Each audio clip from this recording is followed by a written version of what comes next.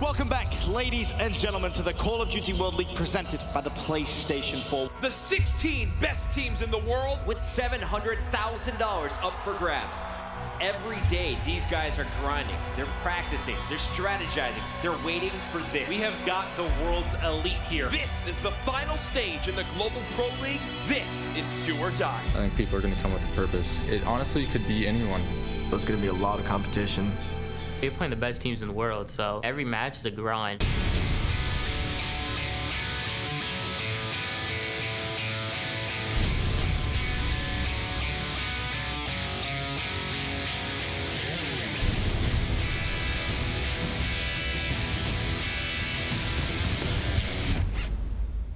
Envy are going to do it! The 50-second deficit is not enough to hold them off. This Cloud9 roster is not done yet. Out of a bombardment coming in, the final tick. Epsilon crushes E United. Welcome to the 100-point club. Optic from down 5-1 win the round 11. Anything in this game can happen.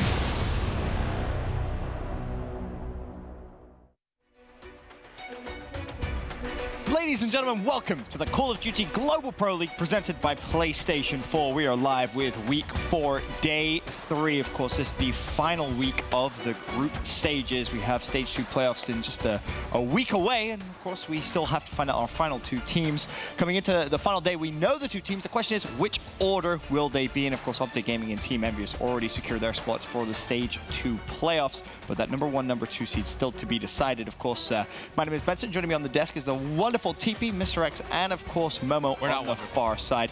You are wonderful. Don't. Thanks. Thanks, Bill's the only one that's not wonderful. Maybe. We'll take a look at our groups, of course, coming into the final day. But as I said, it's all been decided apart from, of course, the seed.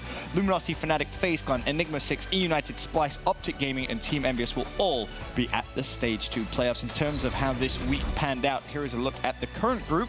Of course, Optic Gaming 4-0, Team Envious 3-1, Cloud9 1-3, and Epsilon, another European struggle here in the CWL. 0-4, not the start they would have wanted at all. Momo, what's been going wrong with Europe as a whole, do you think? Europe as a whole, I think, they were kind of put on a pedestal after, kind of Splice turned up. They did well kind of going all the way back to COD XP, and then they've done, had recent success at the likes of Anaheim, playoffs as well.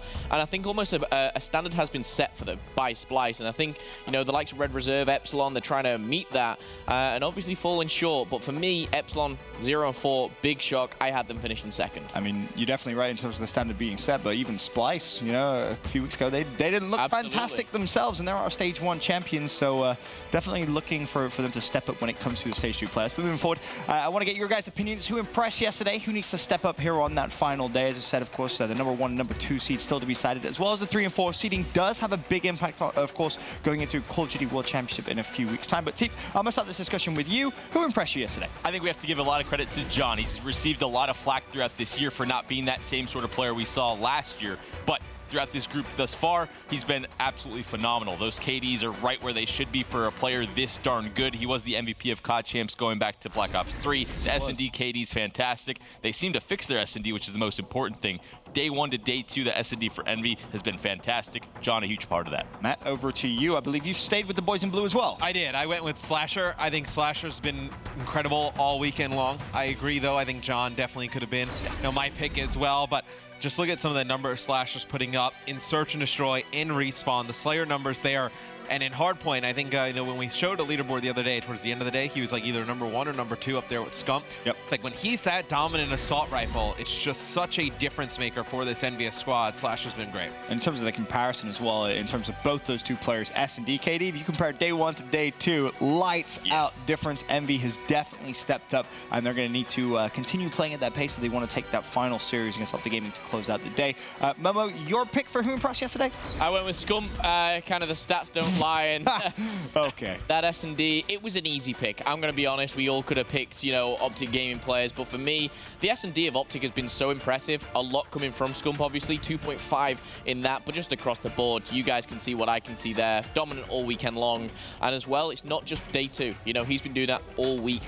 And again, he needs to turn up against the likes of Envy. Slasher, John, definitely capable of shutting him down. Yeah, he had the similar stats from day 1. Now over to the flip side of the coin. Who needs to step up? Teep, I'm going to start this with you. I believe you went at Priesta. Yeah, 100%. And the fact that the guy has been so good online, he had a pretty solid Anaheim as well, hovering around a 1.0. But look at those stats right there. For sort of the quote-unquote main Slayer, one of the best E-Rads in the game, supposedly, that's just not enough, to be honest. And that's the reason Cloud9 started to fall behind, especially in these elite matchups. When you have to face against the likes against Apathy, John, Scump, he just kind of fell short a lot of the time, and that's unfortunate. It is one of his first times playing against, players of that caliber. Anaheim, they had somewhat of an easy run to get their 4th place there. Now that he's facing these top-tier ERAD players, well, he wasn't able to do too much, unfortunately. Seeing a little bit of a struggle, that is for sure. Matt, your pick for who needs to step up? So I went with JCap, and it's not really like he's been playing bad. I actually think JCap's been playing like a solid role for Envy. It's just in that match against Optic. I mean, that's really what the whole day comes down to, right? I think JCap needs to be a big player for Envy. That's why I went with him today.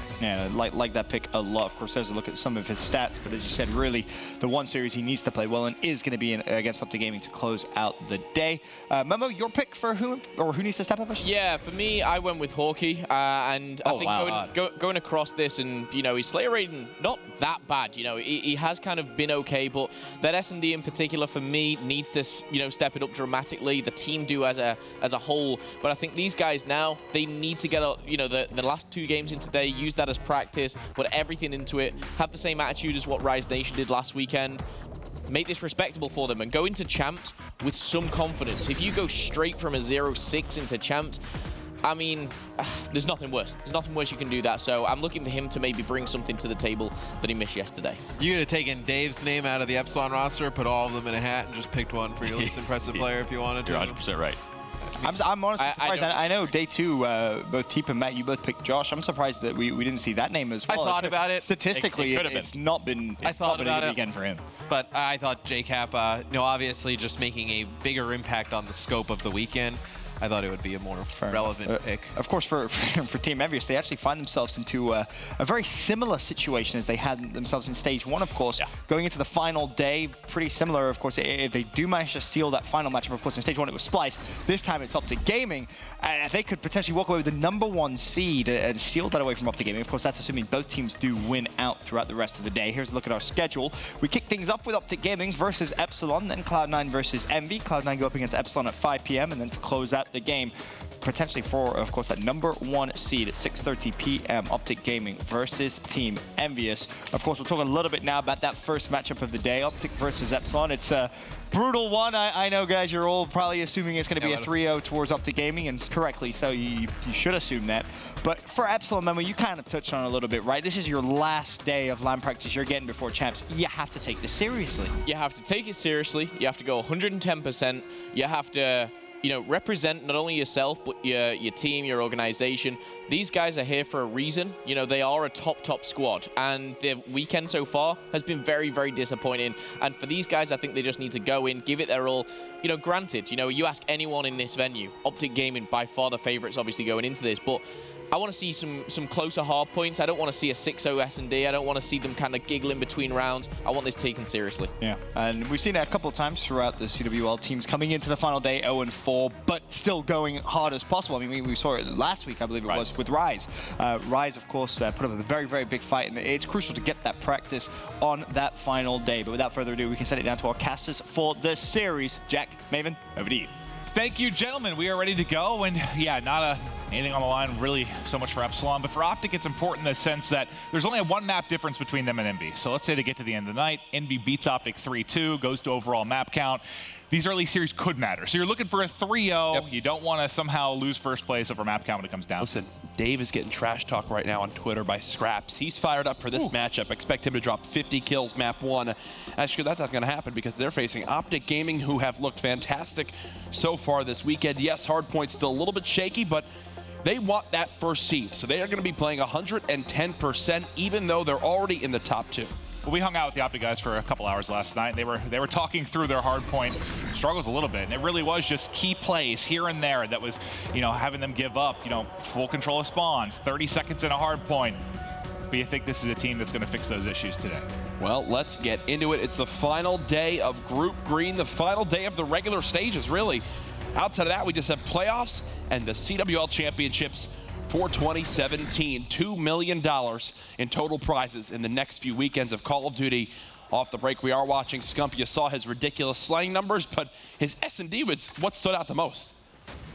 Well, let's see if Scump can keep it going. He has been fantastic. ERAD in hand to kick things off. See on X-Ray, a couple he's going to push to the back. First shot's on. Dave eliminated off the map for Scump. Eventually traded. First couple ticks going to be going to Epsilon.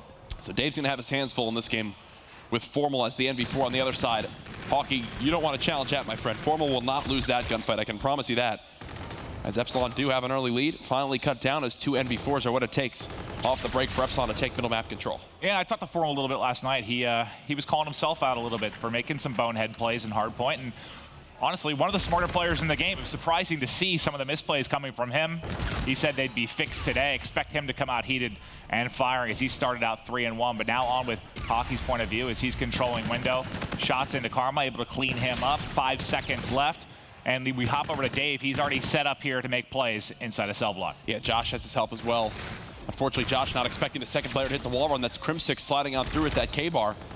Optic have a number advantage right now as they go for this pinch. You can see it developing on the min-map. 3 of those blue arrows for Optic Gaming flying on in from all different angles. There's the 2-piece from Formal, which will swing the tide. As now OG look to get their first actual setup of the game as they try to come back from this 25-point deficit. Couple kills, though, going the way of Epsilon. This is their chance to break. They have a 4-on-2 if they can push through. Karma, you can see this playing his life, trying to contest as long as he can on this outer wall run. They pushed him, but haven't dropped him yet. He's done such a good job of just buying time for his team to get back in the mix. And look, he's still alive right now. The backplate saves him there for a moment. That's his first kill of the game. He was 0-4, and the 2-piece Karma lives through everything somehow to get the scrap time for Optic Gaming. It's a hell of a play, right? Yeah. Like, you can test for a solid 15 seconds, buy enough time for your team to get back, then you get a couple of kills on top of that. Hell of a way to find your first couple of kills. What a smart decision from Vortex right there. He had 2 players in front of him, decides not to shoot, waits until he can get close range, then winds up shredding them with that E-Rad. A perfect start now for this Grave hardpoint, as Epsilon get 4 straight kills, and they wipe Optic Gaming off the map and spawn them back garage. And remember, this was the best hardpoint for Epsilon coming in. They were very, very good. Hadn't lost it really since Dallas. Then they lose back-to-back hardpoints on this map. Let's see if they fix some of their issues here, as they do have a 20-point advantage right now on Optic Gaming, but Optic has gotten the break. And looks like right there, they just didn't pick up their flank with crimsix, who had already killed Josh watching that backside. Both players were not peeking towards it. Crim gets 2 quick assists as Formal wipes him out of the hardpoint. It's Optic now back within 4. crimsix playing this off angle. I absolutely love the spot when players get into it. He does get cut down. Hawkey having a little bit of a better game here now at 9 and 6. But you can see on the left side of the map, those helipad spawns currently controlled by Optic Gaming. So they'll be set up very nice for commissary, and Karma's just going to be a nuisance here. Plays mid-map, waits for people to run by and shoot him in the back, delays the 4-man push that can come from Epsilon, which is going to give, you know, the opening kind of 15 seconds here to Optic at commissary. And this is where Formal's just going to want to set up. Use whatever cover he can, and you can see Epsilon know he'll be back here. They're trying to make sure they send as many people as possible. Karma, who was watching that pinch, is the first to die, so Formal will have to react. He sees 2, 1 dead. There's the second. Doesn't get easier than that for Formal, as Optic already have earned 30 seconds on this hard point. Easy pickings, right? Behind cover, gets the call from his teammate who just died on Snow Street. Formal picks it up, and he is 14 and 5 on a 4 streak right now, just dominating everybody on the scoreboard. So this is an example of when Karma can really excel as a player, is when Optic have the spawns they need, and you can just let Karma begin to get crafty, play different spots. You know, there, you just saw him laying down in showers. Now, you know, he's just floating around middle map, trying to make sure he watches and pushes out these lanes. When they don't have that setup is where Karma really begins to struggle, especially in the KD department. Well, he was saying that last night when we were talking to him. He's like, when we have spawn control and map control, I feel like I'm always in team fights. When we don't, I feel like I'm fighting 3 players by myself at all times. Things just seem to unravel for Optic Gaming when they don't have control of the map. Scump wants these streaks right now, gets weak. There's at least 1. The bombardment not gonna happen, as Hawkey, who was 1 shot, does clean him on up. But either way, look at the difference in score. Epsilon were even with Optic Gaming all the way through Grave, but 1 full 60 hold at commissary is the difference right now on this map. Formal, standout performance so far, 16, make it 17 and 7. This is vintage Optic right now. Karma and crimsix doing the dirty work, Formal and Scump picking up all the kills. And the thing that separated the scoreboard, right, is when you had, what, the 5 streak from Formal, 6 in a row from Scump, they really started to pull away. Scump loves rocking this NV4. He just feels so comfortable with the gun. It's helped him a little bit on retaliation when he winds up bringing it out. And now Optic, 80-second lead. Remember, it was like 54-43 in favor of Epsilon 2 hills ago. Sure was. Now almost a 100-second advantage for the Green Wall. Krim not able to get away with his life, but Karma again, look, gets so much information. And almost a very sneaky play there. They get the spawn, so Karma's allowed to make plays like that. Now, he will actually spawn it out because of how fast his aggression came down that middle street. Formal trying to stay alive. Nice FTL jump. Josh not ready for that. The third was there. It's Hawkey, though, who shuts him down. And if you talk about the Epsilon side right now, I know we haven't spent as much time kind of focusing on them, but to be honest, they're out of the hunt for top 2 right now. And part of it, Josh, buddy, I'm sorry to get on you, but we had a couple series yesterday where he was, I think, like a 0.52 and 1, a 0.57 overall.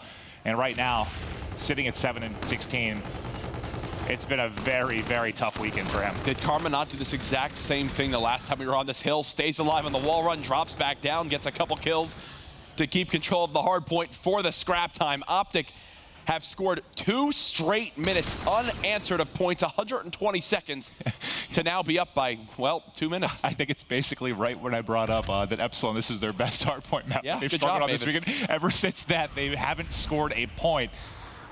Some streaks are coming in. Hawkey able to get into medical bay. He's got somebody to work with. It's actually a team kill there from Scump. Trinity connecting with Krim. That's Scump's payback for Krim stealing the 4-piece yesterday on Frost Uplink. Beautiful shots there from Dave. Nice little 2-piece with the help of Hawkey. Epsilon again, it is breakout. We can't stress it enough. If there's one map you can mount ridiculous comebacks on, it's if a team can begin to kind of play their game, get in position, rotate earlier than their opponent, and actually get the first wave of kills to get full 60s. I'm worried about this weekend. If this for Epsilon, you know, we've heard top teams talk about their weird play style, European play style. They don't play to, you know, the North American strong suits like you see a team like Splice. Yeah. They'd catch people maybe off surprise a little bit. I'm worried that if teams have kind of figured that out, if they figured them out, are we going to be seeing that top 3 caliber team anymore? Not exactly sure. One thing I do know, though, is Josh has gone back to whatever he can to try to get himself back in this map. If we swap to Josh for a second, oh, now he's dead as we go to him, as the double Scarab winds up playing Spoiler there on the rotation, as 3 of 4 members of Optic are now positive. But Josh is actually running a red dot on his K-bar. He was one of the few players to do that a few months back, then kind of began to give that up. Now he's brought it back out again. You can see it here. It's actually strange to see. It's so rarely used in CWL. Josh, when you're 9 and 20, you're doing whatever you can. Well, there he picks up a few before falling. Still a massive lead right now for Optic Gaming. Crim6 gets the flank on 1. Should be able to snap onto the second 2 there before Dave finally able to trade it out. Optic back in control of the hard point, though. They can't win it on this one, but they can basically put it away. Yeah, who would have thought that this game was going to end in a potential 100-point club with how this all started on out. 230 to 83. Karma now on a streak of his own. You've got Formal at double positive. Crim6 now has jumped into the green as well. Everyone positive for OG. They're out slaying, they're out rotating, they're just straight up outplaying Epsilon. How do you feel about the comparison between like Epsilon and Splice? I know Splice had a rough weekend. You know, I don't think we lost faith, but thought they were a little bit vulnerable. But as bad as Epsilon has looked and been beaten, it's got to be worse than what we obviously Splice gets top 2, but it's got to shake your faith a little bit. Yeah, I think it's a wake-up call for a lot of European Call of Duty fans to see this and how it's all played out. To go from where you thought you were going to have potentially 4 teams in playoffs, which you could have absolutely made a case for. You're now just getting half that at 2. Just keep putting salt in that wound. It's rough, man. Yeah, it's rough. I mean, I've been critiqued many times for people saying like, oh, you know, a lot of my predictions I just go with the North American team still, and a lot of it's because yes, we've seen them do well, but you go and like look at the runs they had and see how they got to that point, and you begin to kind of expose, like for example, Marky B with Millennium early this year. We would look at kind of his run and what they made and what they did, and it was like, okay, yes, they got 4th or top 8, but they beat what? Lower tiered European teams, like a top 12 EG or something like that, and boom, there's their top 6. I mean, it's similar to why we had concerns about Cloud9 coming into this weekend. Yep. You see them get 4th place, but when the toughest opponent they beat was Red Reserve during that run, you don't really know what stock to put in it. Exactly. But just waiting for Optic Gaming to end this game. 5 more points needed. They have cell block, but there's going to be 1 more crack attempt here for Epsilon. Hockey in the back has forced out Crim6 as he is now playing Karma's role. Camo is in front of him, spraying everywhere, but is actually able to pick up the kill and take a Scarab to the face. Everything goes the way of Optic there. The final player taken out, and they can't get in time. Optic take map 1. 250 to 134.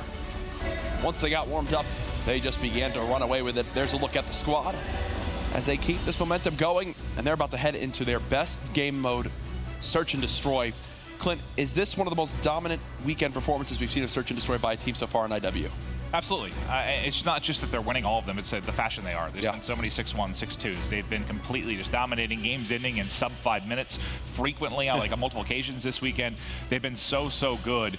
But I'm not surprised Optic kind of came out with a fire here. Certainly some teams might get caught with complacency once you guarantee top 2, but just speaking with Envy and Optic last night, they know what's on the line, how important the #1 seed is. You would much rather be playing, you know, an Enigma 6, a Fnatic, something like that, than the likes of FaZe, E-United, Luminosity.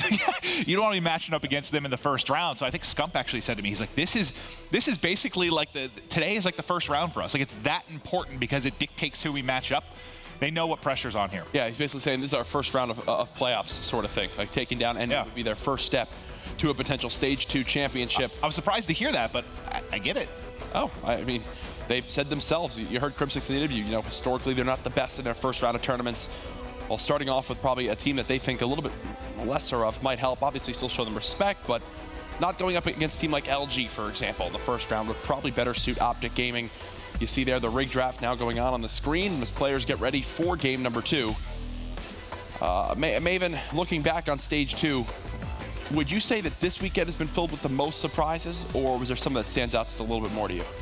I mean, I think it's a big surprise in the sense that I don't think anyone predicted it going this way. One, it's only the second time we've seen a group decided before Sunday, and no one thought that would happen with this group. 2, I think for most people, Epsilon and Cloud9 were more in the conversation for top 2 than Envy. I mean, I know Envy looks a lot different now with how they've played, but I wasn't the only one that didn't have a lot of faith in them. And to see them come out and perform so well, yeah, I think this group was surprising in the sense of how anticlimactic it was. There was the wake-up call Envy needed at Anaheim, and then they have a great, almost 10-day boot camp all together at the Envy Apartments out there in Charlotte. It's exactly what they needed, and it absolutely paid off. You saw their team kind of manager, Tasmo, who's always rocking with the Call of Duty squad. I like to look at him as more of a glorified water boy if you're out there, Tasmo. No. But he more or less said, you know, this is why they did this. This is why they put the time in, and it's showing right now.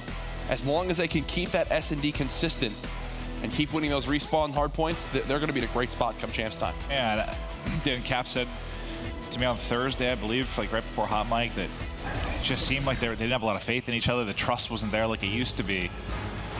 Winning solves that. We were out to dinner with them last night, man, and I could just see like a renewed vigor kind of from this squad. Yep.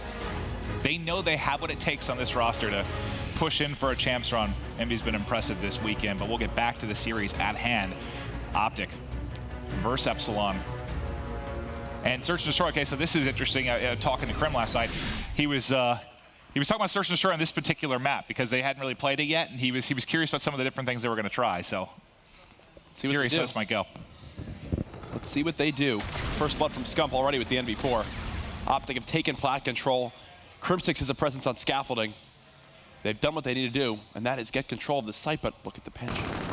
Vortex, some shaky shots for a moment, but does get out with his life. Nice job by him to find the opening in Optic setup. And what I was talking about with Optic about this map is, like, unlike something like Breakout or Crusher, where you can kind of always play together as a four-man unit, you can spread teams out a little bit more here, and they were trying to figure out ways they could make sure they play to their strengths and effectively trading back and forth. But suddenly Scump, the man with the first blood, is last alive, and he has now been taken off the map. First round to Epsilon. And that's as many as most teams have been able to take off of Optic this weekend. Vortex makes that round possible by flanking that top bridge. He just goes for it. It just so happens that no one's watching that for OG, and because of it, he brings it back to a 3-on-3. He pulls some attention towards him. Thus, players are able to get into bike shop, get set up, and from then on out, it all just kind of falls apart for the green wall. I think another thing worth mentioning for Optic, Jack, is typically this year, Formal's been the shot caller and Search and Destroy for the most part. They were saying this weekend, Karma's actually been doing a lot of the calling. So whatever he's been doing, it's been working. Hey, and you know what? Even when Formal took over, it was working for them then as well. So, you know, maybe Karma's is doing a little bit better right now. He's feeling more confident in his ability to shot call for the team. Scump with all 4 of Optic's kills so far on this map. He's not going to get the next one out of Dave, but thankfully Crimsix is there to help him out. Hockey by himself, taken out, can't finish it in a tough 1v3. And now we'll be tied up at 1 apiece. I mean, we all saw Hockey's S&D number so far this weekend. What was it, a .26 or .36? 0.36. That's not good. No, it's not. Okay, so I want to make sure. Into round 3. Offense now for Epsilon. Scump the man of the match thus far at 4-2. And first bloods in both of our rounds. Josh looking in, still has this red dot on the K-bar. Josh taking a page out of Zero's book, and when he's struggling, just start changing up reticles. Didn't work for Zero, maybe it'll work for Josh. Another first blood here for Vortex. So he'll give his team the number advantage. Josh playing it slow inside a hotel. We'll swap over to Formal now as he's trying to get eyes on. Krim gets a kill and gets away with his life. Scump looks over him and finds another. Scump still on a tear and a 3v2 advantage right now for Optic Gaming, but as Formal falls, it'll tie things up at 2 apiece. Hawkey and Dave up against Krim and Scump. Dave just slowly moving forward. He's made it into bedroom. This timing could work out so perfectly for the side of Epsilon if he's able to push on through, but no. His teammate Hawkey just dies pushing towards that site, and now it's Dave all by himself. He's looking for the rotation. 2 players on his screen. 1 now dead. That grenade zone's just enough for him to get his health back. This is an easy one-on-one gunfight. Now, Dave, you got... Well, it's easy if you shoot back. That is true. That is true. And, I mean, that's the last person you want to be on one-on-one with right now is Scump. Look, he starts... Got his 7th kill. He's smiling himself. Look, you're not getting away. That's why I was like, okay, you're not going to be able to run away from that one. He realizes it, too. Like, I probably should have just shot back. It didn't help that he ran into the tank. Yeah, right? I mean, at least get a couple bullets downrange, make it look close there. Scump was like, what was that, bot? Okay, 7 kills now for Scump. He's going almost for kill record. Say almost has reactive armor. Yeah, if this goes enough rounds. We'll see. Let's stick on with him just because he's had a couple of first bloods and obviously been playing very strong. I think Seth just has a blast using this long-range AR. It's so different from what he's used to having in his hands, and he just gets to finally experience what it does. He's used to getting gunned by it, and it probably tilts him. Now to actually be able to use it himself, he's like a kid in a candy shop. It's working for him. 8-2 now, and another 2v2 here for Epsilon versus Optic. Things don't know if he spotted him, but Karma does get the kill. Last player coming out of market is going to be Hockey. In a 1 versus 2, 30 seconds on the clock, and he has to play the defuse. Does spot Scump. That's easy pickings. Now 1v1 versus the 2-time champ. Karma just waiting the timeout. Going with the good old strategy of, you know, never checking the defuse. And oh, look at that timing. He gets right there. 3-1 Optic Gaming. Nice job by Karma to clutch the 1v1. Both these 1v1s have been easy gunfights for Optic thus far. Shots in the back on Hockey. Saw Scump earlier versus Dave. Another round goes to Optic Gaming. You just got to hope if you're Epsilon, you know, Optic doesn't get into a rhythm like they did in that breakout hard point. Yeah. They start to run away with it. Josh now 0-4. I believe in his series versus Optic Gaming yesterday, he had like a total KD of 0.57. Yeah, it was 0.57 and 0.52 in the other. It's been a tough weekend.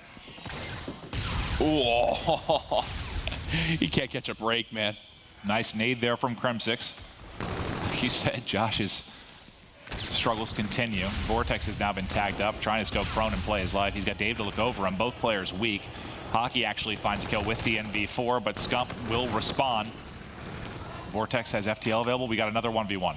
This time it's going to be Formal. Up against Vortex. He's been spotted. Vortex wants this gunfight. He's got FTL jump. Formal's reading this like a book if he checks. No, he does not. Nice job, Vortex. Thought Formal had the right idea in mind, but it's not the case as Vortex wins that round. 3 1v1s now, and only one player has shot in each of the 1v1s. Shot of Formal now as he's getting ready for the next round. Does your heart skip a beat when you see a shot like that? Sure as hell does, Jack.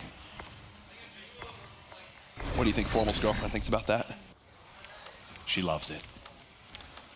On board with Formal now to kick off this next round. God. She probably hates you. Probably.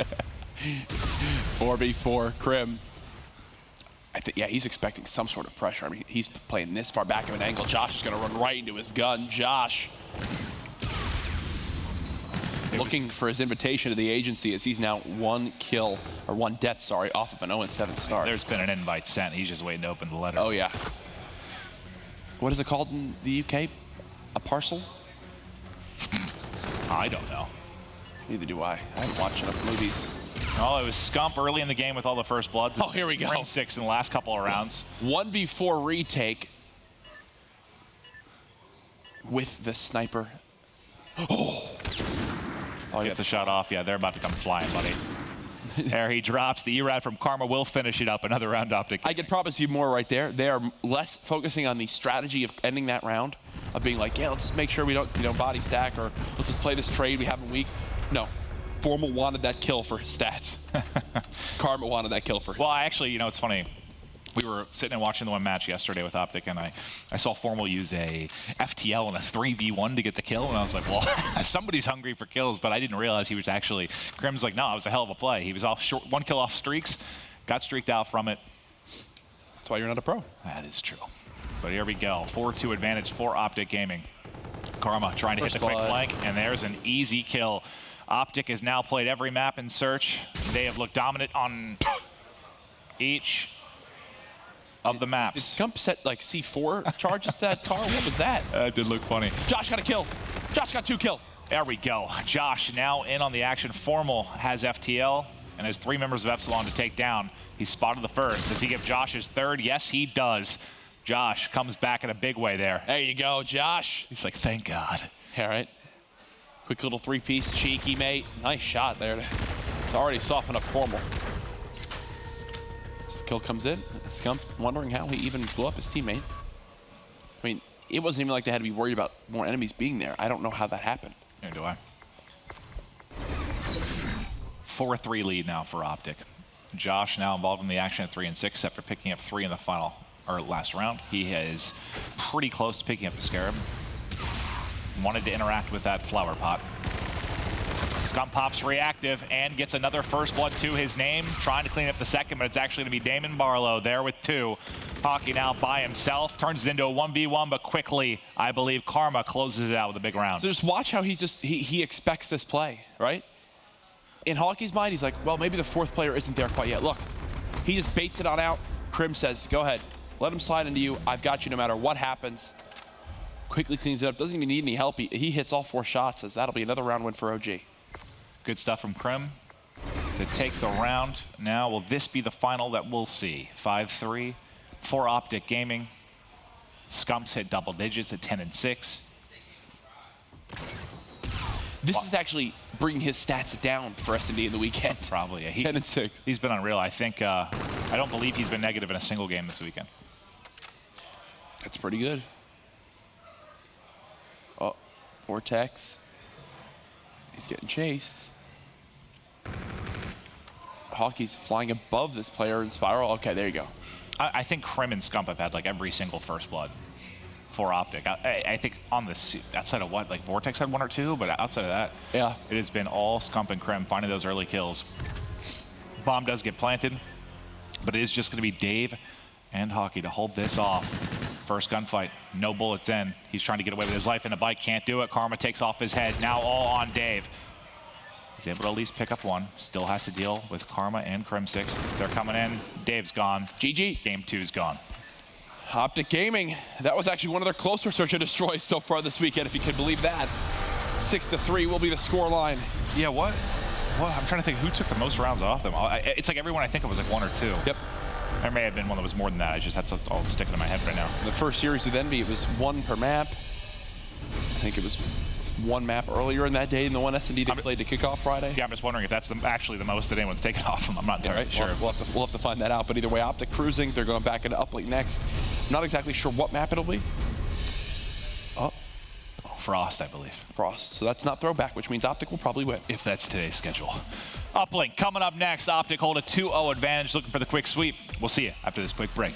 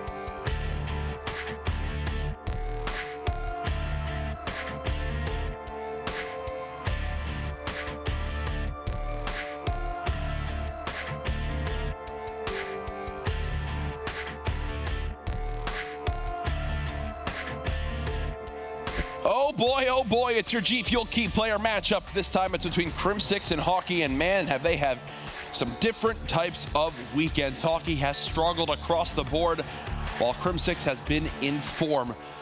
These numbers can tell the full story, especially in Search and Destroy, but we're heading into Uplink next, and Crim is a mastermind in the game mode, especially when it's not on Throwback, because woohoo! On Throwback, he is a trash can. On the other side, Hockey and Epsilon, they're on the verge of getting 3-0 swept. We'll see if they can stay alive. This has been your G Fuel Key player matchup.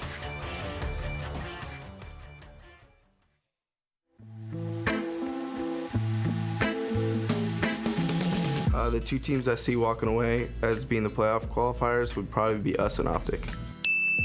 The two teams that I think that will make it out of the group is us and Optic. The two teams to move on would be Optic and NVS. NVS and Epsilon. I think if every team comes out and plays their best, I think it will be us and Epsilon.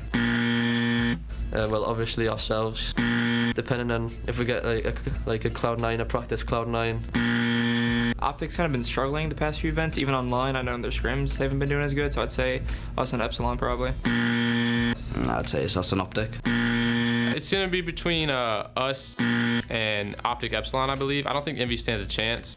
Overall, I just don't think that team has it in this game. I think they needed a change and they didn't make one.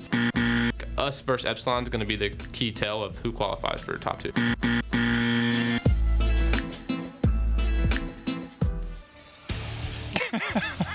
I love it when Aches is wrong. Oh, have a little fun there. But yeah, to be fair, I don't think there are many people that could have called the way this weekend has gone. I would have had a red X. I thought it was Optic Cloud9.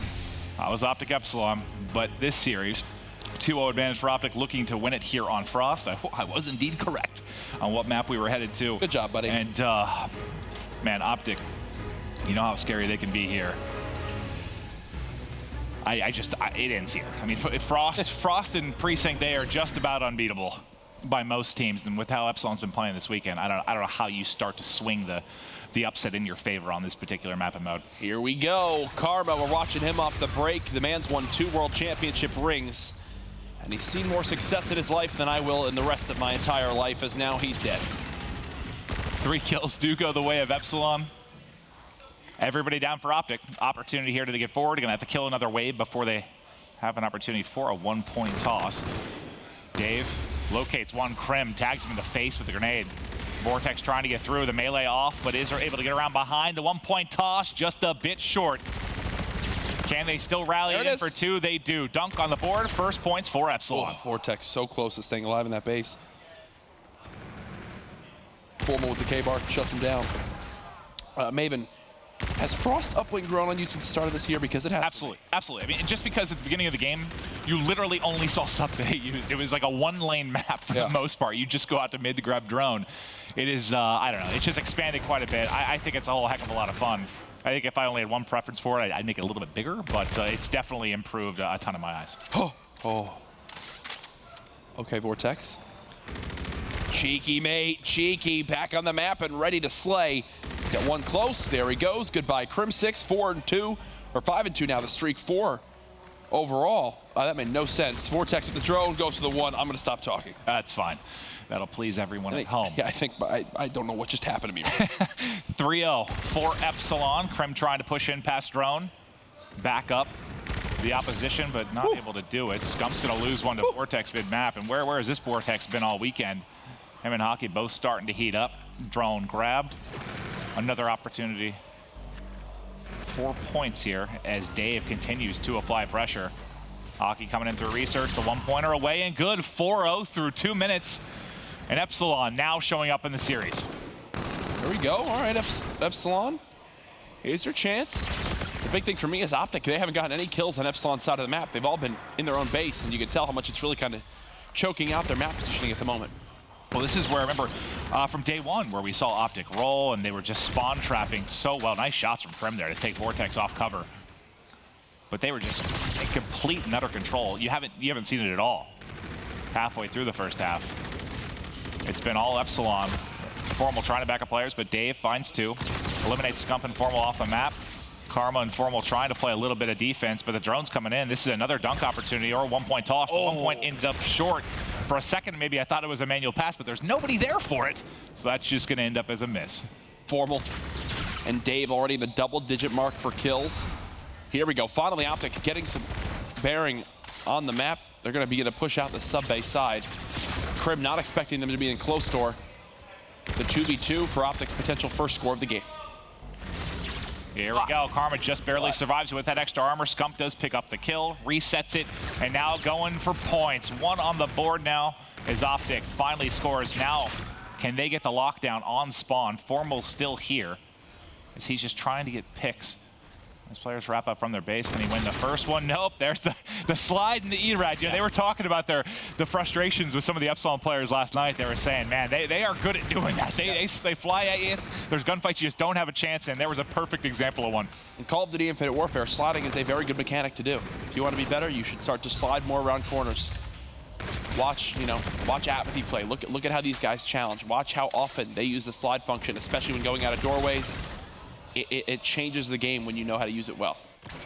Well, Dave's got a couple players with him, but unfortunately, as soon as he grabs Drone, 2 defensive players from Optic there to find the kill. Karma trying to push it forward. Drone, though, snagged by Vortex, and he's just running away with it. Doesn't go off the map, goes into the hands of an Optic Gaming player. Scump now with it as Optic continues to soar forward, trying to eat away into this 3-point lead that Epsilon has enjoyed. Crim6 the meat shield. Scump waiting for Formal. Dunk. Formal finds the kill, and there's the dunk. And this is where Optic really blew the gates wide open when they played this earlier this weekend, is when they got this exact setup they wanted. I think the big thing for me is that they do a great job of making sure the cliff overextension is not open. That was Karma who got that first kill. Now Scump surging forward. They've now blocked the spawns on this back ship side. This should be at least another one to put Optic into a tied game. Yeah, this is exactly what we were talking about earlier. Like when they get this pressure and they can actually get them spawning out and get set up to kill off the relay a little bit. That's when they can definitely turn it on. They just didn't do it till the final couple of minutes, but it was enough to tie this one up. 5 seconds remaining. Epsilon trying to surge forward for another 1-point toss. Haven't been able to get it off yet. Time will tick away. Tie game at halftime. Tie game at half. It was all Epsilon for the first 2 minutes, and then finally Optic decided to get some kills in middle map. And because of that, they get 4 points on the board. Here's your final kill cam from Dave, who was doing a great job of matching the slaying of Formal for the most part in that first half. We'll have to see if he can keep it up going into side 2.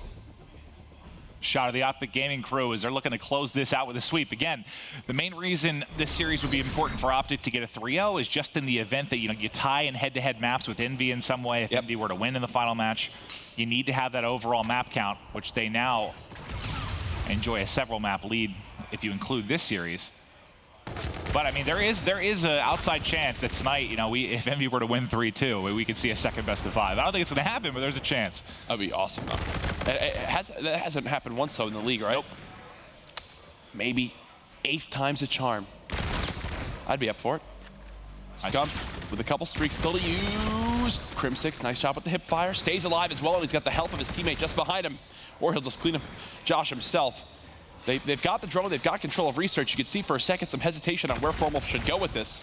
You got Crim6 clearing a lane, you got a Trinity Rocket going over. That's an easy dunk for Optic Gaming. They've now taken their first lead of the game. Beautiful shots from Crim on a 4 streak, now 5 streak as he started out a little bit slow, and he is just shoulder peeking them to death. That is disgusting. And I spoke to Crim last night, and he said he overheard John say something about shoulder peeking, and he's been doing it more and more. Well, yeah. You can see how effective it is there. Me talking to pro players 3 months ago, all I'd hear about is how good John is, especially on a map like Scorch Hardpoint at shoulder peeking. He's one of the more annoying players to face.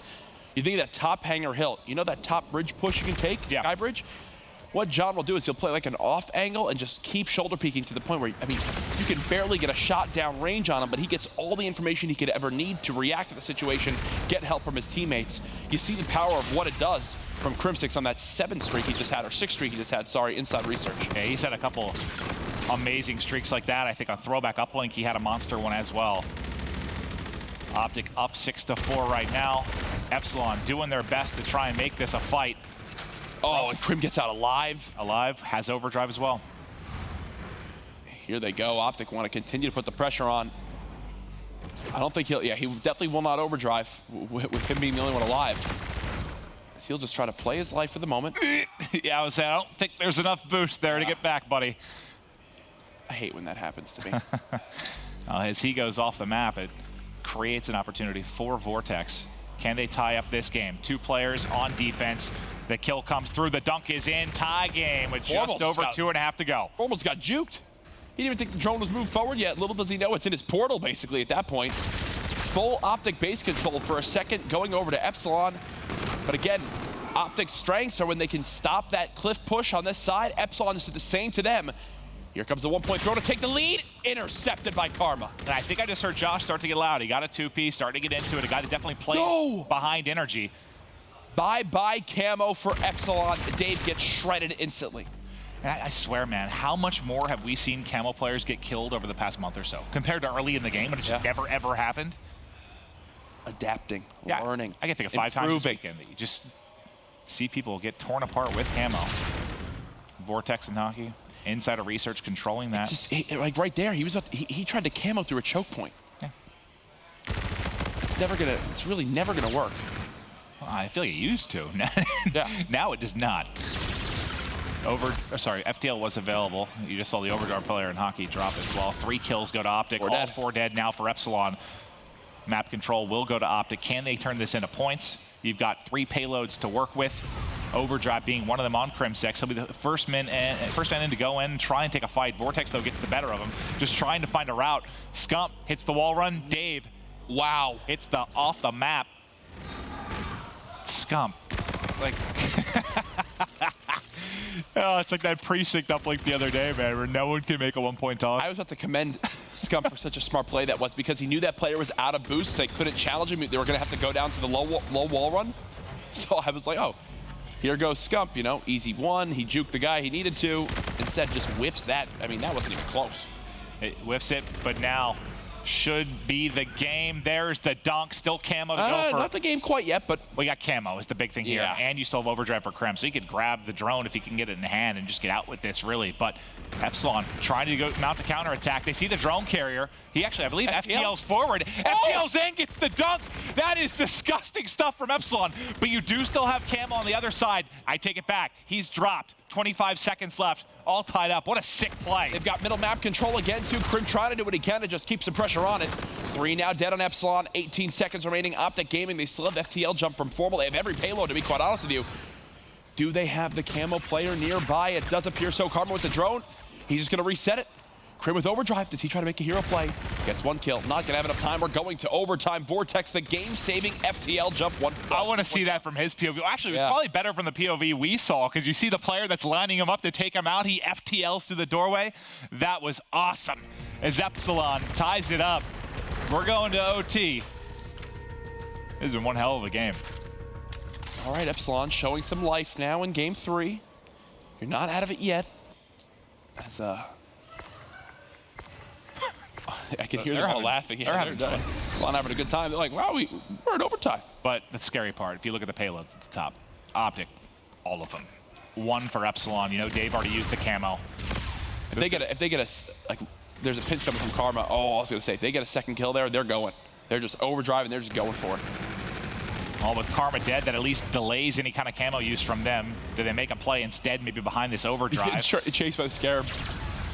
Vortex picks up a couple clutch kills to slow down the offense from Optic Gaming. Dave's shot has been electric this map, man. 33 and 27. He's doing his best to stick right with the power of Optic Gaming, but it's Hockey that has a combined 7 streak through the overdrive, though shut down at the rim. Not in my house. A fantastic 7 streak from Hockey ends just like that. Overdrive now gone. Thankfully, they have a streak, which you're going to use right away to just try to stop Optic in middle map. Where's this Optics? No, okay, no, that is Epsilon's. Okay. Dave continuing to shred now. 36 and 28. Monster performance right now in this game 3. Scump gets the drone and just barely able to get away with his life. Now you've got Formal out front, waiting for the other 2 to come here off spawn to help out. You still haven't had a good position to use overdrive or use the camo. Yeah, it's been weird to see how far pushed up Karma is in some of these scenarios. You thought maybe, you know, he'd wait back with the drone. There we go. Then look for a pass. That was... You've got to think that this is it. See, look. Camo in. He gets through the doorway first, and there's the dunk. 140 will be the time to beat. Whew. That was close with the camo. 140 the time to beat. 140. The time away from Optic Gaming taking the sweep. Like you said, from that side, I mean, if you look at middle or look at a sub bay, it's just it's a choke point, right? It's a doorway. Yep. Camo's scary to pop there. Only if you hit from the far left from cliffside, you got a little bit more room to work with. Here we go. What can Epsilon do to try to force a game 4? They absolutely have an opportunity. They've gotten 2 payloads gone from OG, probably the least impactful 2 remaining. It's FTL and Centurion. Yeah, the big thing, though, you don't need to work with yourself. What a play from Karma. He saves at the hidden close rock, but now a potential dunk. No, they make it a 1-point game. A little bit more reasonable now to tie this one up. Hell of a play as they get the 1 point very, very quickly in the opening 30 seconds of this half. Dave's found 2. Optic playing off their back foot yet again the beginning of one of these rounds. Crim and Scump, though, now answering on the kill feed. 60 seconds left here. Uh-oh. This could be it. Uh-oh. Karma with 2. They've got a lane cleared. Formal with drone. The toss away, it's good, and Optic gets the 3-0. Dave did what he could, dropping a 40 bomb on that map. But it's everybody on Optic getting involved in the slaying. I believe everyone with 30 kills. Formal and Scump up to that final push. Both were 34 and 32. A well-rounded effort from the green wall puts them now at a perfect 5-0 in series in this group.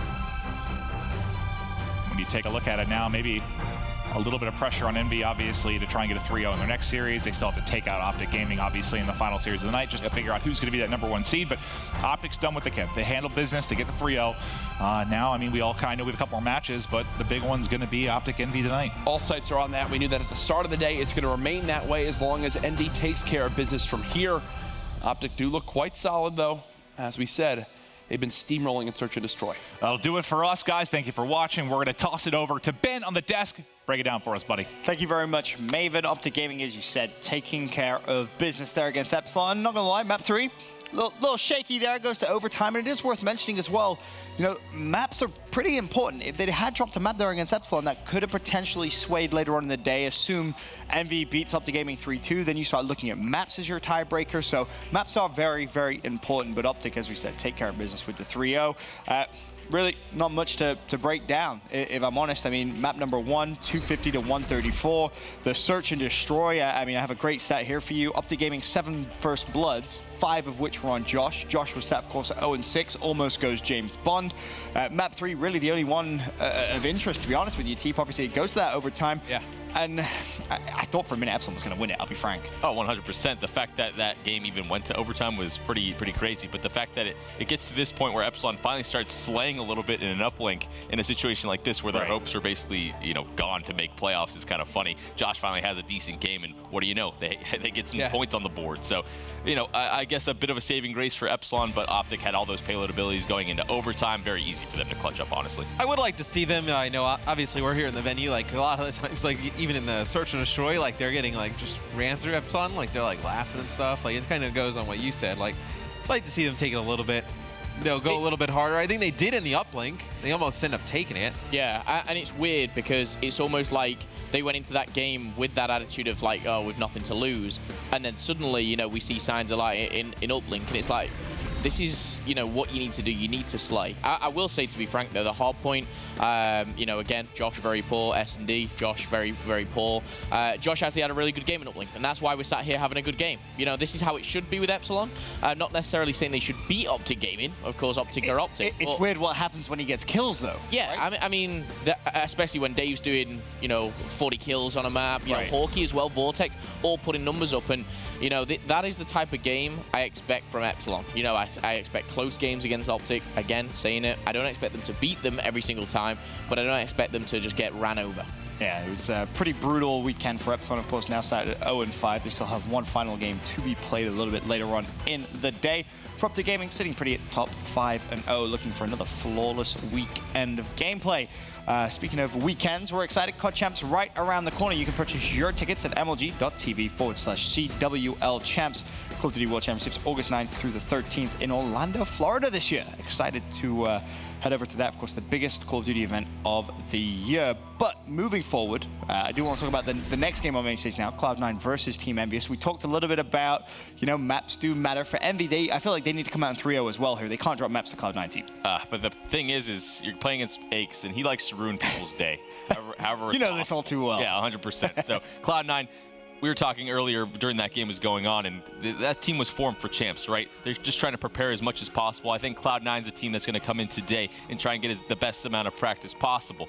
Going in against a match like an Envious that is on fire, you really want to try and get as many maps as possible just for a good series overall. It's like a glorified, I don't want to call it a scrim, but it is basically practice for them at this point. Right. The fact that you can play against a top-tier elite team here before going into a situation like champs is absolutely huge. So expect Cloud9 to come out hot. And you think about it, it's their last proper practice that they're going to be able to get online. They're not going to stage 2 playoffs, Matt. So this is basically their last chance. Well, you think about it too. I mean, they're in a weird spot because obviously they don't have to play in the last chance qualifier to get in. They're not going to be at playoffs, so you eliminate that large base of teams you can actually play against next week, and then everybody comes home from that. Monday, maybe Tuesday, and then you got like 5-6 days before you actually gotta go out to champs, and people are gonna take a day off probably in there somewhat. So this is Cloud9's best opportunity for some practice. In terms of Team Envious though, Momo, for you, I feel like they've impressed a lot throughout the weekend. Obviously day 1 S&D was poor, day 2 it was fantastic. Yeah. Is this one you look at and say,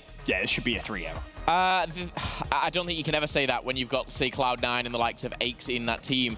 I think, like Teep said, he likes to ruin days. He likes to turn up on Sunday as well. Envy, for me, have been phenomenal this whole weekend. I put them at 4th in this group, and they've come out and they've just shut everyone up, which I absolutely love. But I think going into this one, I don't see this being 3-0. I think it's, potentially could be a 3-0 Cloud9, could be a 3-0 Envy, could be a Game 5. This is 8 fantastic players, and... Solid prediction. I mean, if you're asking for a prediction, I can give you one. I'm going to go Envy 3-1. Envy 3-1? Okay. Yeah, I think Envy probably takes the series as well. Something of note in the Epsilon series, they'll come out after that. They're kind of battling. I mean, Europe, they've had what? Millennium, they go winless. Elevate goes winless. Now you potentially could have Epsilon go winless. Splice didn't the EU look boys fantastic. Holding it down. Yeah, I mean, Fnatic was probably the most convincing. That was good. Sorry. Yeah, Tatum Mind's about to come in here and beat him up. Let's not get silly. Let's not be silly now, Matt. What? Taking it too far. Classic Matt. You just stepped across the line. You did. Where? The line is a dot. Bringing Tatum Minds into this one.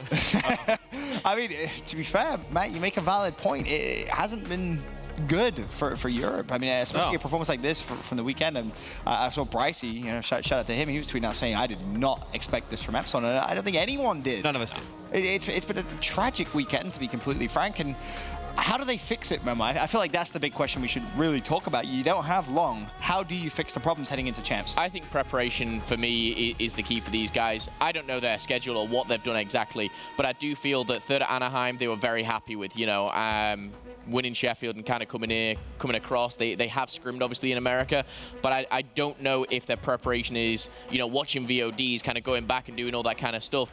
But I think they just need to be on the same page. For me, Josh needs to slay. It's simple, it's easy to say, but doing it is a different thing. So we've seen several teams come here in boot camp, specifically from Europe, and all of them get absolutely thrashed. What are they doing when they get this boot camp going? It's like it happened to Millennium. Yep. It happened to multiple teams throughout the previous weeks, and it's like, well, okay, you're taking the time out, you're being dedicated, you're getting to where you need to be to get the most quality practice, and then you get absolutely smoked. You do worse than you do ever. It doesn't make sense. I don't know what they're doing. Mind Freak has come twice, and they've looked, stage 1, they looked better than stage 2, and you can tell that practice helped them. So I don't know. I think when we were talking about just now, I was thinking like maybe it's something where like the top teams in Europe are so far ahead from like that kind of midsection that when like the likes of Fnatic come over and Epsilon comes over and you're Splice at home, like who do you really have to play against? It's like top competition. But then you look at the Mind Freak example again. It's like when they're not here and they're at home trying to find scrims, like who are they really? Yeah, they have not. Yeah, they have literally hardly. Could it potentially be the European teams coming over, Teep, and maybe changing their play style, thinking, all right, we have to fix this? Yeah, it might be. Then you get a little kind of jumbled up. I'm going to be that guy too. I know a lot of teams just get on and play to play. Are you really making the changes that are necessary? Right. You go and play, 20 hardpoint maps, you aren't making any changes. You're like, oh, we'll beat them the next time we play. Well, okay, what if you aren't changing? What if you aren't thinking logically about why you're losing maps? We've seen so many teams not improve in game types for months and months at a time because they just say, oh, we'll just play better on the next time. Well, sometimes you just can't outslay a team sometimes. Right. What happens then? Definitely, yeah. Get new players. Definitely. Solid advice. WrestleMania comes around the corner. Obviously, I've been talking pretty extensively throughout today and a little bit yesterday about seeding and how important it is. Just to kind of break that down, we have a graphic here which we made, just kind of explain it a little bit more in detail. Of course, top 8 advance to stage 2 playoffs. Third place will be grouped with 5th through 8th from playoffs. So the teams that finish 5th through 8th, that's going to be the same group that the team that finished 3rd place will go into. And then, of course, for 4th place, that's going to be 1 through 4. So you think about it, if you finish 4th in your group, you're basically screwed. I mean, top 4 from playoffs, if you had to predict, there's going to be some good quality teams there, Matt. Oh, without a doubt. But you look, I mean, Epsilon could be like getting last in this one. You don't expect them to play this bad again, right? I agree. Not this bad. You know, if you said to me, Elevator Corner, come here and go 0-6, you know, yeah, okay, they could do. If you told me that Epsilon were going to come here and go 0-6, that I wouldn't have believed you. I would have laughed at you. And I would have said, you know, treat them with a little bit of respect. Come on, they've done okay. And then I look at them now and I think, like, you know, what has happened? But I think, again, what Matt said, you've got those kind of top 4 teams. You look at Red Reserve. They went 3-3 in groups and didn't qualify. It's almost kind of frustrating for people like that when you see kind of Epsilon come here, you know, with a predicted 2nd seed and just kind of flop. Red could be one of the scariest teams to get in your group. Yeah, Red's a very good team. Yeah. Underestimated. Everyone kind of overlooks them. They looked at Splice and Epsilon. But yeah, watch out for Red. But apart from that, European kind of, for me, it has been a bit of a poor couple of weeks, I'd say. Which has been weird because you go back to Anaheim and it was fantastic, right? It's European, you're looking at it, you're saying, all right, we are here. You have Splice as your stage 1 champs, you go straight to Anaheim, then you have Epsilon in your top 3 as well. You're thinking, all right, we're competing now. This is fantastic. Yeah. And then all of a sudden you come to stage 2 and it's like, ah, damn it. Like even Splice, we've mentioned before, they got a little bit worse. It seemed like they weren't fully there. So Quad-Champ's definitely going to be an interesting one in terms of Europe. We'll now take a look at the map set though for the next match on main stage. Of course, this is going to be Cloud9 versus Envious Team. Now you see the maps. Does it change your prediction at all here or not so much? Oh, these maps, I think they're going to be pretty tough for Cloud9, to be honest. But Breakout is one of those very streaky maps. I think Pat, he's been starting off first hard points very, very strong. I might give that first Breakout to Cloud9. I don't feel good about it, though. I'm going to take Envy in a 3-1. That's my prediction. The Frost uplink, I think, could get ugly for Cloud9, especially if Priesta plays like he did yesterday. That one ain't gonna be good. I think a lot of rides on John again. If he performs and steps up and just kind of, you know, outshines the likes of Priesta, then, you know, I think this could be a quick series. Well, the first game now concluded here at day 3 of week 4 of the Call of Duty Global Pro League presented by the PlayStation 4. Congratulations to, of course, Optic Gaming for starting off their day strong with a win and proceeding to 5-0 in terms of their map count. Up next on the main stage here at the MLG Arena, Cloud9 take on Team Envious.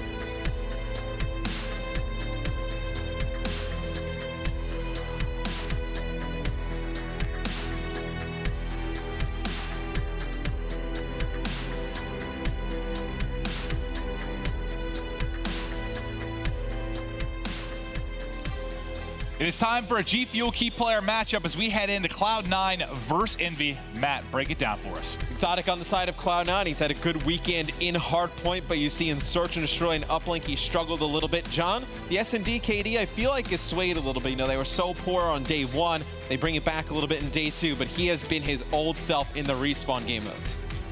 That'll do it. John, Exotic, who's going to get the best of the other in this match? That is your G Fuel key player matchup.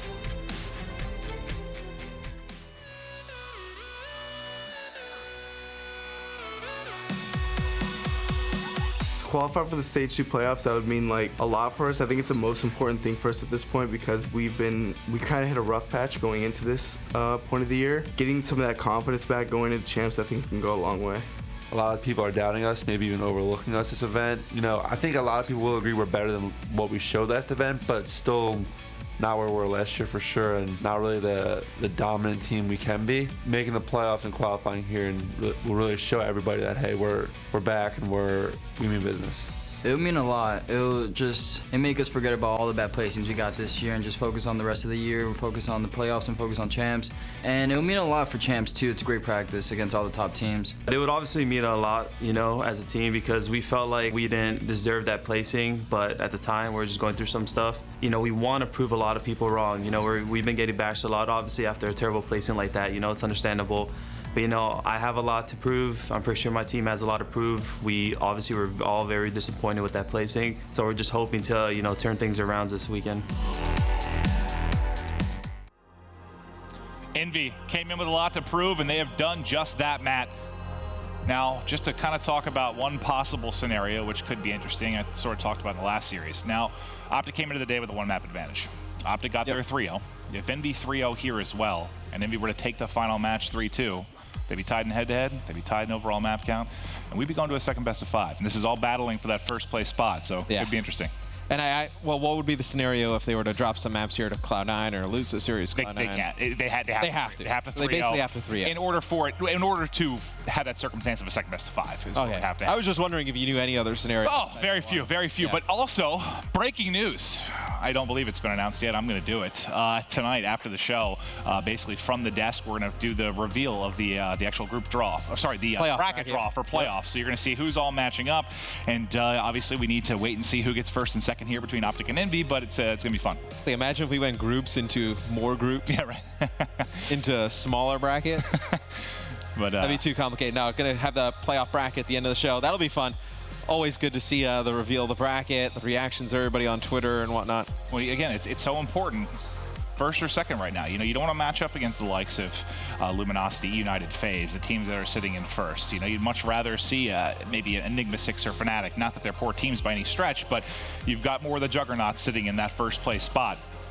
Let's see if Cloud9 can maybe play spoiler a little bit against Envy here in this matchup. Well, I think Cloud9 will come out and they'll put their best effort forward. I don't think this is a team that'll kind of just fold here on the final day and just let Envy kind of roll all over them. I think this will be a Cloud9 team that comes out, tries to get the best practice possible, try and ruin Envy's hopes at getting that #1 spot.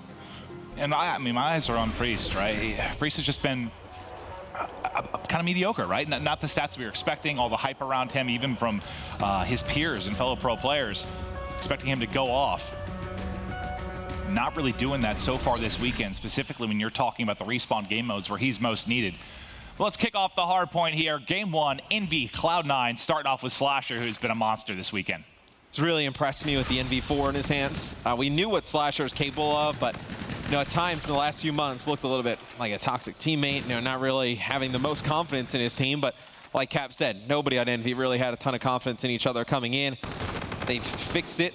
Going to a boot camp, I think, has helped this team a lot. Kind of just yell at each other, get in a room, solve all the problems. But I think you've definitely seen Slasher and especially John really, come out on the positive end of it. Yeah, hung out with the guys for a bit last night, and I can just see, man, smiles on their faces. They were feeling really good about how this weekend has gone, and it is a good time to start feeling good with $2 million on the line the next couple of weeks. But in this game right now, Envy controlling a minor advantage. Cloud9 looking to try and take over the lead here at the central rooftop, but the hip fire of Apathy connecting, staying alive for a moment before Aches is able to finish him off. Now we'll head over to cell block. Priesta already here. He needs to go big. I just wonder if there was kind of otherworldly like expectations of Priesta, that we thought he was going to come in here and just be like scum and just like tear through everybody. But to be fair, that's kind of what we heard, how he was playing online. But we do know sometimes online does not transition over here to LAN. Frequently it does, and every now and then it really does not, as he has certainly struggled. But Cloud9 does take control of the lead for just a moment. Now it's Envy's turn. Aches, though, coming in the backside. Got 2 kills, but Apathy finally getting the better of him. And that's one where Cloud9 controls at the beginning, and they just get instantly broken by Envy. And here you go. Go on the wall run, line up. Make some easy kills there for Slasher. You could even knock down those shots, I think, Clint. Maybe on a certain day. But no, Slasher, he's been great. But when you give him easy ones like that to get into a groove, it makes me think, like, you know, if you're a basketball player, you're having a poor game, you get to the free throw line, you hit a couple easy ones, you start to heat up. Don't start feeding a player like Slasher easy kills, because he will get hot. It's just an awful angle to have to go from, like, just go on the wall run and just hope to make it all the way across. But you see Cloud9, they've gotten control of Graveyard here. Starting to rack up some time. Trying to make this one interesting as Aches not connecting. Connects with a few shots, but doesn't take anybody out. I don't think his play's been that bad this weekend. We've actually seen some good games out of him. Yeah, I think he's Search has been average. You can talk about him and Cap in the same way sometimes. Like, they're players that maybe a little past their prime. You don't expect them to drop bombs, but can't hurt your team. And yeah, they've had solid weekends overall. Unfortunately, the results have not been there for Cloud9, whereas Envy, they certainly have. Assault, though, finding a couple of kills. He's trying to get going. 100 off the Trinity. He's trying to find a gun or ammo. He's only got 16 bullets left in the clip. And with 10 seconds left, doesn't look like any more pressure is going to be applied. Now, this is where it's tough when you're on streaks, because you're trying to rotate. You're going to be dealing with players that are all set up on cover, trying to cut off these transitions. Can he maybe bait one of his teammates and keep this streak alive? Well, he doesn't have to bait anybody. JCap just runs right at him there. It's an easy kill for an assault. And see Cloud9, they have control of helipad. Now they just have to pinch on a commissary to get control of the hill. But Slasher and Apathy picking up kills for Envy. They hold it down. It'll be Envy holding down commissary. And big plays from Slasher there. He takes out Assault, so he can't go ahead and pick up those Scorchers or Bombardment. We'll just have the Trinity Rocket to work with. Envious now, 91-82. Assault goes ahead. He uses that Trinity right away to try and get the break. Kills everybody off the map, and now that opens up the way for Priesta to get in. The spawn comes out on Snow Street for Envy as they're going to try and now fight across the map. Priesta looking to get into position here to get him on the cutoffs. He's doing just that. Solid play from Priesta. Now he's going to try to work his way back towards the hard point. He's going to find it completely empty, as it's going to be Aches picking up the last player inside of the hill. It's Priesta now working towards streaks as Cloud9 will take a lead going into the second half of the game. We go back to that first central rooftop hard point, as it's been a quite odd first half. Clint, I feel like neither team really playing that great. I feel like both teams just trying to exchange some time on the hills. Nobody really kind of... in this map we see rack together a ton of time, right? You can get cell block for a while, then you go over to Grave, you get a chunk of time, commissary. Neither team did an excellent job locking down any of the hills. Yeah, usually when this map is back and forth, it's like 40-point swing here, 40-point swing there. This has been more like a scoreline's like a throwback or something, right? Yeah. It's just always kind of stayed close, teams splitting the hard point. You got to think that's going to change at some point here. John has one in front, tags up a toe, trying to get away with his life as he drops below 50%. Couple of 2 streaks now for Team Envious. The kills starting to rack up for them, and the score doing the same. Into cell block first is going to be Slasher. Controlling the back will be Apathy. And this is good. This should be the big chunk of time, right? They did a really good job at the central rooftop. You got patrolling mid-map is JCap, and then the rest of the team set up locking down the hard point. You don't see a chunk of time here, you won't see it the entire game. This is a perfect setup for Envy. All they got to do is pick up these first few kills, and they'll have a majority of cell block. Well, they all go to Cloud9. Yeah, the 3-man hit on the top side ends up working out very well for Cloud9. They've eliminated everybody but John. The rest of the MV troops trying to get back in. John is trying to do what we saw Karma do in the last series. Just contest, contest, contest until your team's able to get back into the fight. Now he gets the call. This looks so much like the Karma play we saw earlier. Yeah, Karma in that last series did a phenomenal job staying alive for a while. John doing the same thing here.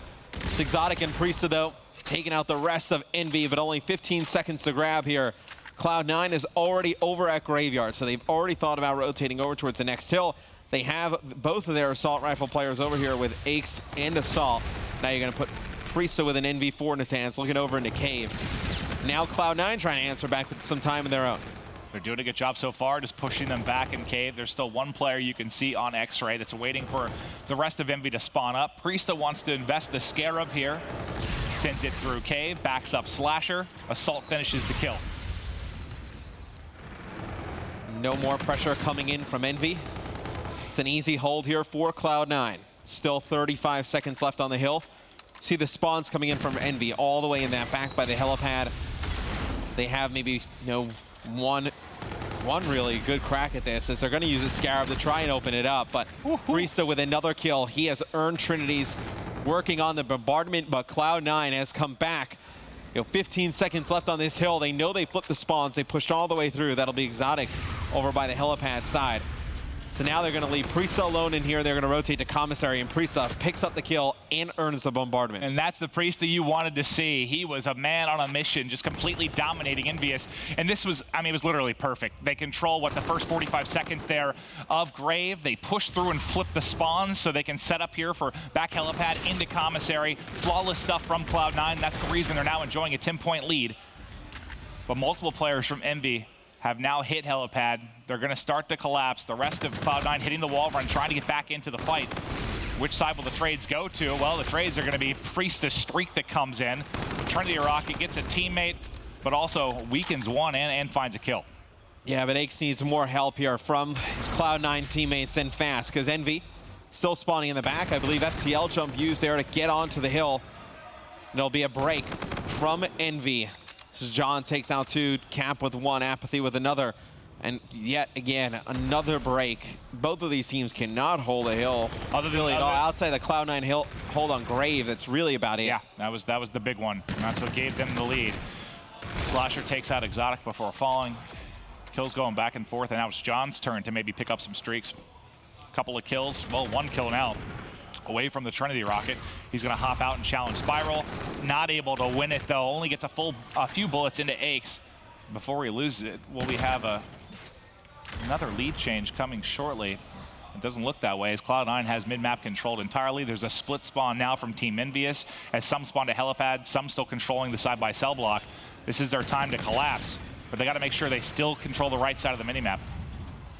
See Priesta just roaming around mid-map, trying to find some kills here. Is able to locate one, but you see John and Envy, they have spawned over on the cell block side. They have 15 seconds left on this hill as well.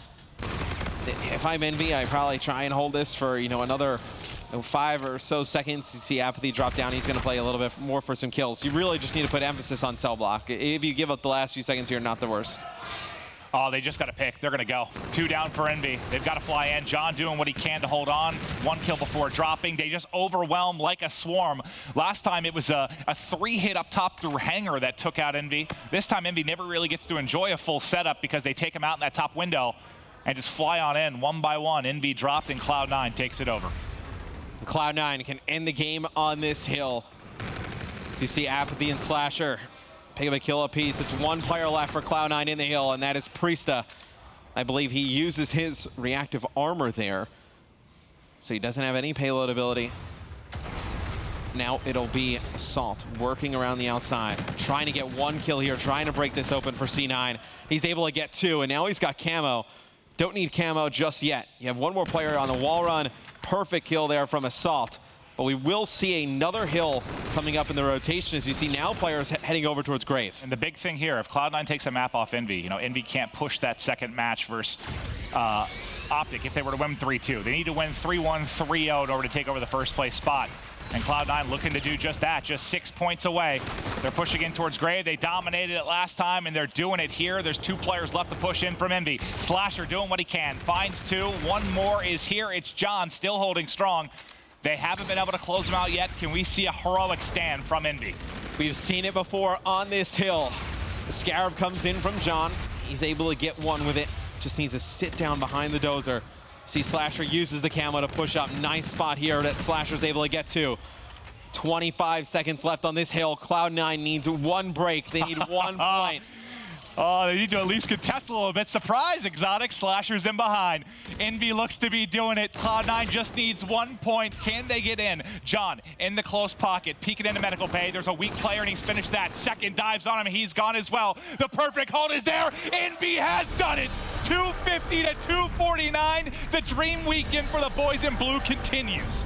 Yeah, and Aches in that last push was trying to go on a flank. He was trying to go through cave, and if he picks up that kill, maybe they spawn them out. They're able to get inside the hard point. He gets taken out. The rest of the work, though, done by Slasher and John on the front side of the hill. Envy takes game one, 250-249. Is Envy still undefeated in hardpoint? I believe so. Yes, and what a way to do it, man. A perfect hold there, and a hardpoint that you got destroyed the last time through. I mean, that's where Cloud9 really got back into the game and took over the lead. This time, Envy says, no, no, no. They shut the door. That was awesome, man. They've been so good in hardpoint, but Cloud9, that's the story of Cloud9's weekend. Well, we play it tough. We just don't win a whole lot. It's been close, but not good enough for C9. You know what that reminded me of a little bit was, I mean, different circumstances. Obviously, with stage one, that FaZe Rise game that went down to the wire, the 250-249 game, and it had to be a perfect hold. Obviously, a lot more pressure on the line with that match, but still, it all came down to the graveyard. Here, same thing. C9, they just have to be frustrated with their weekend. It's just been very small mistakes that have separated them from winning games and losing these matches.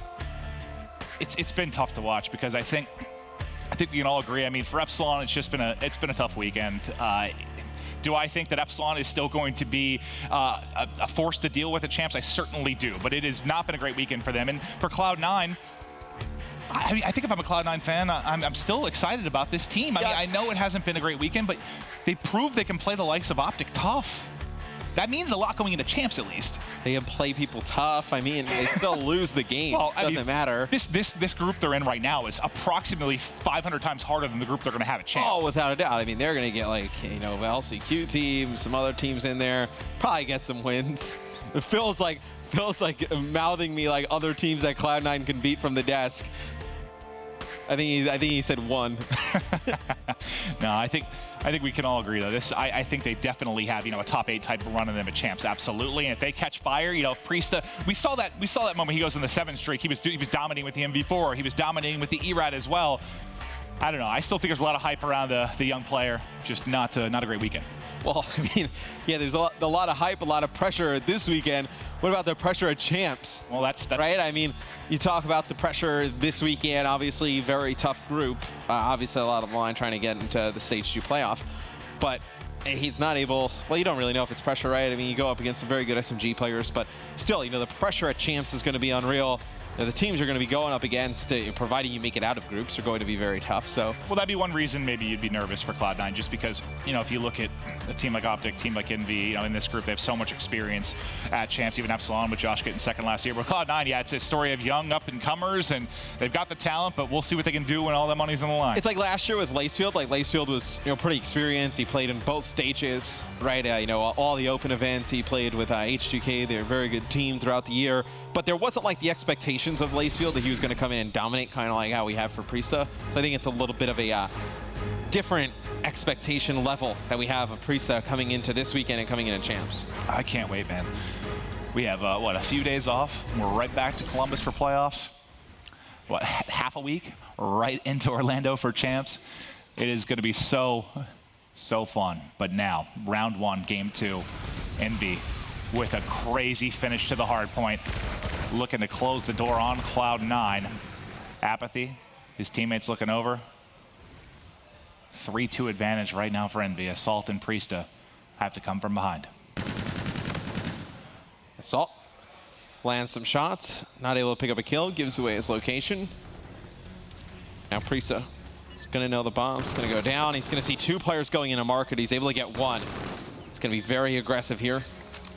Knows that the other 2 remaining players are both here inside of market. And Envy allows him to just walk right up the stairs, able to take him out, but got scary for a second. It did. And remember, this is, if you haven't watched all weekend, Envy was dreadful in search to kick off the weekend. They drastically improved yesterday.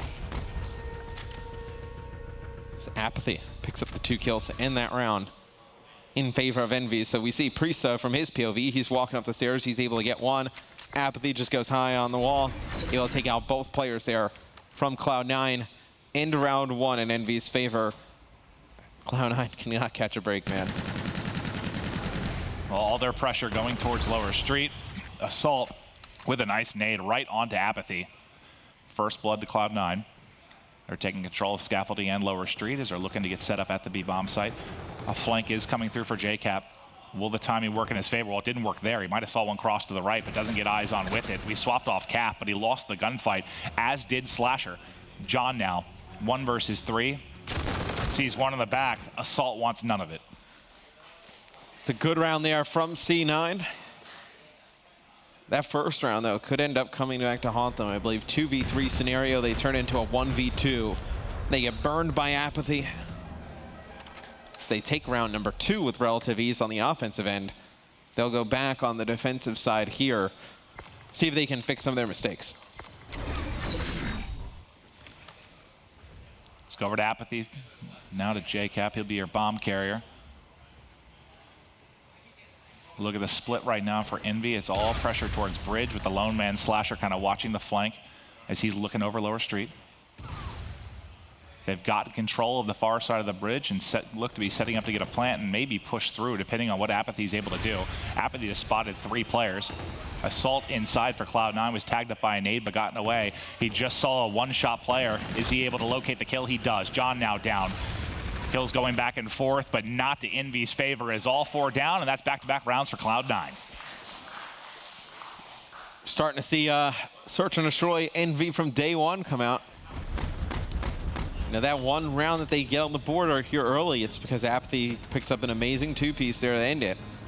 But these other 2 rounds have looked really good for C9. See if C9 can keep it going. Captain Price and his group of youngins as they're looking for a late run here, leading into champs. On with Priesta, who's 5-1. He just had a fantastic performance in the game 1 hardpoint. Unfortunately, it did not result in a W. Apathy with a first blood. Priesta getting across hallway. I'm not sure if he was spotted by whoever's sitting out on plat right now for Team Envious. You can see on X-ray, he's right outside, right opposite of Aches. Priesta looking for bedroom control. Nobody's home. This will give him an angle and eyes on with the player plat. John now eliminated, 3v3. It's another kill there for Assault. Aches with one in the hotel hallway. It'll leave Slasher the only one up. It's a good push from C9. It's now Slasher left here in the 1v2 trying to figure it out. It's going to be a 1v1 versus Aches and Slasher's winning it. It's possible. I just got a feeling. Slasher. I think unlikely, but possible. Kills are crucial here, obviously, as he is the camo player. Now he spots them as they fly out, a bullet in one, but has to back down. He sees the foot, just pacing it. There it goes. It's actually Aches eliminated, so it's a 1v1 versus Priesta. And he knows he gets the bomb planter down. He's trying to plant it. Will Slasher get there in time for the angle? He's trying to make the play. He caught him. He saw the slide across the bike. He's chasing the kill. Bye-bye. Slasher clutches up in the 1v2, makes it look easy. I had a feeling. You can't lose rounds like that, though. I mean, you have it's a 1v2. You know exactly where he is. Aches sits on bomb. Now, maybe like Priesta just needs to like shoot at Slasher so you can like back him down, let him plant the bomb safely. But and I know how easy that kill looks, and it is in a lot of ways, but we've seen players kind of panic in that situation, not pace their shots, and get a little bit wild, not kill that player when you see just the foot like that. So there's some good trigger discipline from Slasher there to turn it into a 1v1. Then he gets some nice timing there on the bomb planter and Priesta as he chases him in the bike for the final kill. It all results in a 2-2 tie game here. If you're just joining us, I recommend watching the VOD of Game 1. It was a 250-249 victory for Team Envious, one in which they mounted an incredible comeback on the final hardpoint. So it'll be Envy pushing straight down bridge here. One player for Cloud9. It'll be Assault. Don't know if he's... I believe he has actually spotted them because you can see everybody for C9 rotate over. And Envy, they have no idea. All the players from C9 are here. It's going to be a first kill for Priesta. Exotic grabs John. Oh, nice rotation here from C9 as JCap gets executed there in the back. Be Exotic with 3 kills. The salute. Exotic goes big, and not only did he get 3 kills and win the round for his team, he also killed Slasher, who was 25 off a Trinity rocket. a great tool here, especially on retaliation. Not going to have that now for Envy, and you take advantage of this game too, again, for Cloud9. JCap and the guys talking it over right now, figuring out what went wrong. You know, they thought that we're playing for the back, push through. Unfortunately, they pushed through into a Cloud9 roster. I feel like this is a search and destroy that Cloud9 has played pretty well. I feel like the rounds that Envy has won, they've just kind of clutched up at the end, right? I mean, the 2 rounds they got on the board, it's the 1v2 from Apathy and the 1v2 from Slasher. Could easily be something like a, you know, you still give Envy, let's say, one of those rounds, right? I mean, could be like something like a 4-1. Cloud9 just played a little bit better, but Envy still hanging around in this game. Slasher sees one cross. I can't deal with Cloud9 losing any more close matches. What would it do to you physically? I just don't like it. Would you just be upset? I would be upset, yes. Oh. Just you see the potential is there. I don't want Cloud9 to lose, but I wouldn't mind you being upset. Feel like when I'm upset. That's very hurtful. Nah, I don't. But just today. Apathy trying to make a play down through the stairwell. He's been tagged up by multiple players, and again, it's Exotic going big. 3 in the last round, 2 here. Exotic. That's the best way to retake that, to go down the staircase, like right lined up with each other, I feel like. Yeah, like look how easy this looks from JCap's POV. Well, that is Priest's POV. Pre-Priest's POV, sorry. Killing JCap. Killing Cap, yes. Well, it looked very hard from JCap's POV. Yeah. It's like there was a guy glitching this car. Not even just gonna body stack with a teammate. Running a straight line. Well, Priest, again, taking some flack for the past 2 days, but he was great in game 1. Fantastic here in game 2 as he's at 9-3. He has reactive armor to work with. He just spotted 2, I think, on scaffolding if he realizes those are 2 different players. Back and forth we go, though. 3v3 quickly until John finds another. Priesta and Assault, the 2 remaining. Priesta, nice kill over the top. He's going to get pushed, though. He did have reactive armor. Doesn't have a chance to pop it as Slasher picks him up. Slasher gets away with his life as well, so it's Assault's turn to try and clutch up at a 1v2. Slasher of Envy has already done it once. Oh, it's going to be tough because he has camo, doesn't need it. Assault burn top bridge around to Envious. Envy still hanging around in this game, man. Cloud9, they're setting this up to be a... What, like game 1? Devastating loss, just like game number 1. So, now Slasher, I believe he has camo. You do have the reactive armor on Priesta. I'm surprised he didn't pop the reactive when he was being challenged up on plat. He might not have. I think he was a little bit weak, too. He might not have had a chance. He might have just got melted real quickly. Yeah, but you got to kind of expect a second player to come up challenge. I think in the spots they were playing, like usually you see a guy kind of crouch playing right underneath that position.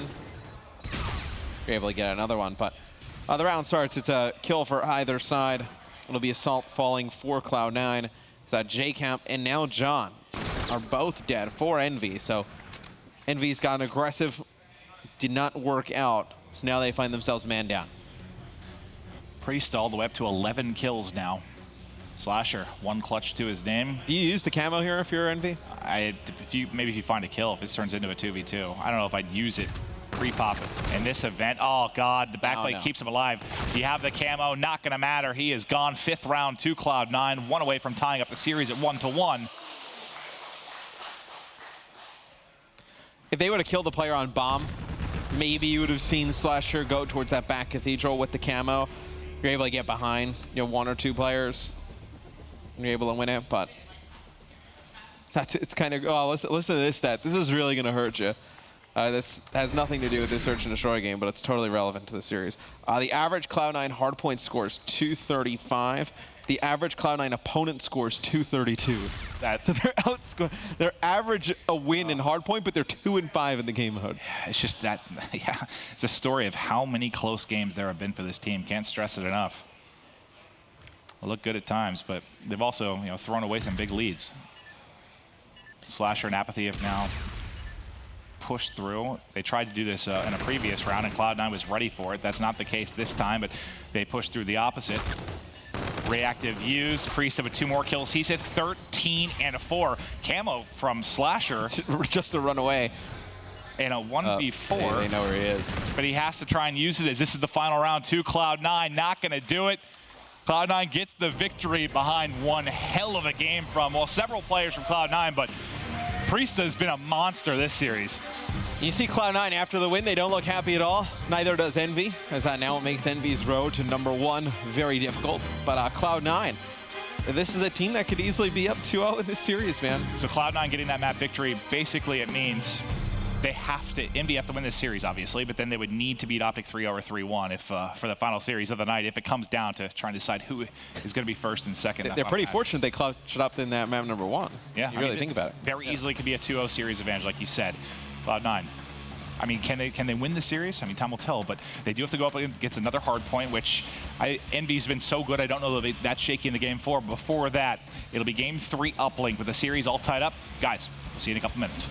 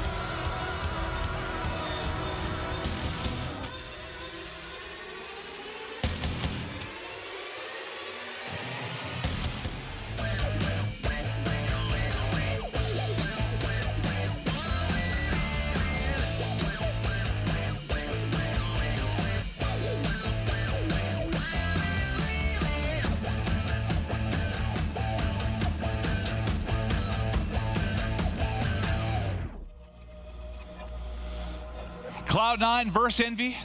Cloud9 able to take the search and destroy, and now tied up at 1-1. The uplink. I believe we're headed Frost again, and Frost, I mean, this is where, what was it, day 1 that Envy had? I think I saw a rated tweet about it. Like, Envy had this like perfect, like the opening 2-3 minutes. Jack and I were casting. I think they scored 8 to 10 points, just very quick. It was incredible to witness. See if they can muster a little bit of that here.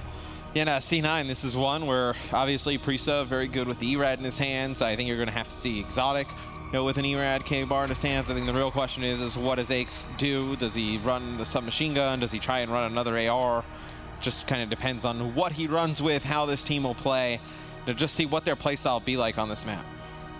And on the other side, I think the player that impressed me the most on this map actually was JCap with an ERAD. Was really crushing, and the first time I saw him play it from day one, I mean, everybody was really going off, but JCap in particular stuck out to me. He's having a phenomenal game.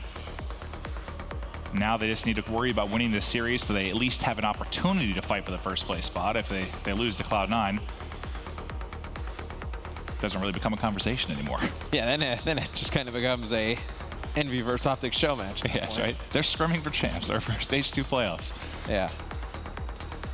Well, we'll see if Cloud9 can spoil Envy's chances. I still can't get over this. Like, coming to this weekend, it's just so weird how things have changed. Like, I literally, I think I said to Cap, I was like, Cap, just please, man, can you guys come out and play like you're capable of so we could have an interesting weekend? And then by them playing like they're capable of, it actually just decided the weekend on day 2, basically. Well, I was excited for this weekend, and then I was also, I'm usually the one who's a little bit kind of looks on the other side of things. I'm like, well, there's a chance like Envy comes in and like they get smoked, and Cloud9 comes in and they don't look as good as we imagine, and Epsilon and Optic have this thing kind of wrapped up.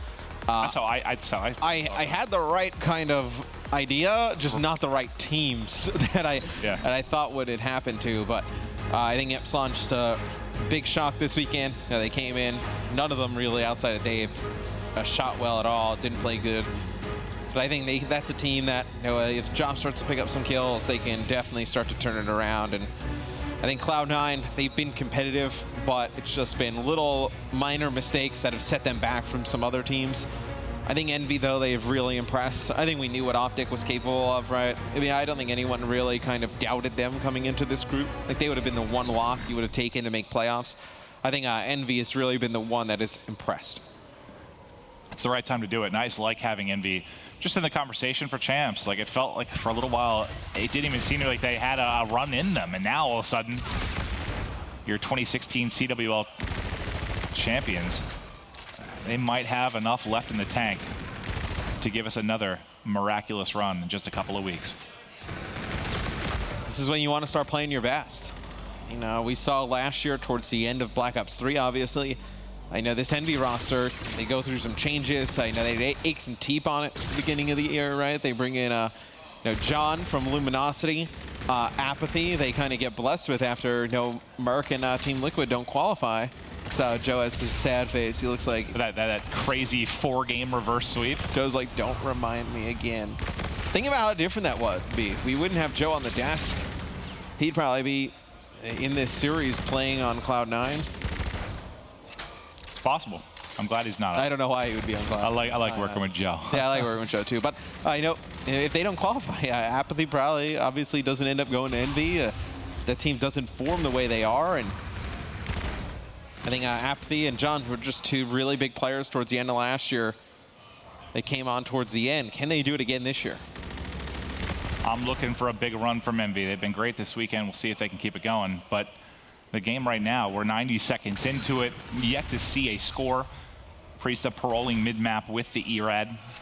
Yet to see a score. We've seen the drone touched once. Yeah. There's been little to no activity outside, just kind of kills going back and forth. But this might be a chance. But with 2 down, I mean, Priest is the lone man. He's really, it's just being annoying right now, just trying to buy his teammates time. But as the drone is headed towards Cliff, Envy set it up there in the pocket, is waiting to push into research so their teammates can find some kills on Dozer. They get a couple, but they're traded back immediately by Cloud9. So JCap's just been sitting down here with the drone, kind of trusting in his teammates to make a play. They weren't able to do it. Drone sits and eventually is reset. Now it's Aches and company's turn. Headshot onto Apathy. Exotic in the kill feed as well. But just like that's how it's gone. It's like 2 kills for Cloud9, 2 kills for Envy. 2 kills for Cloud9, 2 kills for Envy. You haven't seen any 3 or 4 downs really, and that's a big part of why we haven't seen any points on the board. Nope. And Aches picks up 2 kills there, and now you see Envy. They're starting to get some control. 3 kills inside of sub bay. They have the drone pushed forward. Apathy runs directly by it. So he'll leave it for a teammate all the way in the back, but Exotic, 2 kills. Here comes an interesting route, though. It'll be Slasher bringing it up the middle. That'll be a 1-point play. As I know, the drone is down on that far left side. If you're looking at where Envy is, right here, and then they bring it back towards the middle. They're able to get a 1. Slasher and company trying to keep the momentum forward. John going out. He has grabbed the drone, bringing it back towards mid. Can they get the wrap? Everyone gets juked out towards Cliff. You saw 3 red arrows like flying out of research to try and hit the top of the map. They realize they've got to wrap back. They've gotten there in time, and they've held for now. John, though, I thought he was going to get the flank on 1 or 2, but Priest, a good job checking his left, and he gets the kill. As he hits out towards sub bay, though. Envy will get the better of him. JCap just soared off the map.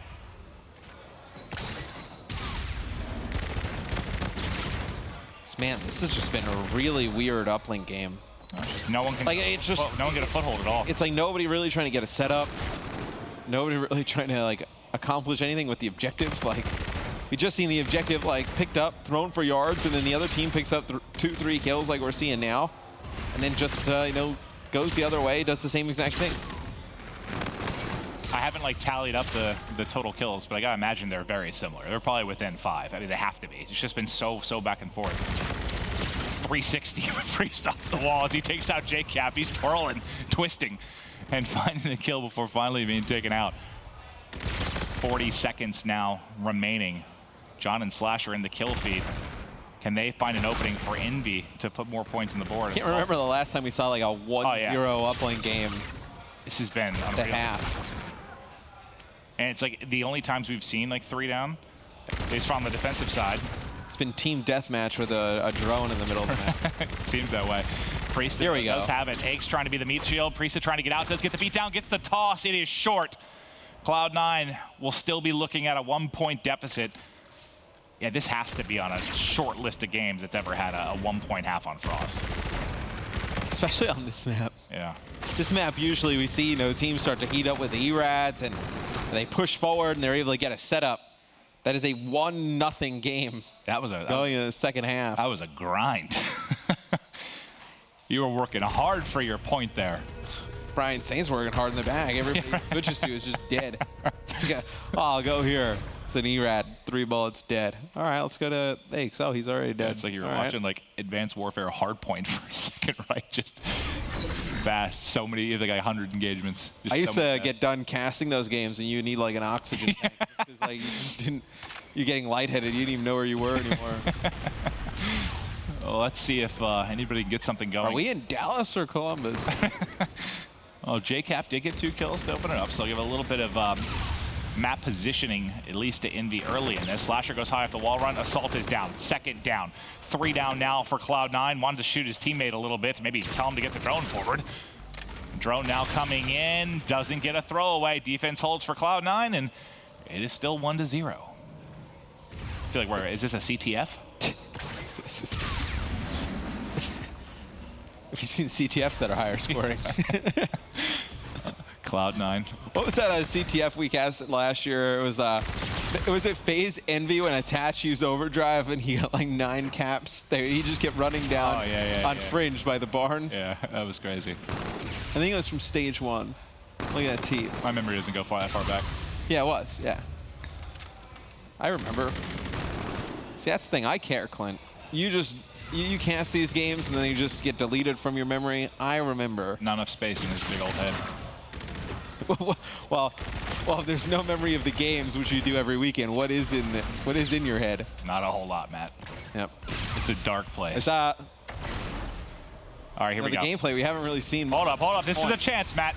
This is a chance for points. Slasher gets an opening one. Apathy should be going high for the shot, but no. He tries to slide, doesn't get in. Assault holds on. JCap, it's your turn. Doesn't get the toss off. No one wants to score. See, you interrupted me. I had no confidence that was going to be points. I kind of knew. I mean, with the way this game's been going, Apathy has a chance, slides into a doorway. Cat picks it up, not able to get the 1-point throw off. So now the drone has been thrown into the Envy half of sub bay, but here come the kills for Envy as now Cloud9's push is stopped. I feel like we're watching like a game of tug of war. I feel like I'm being tricked. All right. Oh, come on! Come on, man. I thought for sure there would be a shot there. I mean, it's actually impressive. Like, I know we had a low-scoring game the other day with Optic Envy, but it was real sloppy, right? There were a lot of 1-point misses, like some blocks by the goal, but there haven't even been any throws. Yeah, this really hasn't been sloppy. It's just been nobody, after they pick up the drone, is able to get any kills. Like, it's like It's like somebody strapped duct tape on this. It's like when you grab the drone. Here we go, here we go. Yeah, this has to be points. JCap, please. There you go. 3-0 advantage now for Envy. 2:20 to play. Slasher has camo as well, and he's cutting down Cloud9 players coming off a spawn. The tempo has picked up tenfold. So now Envy has thrown the drone forward yet again. They're going to try and go for the top side control one more time. Assault now with camo, so we expect camo to turn into points, but with the way this game's been going, who the hell knows? Now we'll see. Oh, drone gets reset. As soon as he goes to pick it up, he'll have to wander back towards the middle of the map. He gets taken out, and you know, this has the feelings of a game where Assault will have camo and just won't be able to get the drone in his hand. Yeah. Like, we've seen that a few games, but kind of has the vibes that every time we'll go on board with him, he won't be able to get near the drone to get it. Well, Exotic right now on a 4 streak, doing a good job kind of controlling that mid alley and the cliff side of the map. He's now gotten into research. He's tagged up, does have FTL if he needs to play his life for streaks, but will end up falling. Now under 90 to go. Drone still at spawn until Apathy snags it away.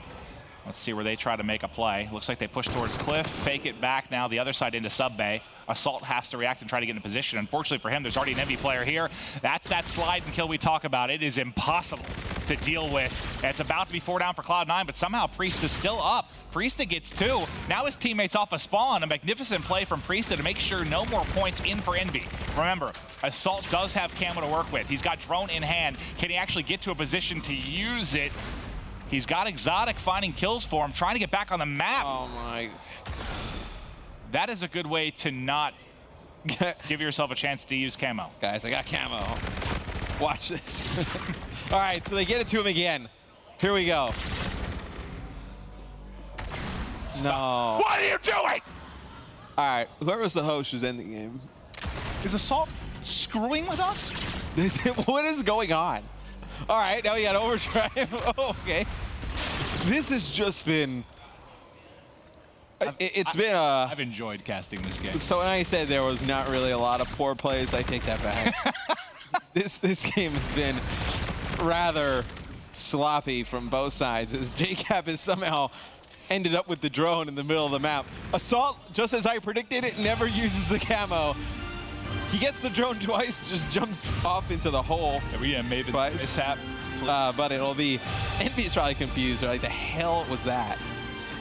As they take Uplink Frost in a thrilling 3-0 scoreline.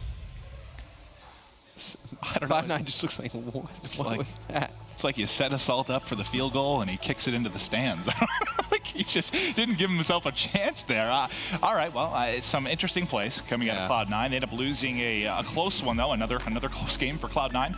But Envy now back in control of the series. They've taken both respawns by very narrow margins.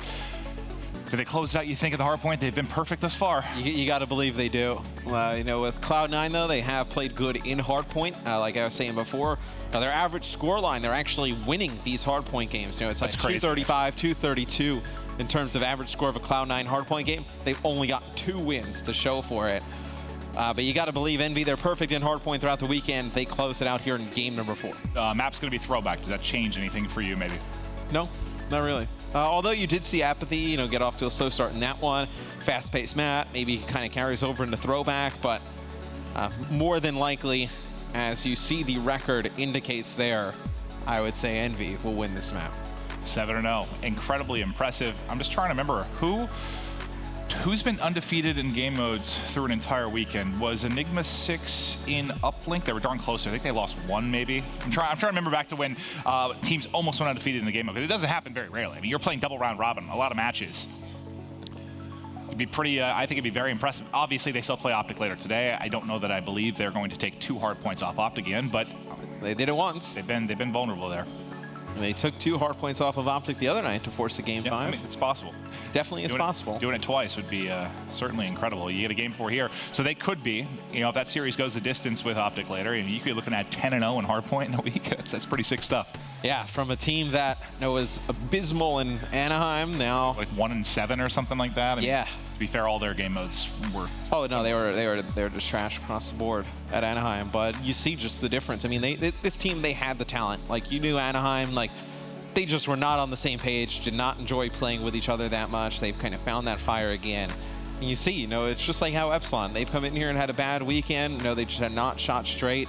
They come in here, obviously not in here. They come back for champs. They could easily turn it around. Any team this weekend, you could see in top 8, if not better, at champs. No question. I just can't wait, man. I just want to teleport into the future a little bit. Be ready in Orlando for champs. Well, let's take a look at the hardpoint leaderboard. You see Slasher, man, all the way at the top. And we've been talking about how good Scump's been this weekend in pretty much every single mode. Slasher even outdoes him here with a 1.31. Apathy right there in the top 3 as well. John not far behind. JCap's on page 2. Exotic actually in the top 4 is the most surprising for me. JCap on page 2. That's pretty funny. So we just mouse down and just tab over. Let's see who else is down there. Is there a scroll option here? Well, the one player from Cloud9 not on there is actually Priesta. He's the one player you probably expected to be near the top. It's actually Exotic, Assault, and Aches on there as well. Yeah, I mean, I think this series, though, for the most part, you've seen the potential of Priesta. See if he can continue it here. And it may just be a rough weekend. I mean, we saw some of the numbers from Anaheim. He was great there. We've all seen the guy, stream, play online, just fantastic player. Just maybe just an off weekend. Yeah, he came outside and he was talking to Jack and I, and he's like, well, I guess I'm trash. He was just kind of, I mean, you just have to laugh it off at that point, when you have a weekend go the way it has, like Cloud9. You're always like finding players outside or hanging out with players. Are you like, I like taking them captive after we leave? I pride myself, man. Because why would they hang out with you? I love asking. I love spending time with the players, hanging out with the players. Just it helps for stories while casting. It helps to kind of understand their head if something went wrong in a match. I talked to Optic and Envy last night for probably like 8 hours. Who's the guy from TMZ? You're basically like the TMZ guy. Matt, I don't watch TMZ because I'm a male adult. I mean, I knew what TMZ was. I didn't know the name of the guy either. Yeah, it's in your diary. Oh, here we go. Game 4 hardpoint. Envy versus Cloud9. You found my diary? Yes, I did. Yeah, damn it. Under your pillow. Yep. Oh, we'll see if Slasher can continue the incredible results he's had in hardpoint. It's creepy that you said under my pillow, because why are you now in my bedroom under my pillows? Oh, no. I'm the Tooth Fairy. Oh, that explains a lot. All right. 13-0. Early for Cloud9. I hear the guys getting loud.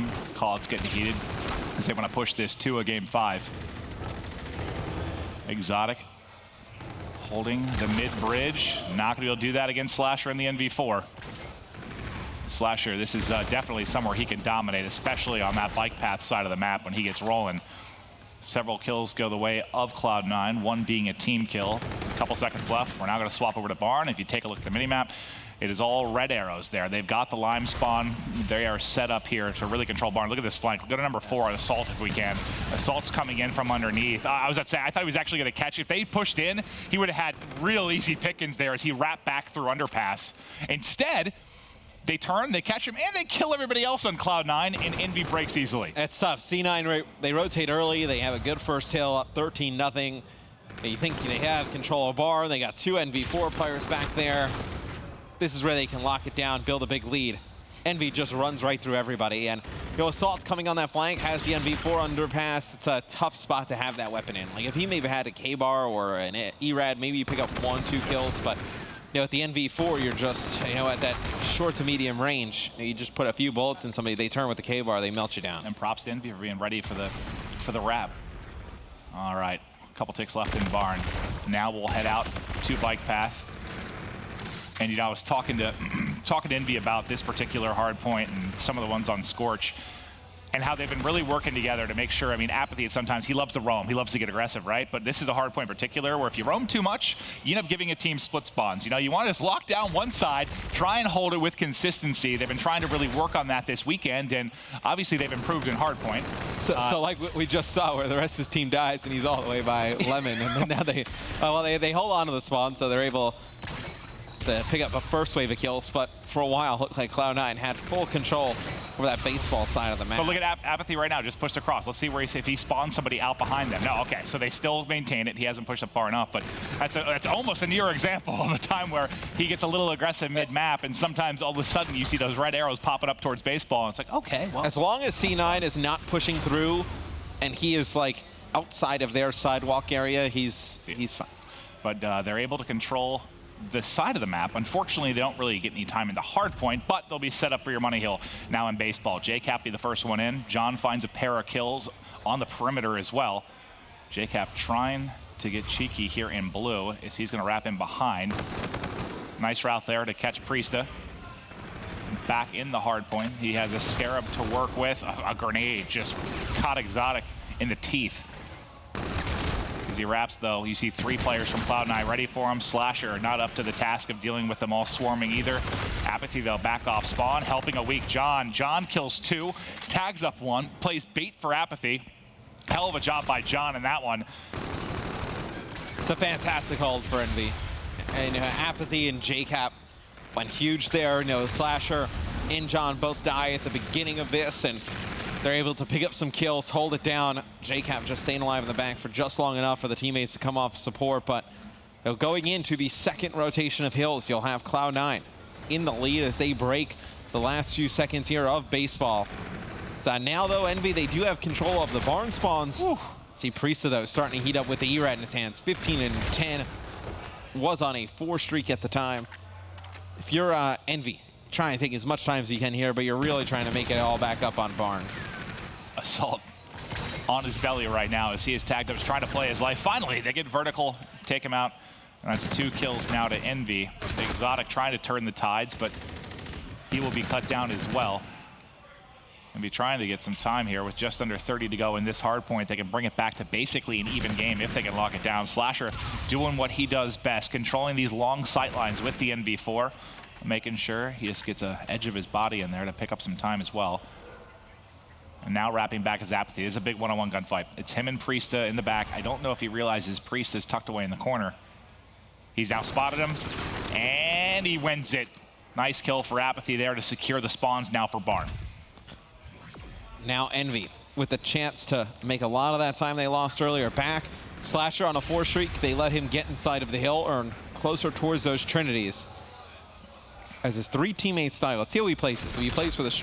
Look like he's going to play for the streaks. Yeah, I was going to say, I like this. Just wrap to the back, see if you can pick off 1 or 2 players. You don't really have a chance there to do much else. He knew there was someone pushing into this top ticket or pushing around through the alley there in front of Grandma, so he had to try and get away to a more secure position.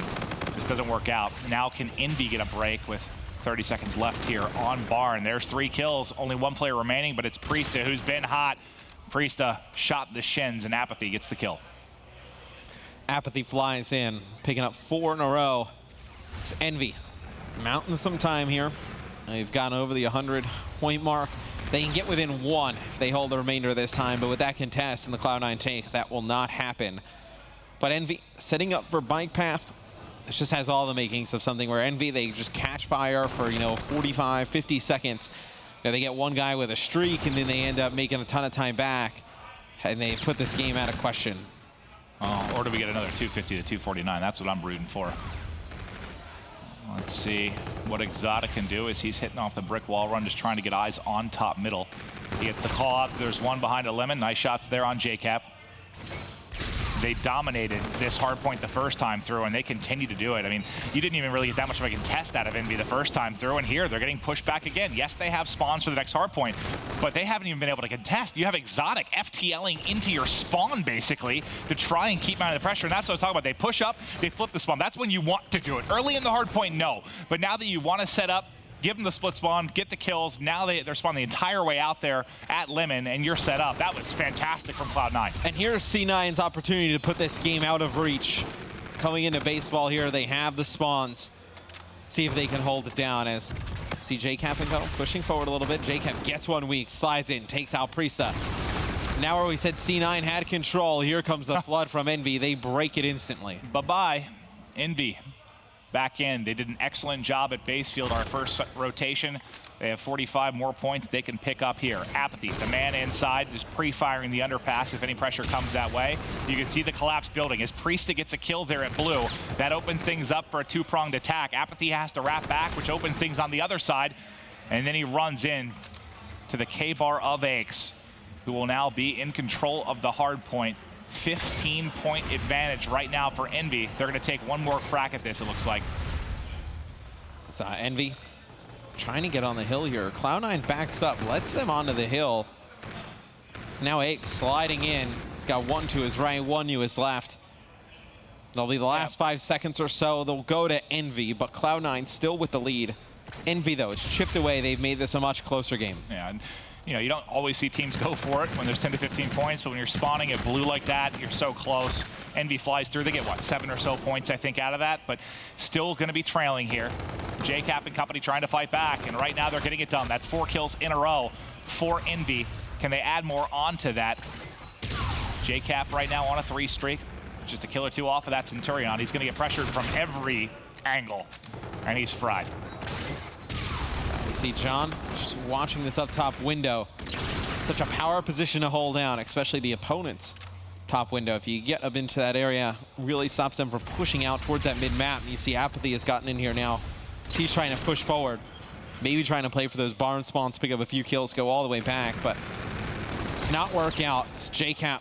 Aches goes up high, not able to win that fight as JCap, as now Aches put together 2 in a row. He's on the hill in the middle, but Envy has taken the lead.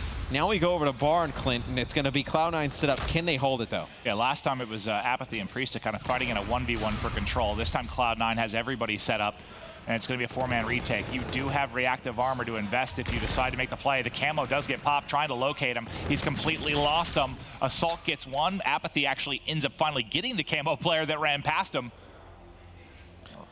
They popped the camo, but everybody else died immediately. So you don't really get much of anything for the camo. And you know, Priesta playing close. He's able to take Apathy out right away. I think there's 1 player to his left, and they're able to find Slasher, but still a ton of time here going to Envy. So now Cloud9, they break, they retake the hill with 20 seconds to go. And get over the 200-point marker here. This is going to come down to baseball, like we see a lot of these games do. It's awful there. No, that's just a unfortunate sequence of events. That is not the bounce you expect that grenade to take. It's like it hit a wall, it comes right back at him. Whoops. Oh, yeah. So now we'll go to baseball, a bike path. The next hill will be baseball after this, but Envy leaves Barn with the lead. They have bounced back in this game. Cloud9 has been in the lead for most of the game. Now, it's kind of what we imagined, though. At least I thought it would just take, you know, a solid 30, 40 seconds for Envy to swing this game in their favor. They've hung around long enough that now they could put it out of question here on bike path. I mean, you take the rest of this time, 30 seconds left on the hill. Now you put yourself in a really good spot. You'll have 2-3 attempts at baseball. And the overall game clock, not a lot of time left as well, minute 5. JCap's trying to juggle this if he can, if a teammate can pick somebody up, because he can get this Trinity rocket. He pushes forward, there it is.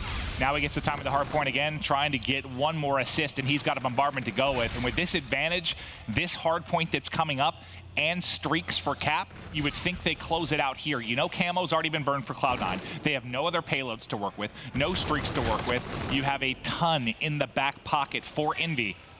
But the team in the hard point for now is Cloud9. Yeah, you would like that camo if you were Cloud9 right now. Oh, he doesn't get called in? He doesn't get it in. So Assault's going to pick up Cap before he can drop down Trinity, and that's going to ruin the push there. Can we go to Cap now? Can we go to Cap off spawn? So here it comes. What was that at? Oh, that one's out of bounds. That rocket just hit breakout. JCap now trying to fight over. He did at least get 1. They've gotten it in. They need 10 more seconds. Look how far the spawns are here, 4C9. They have maybe 1 attempt to get towards the hill. It doesn't even look likely. It is done. 8-0 is Envy in hardpoint as they secure the victory over Cloud9. It was the late games, right? When it was coming down to crunch time, it seemed like Envy was always the squad getting the edge. Yeah, Cloud9 had control for most of that game, and then it was that, I think it was the second barn hill that we saw come up. That's where the control went to Envy. You see Cloud9, they look pretty frustrated with each other on the stage. They're talking about something.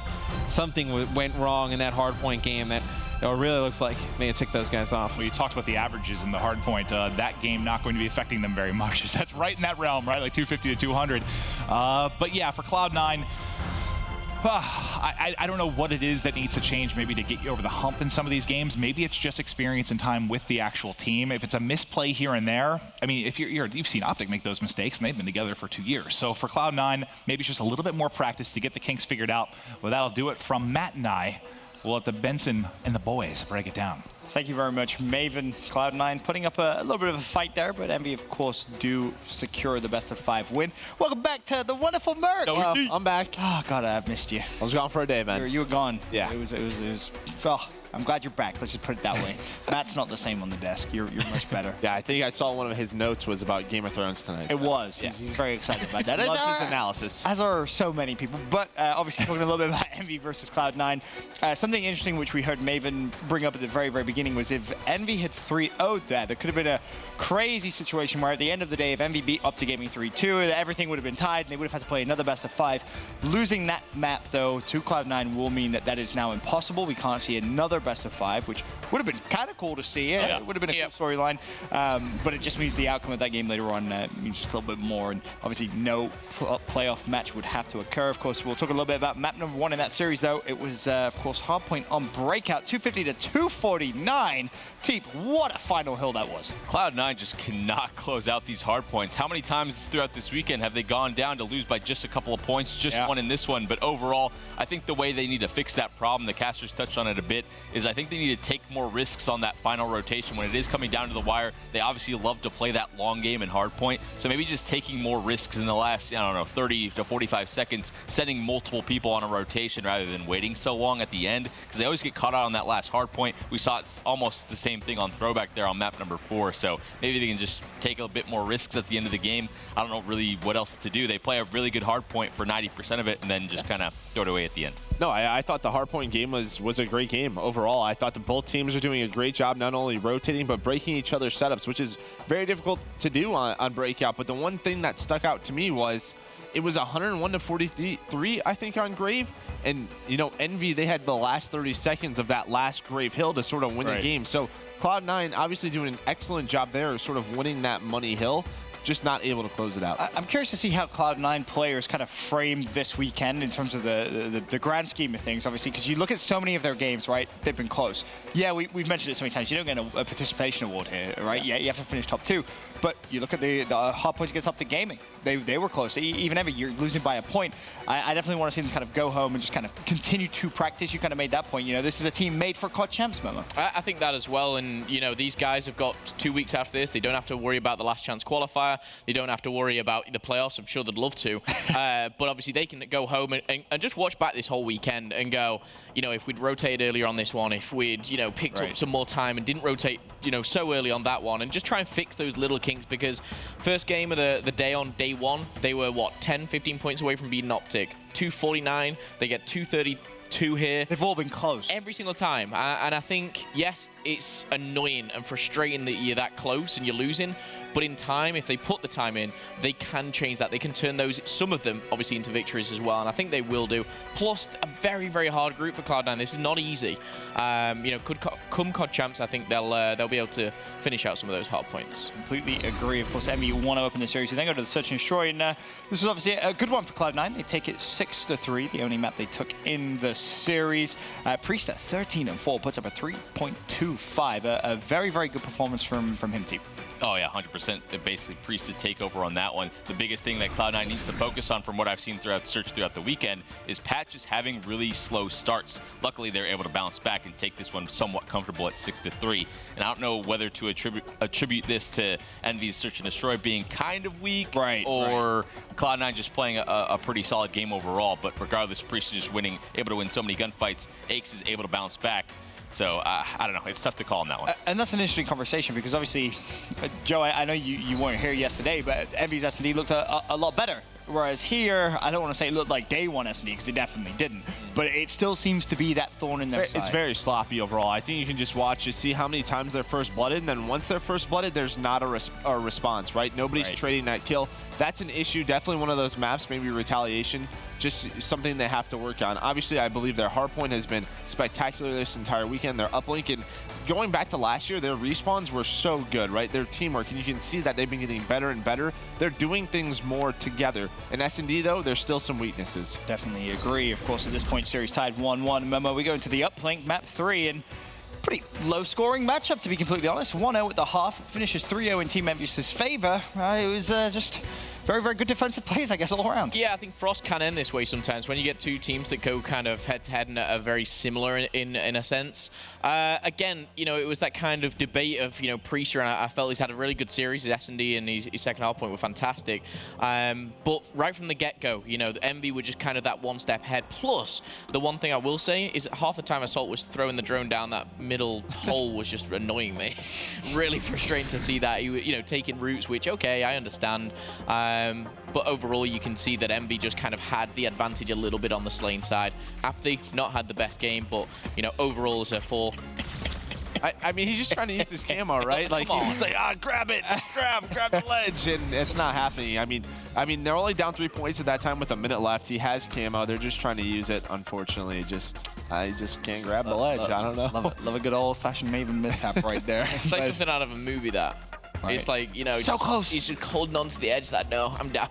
Go on without me. And there's Cab I'm fine. Stepping on his hands. He's like, no, down you go. Of course, Envy do win map 3 uplink. We then go over to the final hard point. And again, pretty close one, 250 to 213. JCap, of course, was a player we all kind of said, hey, yeah, he needs to come out and have one of those good performances. Obviously, Matt picked him as his player who needs to impress today. Team, I think it's fair to say JCap did just that. Oh, definitely stepped it up on that hard point there. Aches was the one on this throwback specifically that fell far, far behind. I think he ended at 17-30, 17-31, so obviously not enough to keep up in this one. I think that's why the score got away from them a bit. The fact that they still kept it so close with a scoreline like that, very impressive in itself, but still, going down to that last hard point, Cloud9, it's just they've been very consistent in hard point in losing in the last one. It's just little things that I think they need to go back and watch the VOD and realize how they can sort of get a bigger lead going on, because it's always just tied every single time they're playing these hard points, which is very solid against these top teams. But man, I feel like for how good they are at a lot of these hardpoint maps, they should be winning them more convincingly. Definitely agree. Of course, congratulations to Team Envious with that win. That sets up, as we kind of expected, the battle for the #1 seed to close out the day with Optic Gaming versus Team Envious. Before we get there, though, we still have another match to show you, Cloud9 versus Epsilon. But since we have a brief moment, we should advertise Call of Duty World Championship tickets are on sale now. Purchase them at mlg.tv/CWL Champs. Call of Duty World Championship August 9th through 13th. And as I mentioned, of course, we had that Cloud9 versus Epsilon matchup, and I can tell you the Cloud9 boys have been in a pretty riveted, heated discussion since that last match, which I think is a good thing, Joe. No, absolutely. Again, this team was not formed to just win Anaheim, to win Stage 2. Would they like to? Absolutely. This team was formed to perform at Champs, right? Like, that's where Aches wanted these young guns to really step up. We can get a top 3 placing there, and again, I was talking to you earlier, Ben. This could be a day where Cloud9 sort of spoils things for us if they beat Envy just there, because they're a team who understands the situation they're in. They're just practicing for Champs, and they're just trying to get better. Yeah, very, very true indeed. Cloud9, of course, sat there still being very, very vocal. And I guess to that point, team, do you see this Cloud9 team maybe getting enough experience in today where you would feel comfortable seeing them perform well at COD Champs, or is it still way too early to tell, in your opinion?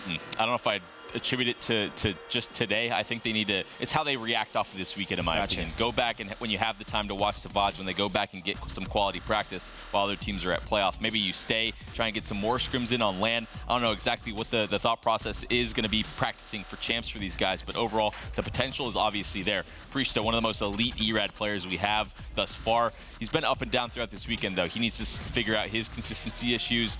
Exotic hasn't really been that top-tier player either at times for me. I don't know if I'm really sold on him just yet. And then Pat.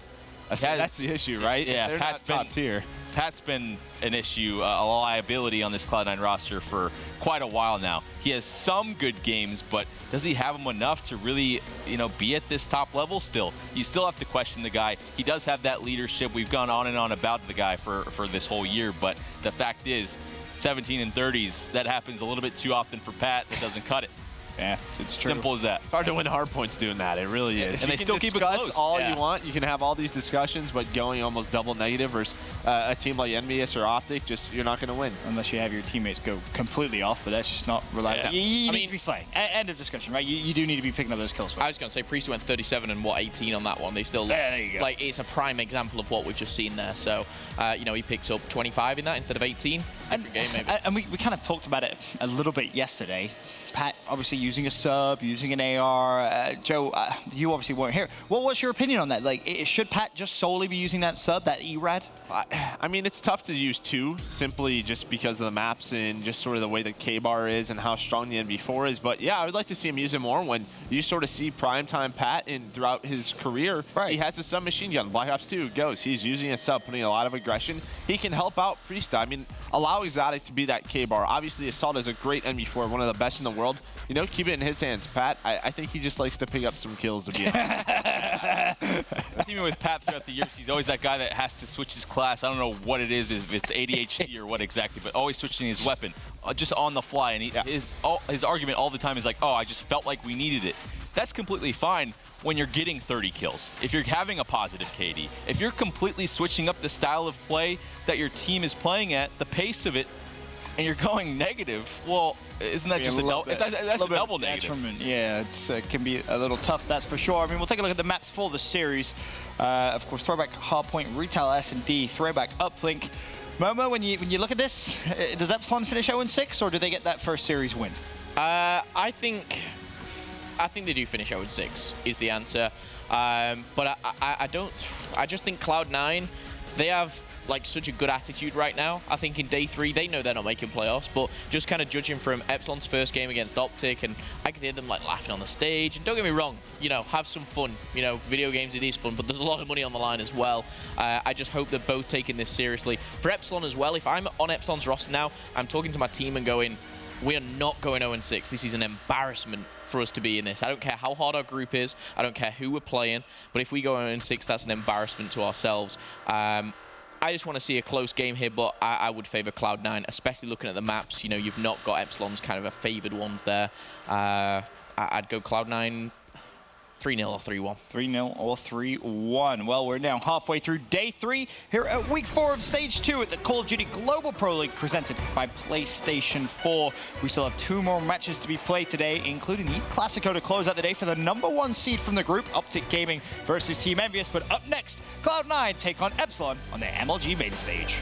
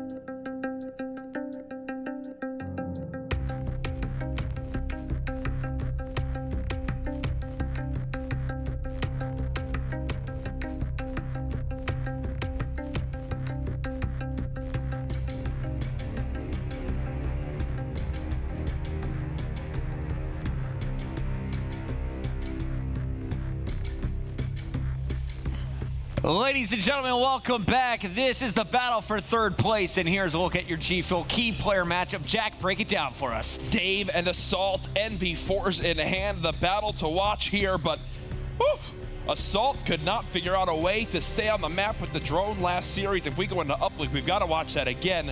Thankfully, this time around, it will be throwback, so not nearly as many areas to jump out of. Dave, on the other hand, he's got his hands full here. It's important to note, seeding for Epsilon, it's still possible for them to beat out Cloud9. They have to take this series quite handily to do so. We'll see if Dave can lead his team to that victory. This has been your G Fuel key player matchup.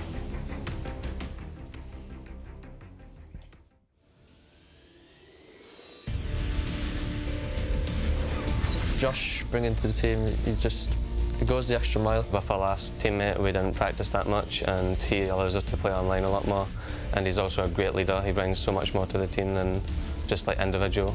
He brings a lot of that team leadership in game. So in those intense situations at the end of the map when it's proper close, he'll keep our heads calm. I think the main difference, from when I've joined and the start of this game, is they slapped off.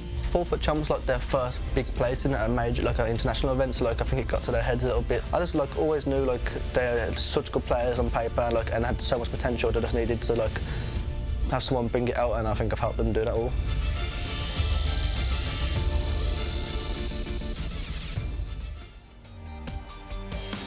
It's time, and it's been a horrendous weekend so far for Epsilon. But this match, you can turn it all around. You can salvage it with a win with a 3-0 or a 3-1. Can they best Cloud9 in this best of 5? It's actually funny that we went right into Josh, because Josh has been one of the players receiving the most critique from our analysts as well as everybody online watching. He's had a rough weekend. He just actually tweeted, "I'm cooking this series. Watch." Momo replied, "That's a spirit." Well, it is. It might be a little bit too late, but either way, we'll see what Epsilon can do. Thankfully, they have an opportunity to best Cloud9 after they come off a rough loss to Envy. Yeah, and throw away all the other matches. It all comes down to this one. If you win 3-0 or 3-1, that beats Cloud9's series, which was a 3-2 victory. Remember, Epsilon, they were up 2-0 before they allowed Cloud9 back in the initial battle. Now, if they beat Cloud9 here, they'll both finish with the same series count. They'll have a better match record or map record in the head-to-head, and Epsilon will get the edge in a third place. But if you're Cloud9, all you got to do, force it to a Game 5 right here. They will have the edge overall. Epsilon, can they get it done? It's got to start right here on Throwback. And Jack, break it down the hard points for these two teams. Who do you think has the edge coming into our first map? I'm going to honestly favor Cloud9 here, and I'll tell you why. I was seeing JP tweet. We always mention him in our broadcast. I think, what's his Twitter name? J2P, the 30. Go give him a follow. He's a guy that brings up all the interesting things. And Cloud9 have one of the weirdest stat lines for hardpoint I have ever seen in my casting career. They've, on average, outscored their opponents by about 4 seconds in hardpoint. It was like 236 to 232. So you'd expect them to have a winning map record. Well, no. They're, to this point, I believe, 2-6 in the game mode because they've had so many close maps that they haven't been able to close out. And then some of their, obviously, 2 wins they had were just complete blowouts. It's such a weird stat line to see. Somehow, Cloud9 still with an opportunity to get third in this group. Tie score now. Edge goes to Epsilon here on our first point. Still 17 points to go in the center. Hardpoint Hockey starting things hot. 5-2 on the other side. Priesta is yet to pick up a kill, but Cloud9 is set up first for the barn. It's going to be Epsilon trying to break through. Priesta is a player that's had a lot of critiques this weekend as well. We talked about Josh. Priesta is probably the standout for Cloud9. He's someone that made a name for himself online, and we saw him out in the parking lot yesterday. Maven and I were talking to him. He goes, "Man, I guess I am just an onliner," joking around. He goes, "No, I'm disappointed in how I played so far this weekend." He knows he can do better. He said all eyes are now set forward to champs. First push for Epsilon. They're going to break into the barn, but not for long. It's Priesta with the 2-piece that'll clear it, and you will see Cloud9 continuing to score. They retake the lead, and they have plenty of time to go. Now, Epsilon's next push, Jack, we have 2 players splitting out down low, a player coming from top green. How do they push through and reclaim the barn? Well, this was actually an argument that was brought up yesterday. We went out for dinner with a few of the players. Scump was asking JCap, what his thoughts are between breaking from the silo side or breaking from this lemon side. Certain teams had disagreements. He was wondering, what exactly they thought. You could make a case for either side. I think the big thing, as JCap brought up, came down to the spawns. Right there, Epsilon, they spawned out on bike path, so they push through lemon and they break on through just like that. Hockey continues his strong start now at 9-4. Player number 8, Ake, spawning in the back will make sure that no one is near. We're going to go to the other side of the map now for our new hard point. Still a tied game. Very close battle here on our initial hard point. You look at the numbers, really no standout players other than Hockey, who had that fantastic 5-1 start. Assault starting to heat up for Cloud9. He's going to be a player for me to watch throughout this one. And Priesta, good to see him involved. An 0-2 start, now 8-5 on a 4 streak. Let's take our camera to him when we can. This map is exactly why Cloud9 pick up Priesta for their team. Throwback hardpoint is one that you think he should absolutely excel on, whether it's with this K-bar or on Barn when he's got the E-Rad in hand. It fits his play style. Thankfully, as you mentioned, slow start now has begun to heat up, and because of it, Cloud9 have their biggest lead yet in the game. Priesta tagged up, but survives the battle. Continues to score, a bit of contention down low, and Assault is going to pick that up. Wow. Assault on a 4 streak is doubling up in the feed. A 3rd kill for him now in that streak. And we will see Priesta on the rotation. Look at the numbers here. 5 in a row, 2 in a row, 4 in a row. Ake's on a streak of his own. Epsilon was absolutely shut down in the last 30 seconds. You have a fully streaked out Priesta in the hill early, and it's going to go to Epsilon. But the question though is, how long? When are these streaks going to come in? I would say they come in sooner rather than later. This is still a money hill with 40 seconds left. Yep, call them in right away. Force the players out of positions they want, and now Akes and the rest of Cloud9 can follow up right after it. Nice shot call right there. I do have to commend Priesta. Calls out to his teammates that he was 100 points off those streaks. They let him get that rotation time in the hard point for the first grab of it. That's what gave him the ability to have him bombardment, and now Cloud9 are back in control. Everyone's coming from blue. Akes knows it. He gets the call out, but they've lost Priesta, so Akes has to go to town. Only picks up 1. Hockey and Dave breaking in here, and Assault trying to hold the ground with the NV4. Epsilon continues to contest, but at the very end, Priesta comes off that respawn, clears the final player, and it is Cloud9 with total control from a tie game now to about a 50-point advantage. And our 2 players we highlighted that really need to pick it up this series, Priesta and Josh. Look at the difference. Josh 6-12 with only 11 seconds in the objective. His abysmal weekend's continuing right now. Priesta, on the other hand, he's already been fully streaked out once. He's working on a 2nd round of streaks here. He's 14-7, now 14-8, with almost a minute in the objective. Polar opposite starts of these 2 players. Cloud9 did not jump in the hard point. Instead, they looked for early kills, but Epsilon, they won the gunfight, so they will have control. Mounting their comeback now. But you see the pressure. It's going to be a 2-way pinch from Cloud9, and they will win the battles. Priesta with another double. Dave, the last one up for Epsilon, all alone trying to get the angle. But he has nobody in his sights. Nice job by Cloud9 to just slow this down. They're not playing for the center hard point. Instead, they're just looking for map control early. I think there's a great test for Cloud9 here as they go for this break towards back barn. I want to see how they set up. They're now 4 dead. Oh my goodness. They get a split spawn. Exotic just spawned up right in back market. They're not going to be ready for this at all. Why would they? Why would they ever think someone would be back here? He winds up sliding on in. Thankfully, Vortex does check his back because he had teammates watching his front side. That could have been a disastrous play for Epsilon. Eggs trying to lead those red Cloud9 arrows. And you see the first 2 picks. They're made. There's the 3rd. Clean sweep. Just like that, Cloud9 is going to break from the silo. Still 40 points to go here. Josh now dead yet again, 11-16. Most negative on his team. Akes the same. The veteran players seem to be struggling so far on this map. Priesta, it's rare to see a player with an E-Rad be the one to watch that long sight lane on field, but Priesta does it so darn well. Another gun on the Hockey. Sit down, my friend. 20-11, positive 9 now from the young player. The range on these E-Rad kills. Priesta picking up wounded players, winning full-on one-on-ones as well. And he is working on a 2nd set of streaks. Just going to go ahead and call in his old Trinity Rockets before earning some new ones. Finds Dave, but doesn't pick up the kill. And he is just going to hover this one all the way down. Yep. Force him into bike. Watch those red arrows now surge right on up. Exotic will get into the contest spot. Assault is now top train. Thing to take note of, 200 points off that Trinity Rocket is Priesta. Make it 75 now with reactive armor. He's going to earn himself these streaks. And he's playing for him. You can tell he just dips out. He's going to fall back, watch the flank while his teammates look forward. And there will be a challenge. Priest is going to look for just 1 more pick here. He spots the player. Unfortunately, no aggression as of yet. Now we'll peek down the hard point. Doesn't get much easier than that. Still stays alive as well. He wants his bombardment. Slide on in. There it is. Nice job by Priesta on the race. gets there before the contest can come in. Yeah, that was player number 3 on the other side, Hockey, and Priesta just beats him by a nose. Hockey, though, wins the final gunfight, and it'll be Epsilon trying to rotate. They are down big. You can get a full 60 on baseball if you play it perfectly, but with Priesta fully streaked out again, this is going to be trouble. Priesta got fully streaked out in the first map versus Envy that Cloud9 heartbreakingly lost 250 to 249. He's now been fully streaked out twice on this map. Assault with the camo, he's going to surge right towards his back bathroom side. 3 now dead on Epsilon. The clean break again for Cloud9.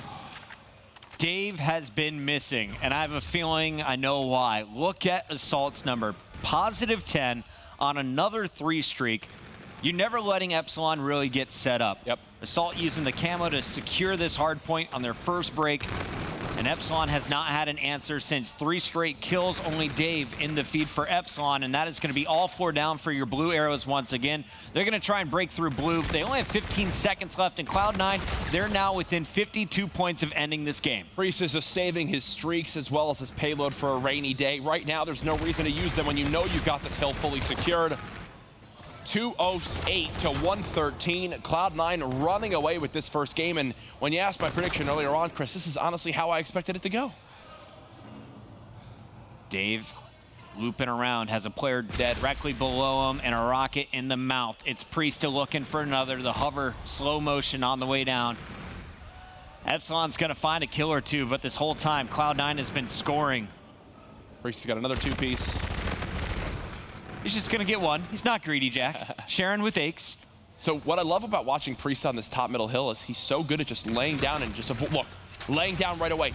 He won't challenge unless he gets a call from his teammate that he needs to. He'll just continue to lay down, use this cover. Yeah, exactly. Look at how he's playing it. Getting in little crevices, laying back down again. He does such a good job of keeping the attention away from him and on his teammates who have the pre-aiming NV4s. And Aches, I mean, the man is negative right now, but I've been watching him on the minimap for the last 30 seconds. He did such a nice job. Every time Cloud9 pushed out, Aches made sure to double back and make sure no one was spawning behind them. They're within 10 seconds, and this is a total blowout on throwback. Only 1 player is positive right now. It's Hockey. He was the only one who played consistently. Meanwhile, Priesta, double positive, 33 and 16. Assault, 35 and 21. And this game is done as soon as they break through. Dave has popped the camo, so really no payloads to work with other than the Hockeys. 1 more push, and Cloud9 has this one locked up. Take note, Cloud9 fans, the way you guys win hardpoint in pretty dominating fashion, you just need Assault and Priesta to go a combined positive 34. That's dominant stuff. Cloud9, they know what's on the line in this series, and they are just taking 1 step closer of locking up that 3rd place here in our final week of group play. Both of these teams missing out on the $500,000 playoffs next weekend, but there is an even bigger prize pool just a few weeks away in Orlando, Florida. Starting August 9th, we are heading to the Call of Duty World League Championships. Both of these teams, they have their spot guaranteed in the groups. What they're playing for today is, who are you going to be matching up in your group? If you get 4th place, you're playing a top 4 team from next weekend's playoffs, and those are going to be some big names after watching Optic Gaming this week, and you have to think they're back in the running for a top 4. United with Clayster could make a deep run. You want to avoid some juggernaut squads early in the tournament. The best way to do that is to get 3rd place here. Oh, definitely, and right now that's not the start that Epsilon needed. As now, basically from here on out, they'll have to run the table on this series if they want any chance to get that 3rd place spot. Looking at that game 1, though, what a takeover we see from the 2 young players in Priesta and Assault. A ridiculous showing right there. Looking back to the first time these 2 teams met, it was Epsilon winning the intro hardpoint. When it came to Search and Destroy, though, they played throwback, and Cloud9, they rallied up 5-3, and then it was all Epsilon stealing the game away from them. Cloud9 eventually got the revenge, won a Game 5 Search, but this S&D game number 2, for me, it's going to be a coin toss. The question for me is, how strong is Epsilon mentally? Because if we can get a camera back on that stage, I'd love you guys just to look at their faces, look at the emotions. There's not a single smile. I talked about how Josh tweeted before the series. He's going to be fried. He's going to be turned up for this one. Not the case. Not the case, and I think that picture sums it up quite perfectly there. I look at him, a frustrating weekend, and honestly, I know we've been talking a lot about him, but this is a guy that when he joined Epsilon made them contenders against the likes of Splice for the crown in Europe. These guys not only beat Splice, but did it in back-to-back best-of-5 series to take home the grand finals of one of those major European events earlier this year. They are no slouches, but it's just a frustrating weekend. Our analysts have talked a lot about it. High expectations for this team, especially after the top 3 at Anaheim, and they've fallen short of every single one. The map's going to be Retaliation. And as you look at the setups of these two teams, the roles of each player, which individual from each squad do you think is going to have a chance to shine? I'm going with the guy on your far left of your screen again, Priesta. What he can do when challenging towards that top plat area. How aggressive can he get towards that side with the submachine gun? How confident does he play? Man, on the side of Epsilon, I'm looking at Hockey. Simply because this is a guy that coming into today at a .36 S&D KD. The most abysmal I've seen here in Stage 2. They need him to be a factor in this game if they want any chance. That is a rough stat right there. Say it one more time. I think I could have a .36 S&D KD in this group. Not kidding. I was looking at Karma's numbers. What was he? A 2.2? My buddy JP was shooting me some stats earlier. We'll get to those for the Envy Optic Gaming, but just to compare those two numbers, 0.3 compared to a 2 point something. It's simple, man. All you have to do is just bait Scump into him flying at you. Challenge his ego. That's what you got to do. I know how to beat Seth in this game. Pick me up if you want to take down Optic Gaming. That's a warning to all teams out there. Priest on your screen early on. Erad put away in favor of the assault rifle here on a long-range map like Retaliation, and Josh is going hunting. Long flank came in. He went for a lower wall run. Now Priest is going to spot him, and Josh is just missing shots. You set yourself up so perfectly for first blood. Instead, it's going to be on 3-on-2. Make it all up to Assault. Just like that, you're seeing kills all around the map here from Epsilon. Despite losing Josh for first blood, Cloud9 is going to lose this round unless Assault can pull off the 1v3. There's the first kill he needed. Those are brilliant shots. Right through the back shield of that rear guard. Wipes the camo player off the map, which is key. One thing I do want to say, didn't get to spot exactly how this round started, but where the bomb is down at, you'd A, think Epsilon have full knowledge, that's why they're set up in market, but B, not sure why Cloud9 tried to go for a fast plant near that area if they didn't have any market control. There's the peek, and Assault's already found one. There's the second. Hockey tries to get away, jumps up just a little bit too high and gives Assault the angle. 13 seconds left, bomb isn't planted, so this is a hunt for the final kill. Oh my God. And what just happened to Vortex? This is gonna happen. Vortex backs on up in a bedroom. Assault gets away with his life. Oh no, he runs right back into the AR Vortex. Woo-wee. That got dicey there for a second. Vortex will win the round for his team. That was a rough 3v1. Can you explain the logic there for Vortex? Why would you bail from the bedroom last second? Well, he was sat there, right, and was waiting for that bomb. But I think the call kind of came in like, oh, I mean, he could have rotated A. He did have time.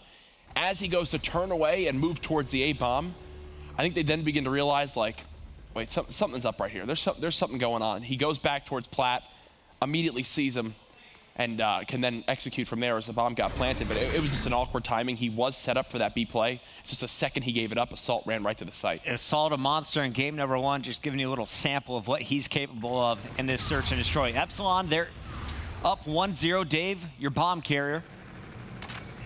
And they're looking for the early pick. There's the grenades. Vortex knows one player is out on the deck. That's pretty challenge coming in. That's Priest, as I brought up. That's going to be his area that he's got to take control of this map. The issue is Cloud9's kind of leaving him out by himself, and Epsilon are recognizing this. They're going to try to take it over. Priest still gets first blood. He's done his job to this point. That's fine. He's baited a second player. That's all Priest has to do. That's all Priest has to do for this team. Just get one, bait out a second for Aches. He just gave his team information on where 3 were. He got a kill. Weakened a second player where Aches could then clean it all up. Brilliant stuff. That's also 2 challenges from Josh where he just blows it. Has the player in his crosshairs, can't finish the kill in time. Priesta winning the 1v1s. Now tied up 1-1 in this game. We'll see exactly what Cloud9 do here. It looks like the bomb will go to a similar area on the map, as both Hockey and Dave are peeking from top bedroom. And Assault, he's the lone player who's going to be watching the flank this time. Last time it was Priesta, really the only one back. Everyone else surged forward. This time Cloud9 taking their time over to that site. And there's the first pick. Nice shots from Dave to finish off the headshot. Now the challenge from the back. Josh is going to get the pinch on Assault. And the round's starting to collapse. Yeah, this is a good call from Exotic. They realize they cannot just sit at lower street. They will get pinched and taken down. As they've now begun to rotate, they've just got to look for a kill before they can do anything here. 2v4. Obviously, not the scenario you want to find yourself in. Epsilon know that. That's why they're sticking together. It's a 4-man wolf pack running together. And it looks like they will stall out, waiting for this bomb to be planted. Yep.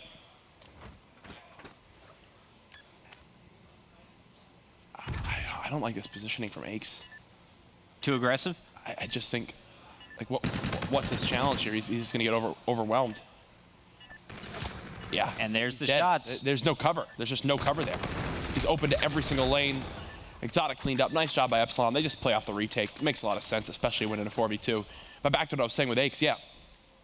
He just had no cover. If anything, I'd like the bomb to be planted, Exotic to fall back to Cathedral, watch Aches' push from that middle lane, and then Aches play top market to kill the player that's rotating from the B bomb site. At least get himself in a cover where only his head can be seen.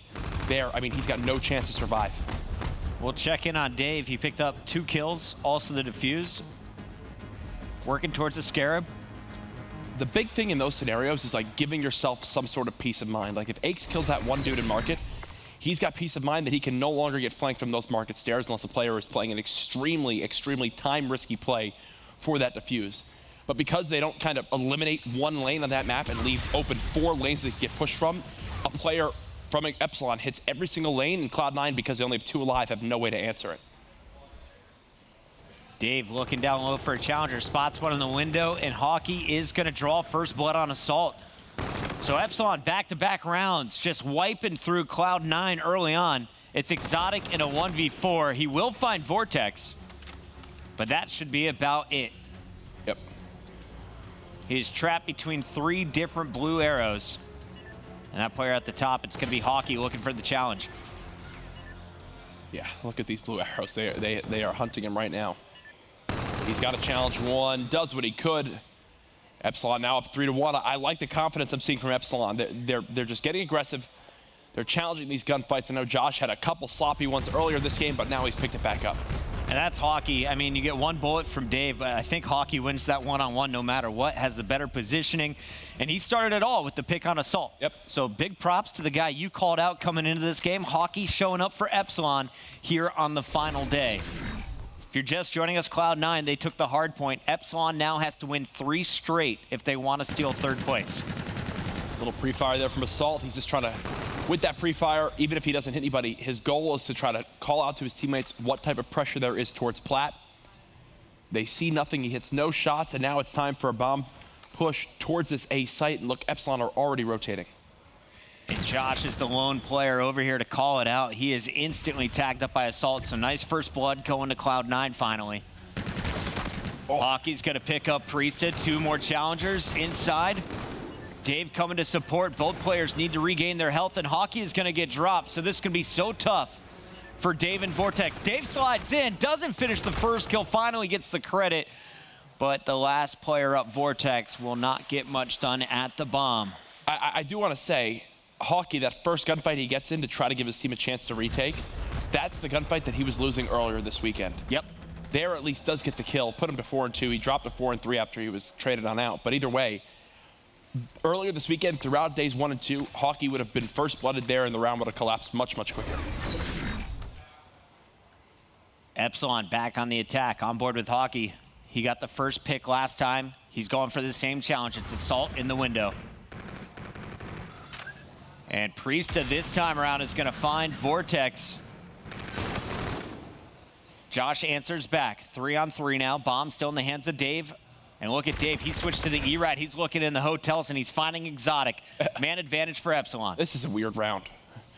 Cloud9 think they have plat control, but they're not watching that bar push, so they just die from lower street.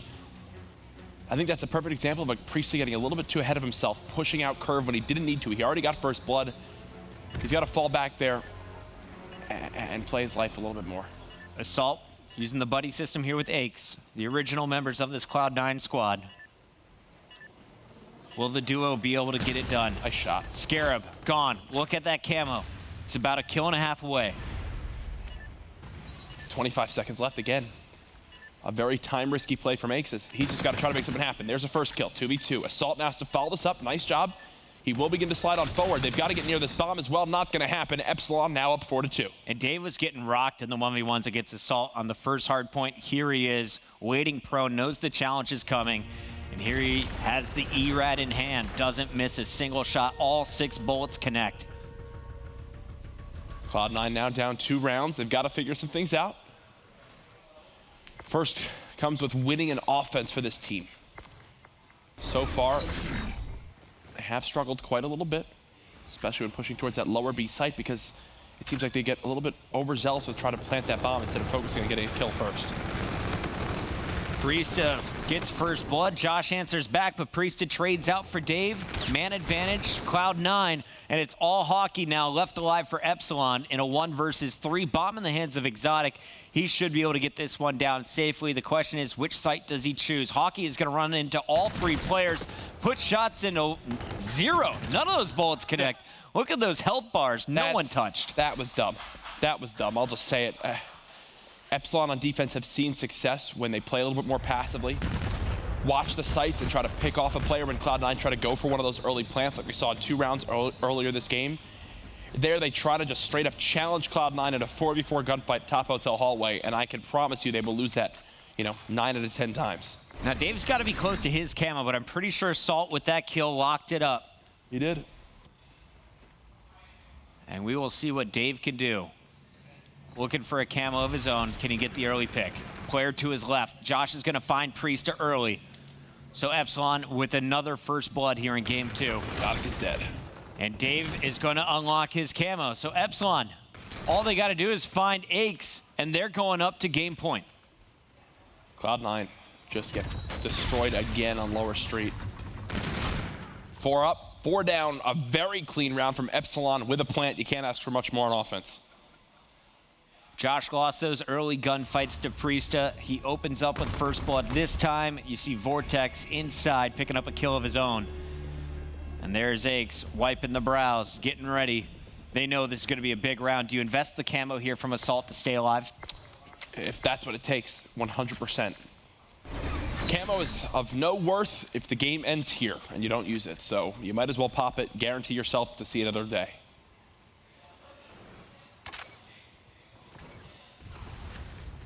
Salt going to be the key player here for Cloud9.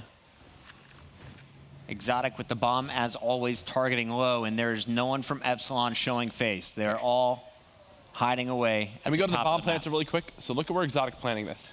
He's planning this for market. He'll run it right away with his teammates. They make a confident decision to hit those market steps because they believe no one's there from Epsilon. Great play call from Cloud9. Talk about a tough retake now for the side of Epsi. Dave is going to see everybody. Dodges the grenades, though. See, no, they're not going to use camo. No, save it for the next round. Cloud9 win themselves this round when they make the executive decision to push through market stairs and play for this post plant. They see 3 players at B at least, and they say, you know what, let's go for a quick plant and quick setup. Nice shot called by them, but now they've got to win this defense. Why no challenge from Epsilon? That's the real question for me. Epsilon, though, on the attack, they've had a lot of success over at the A bomb site early on. Will they be able to get the early pick and the quick plant? Dave's been their bomb carrier the last 2 attacks with the camo. I wouldn't be surprised if he gives it up to somebody else. And that is exactly the plan. Dave is going to split off right. I mean, I just want to see him, push out top hotel hallway and just get a camo kill. If they see Priesta, you should see him go right after this. Priest has been naded. There he goes. Camo's out. This reminds me so much of the play earlier this year with Optic Gaming. A counter camo. Now they know exactly what the first kill is. This is all going to fall apart as the camo's been burned by Dave. Thankfully, Josh and Vortex somehow make this a 2v2. Oh my goodness. Both camos used here in round 10, and the bomb is going down from Vortex.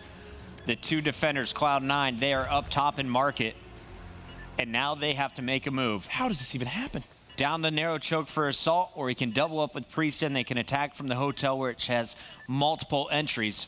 And it looks like Priest has just spotted their first target. Player out on the deck. It's Josh. Josh versus Priesta. The battle continues, but Josh found his salt.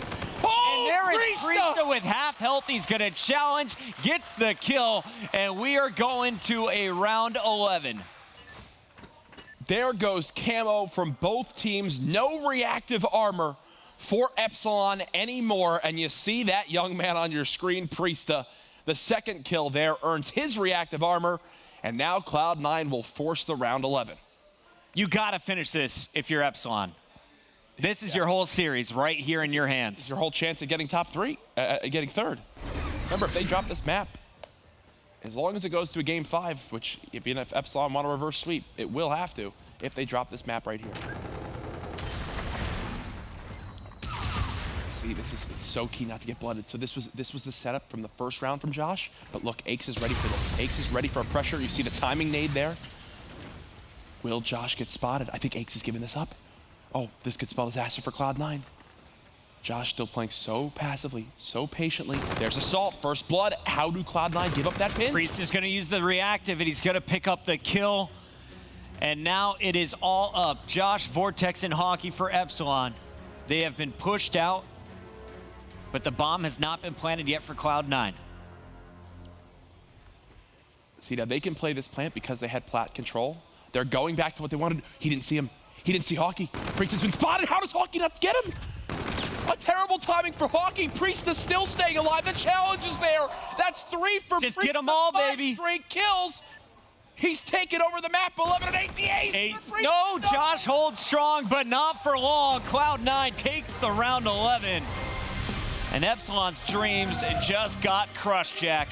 You had Josh with a perfect flank. He stays alive, picks up the kill on Assault, but then Priesta just takes over the hotel, the reactive through the hallway, makes it a 3-on-3, puts Epsilon on the back foot, and at the very end, I don't know if Hockey ever saw him. I think it was bad timings for both. I mean, it has been choke 9 all weekend, and now finally they clutch on up. 1 out of, I think, 8 scenarios where they seem to get the job done. Crazy stuff here on day 3.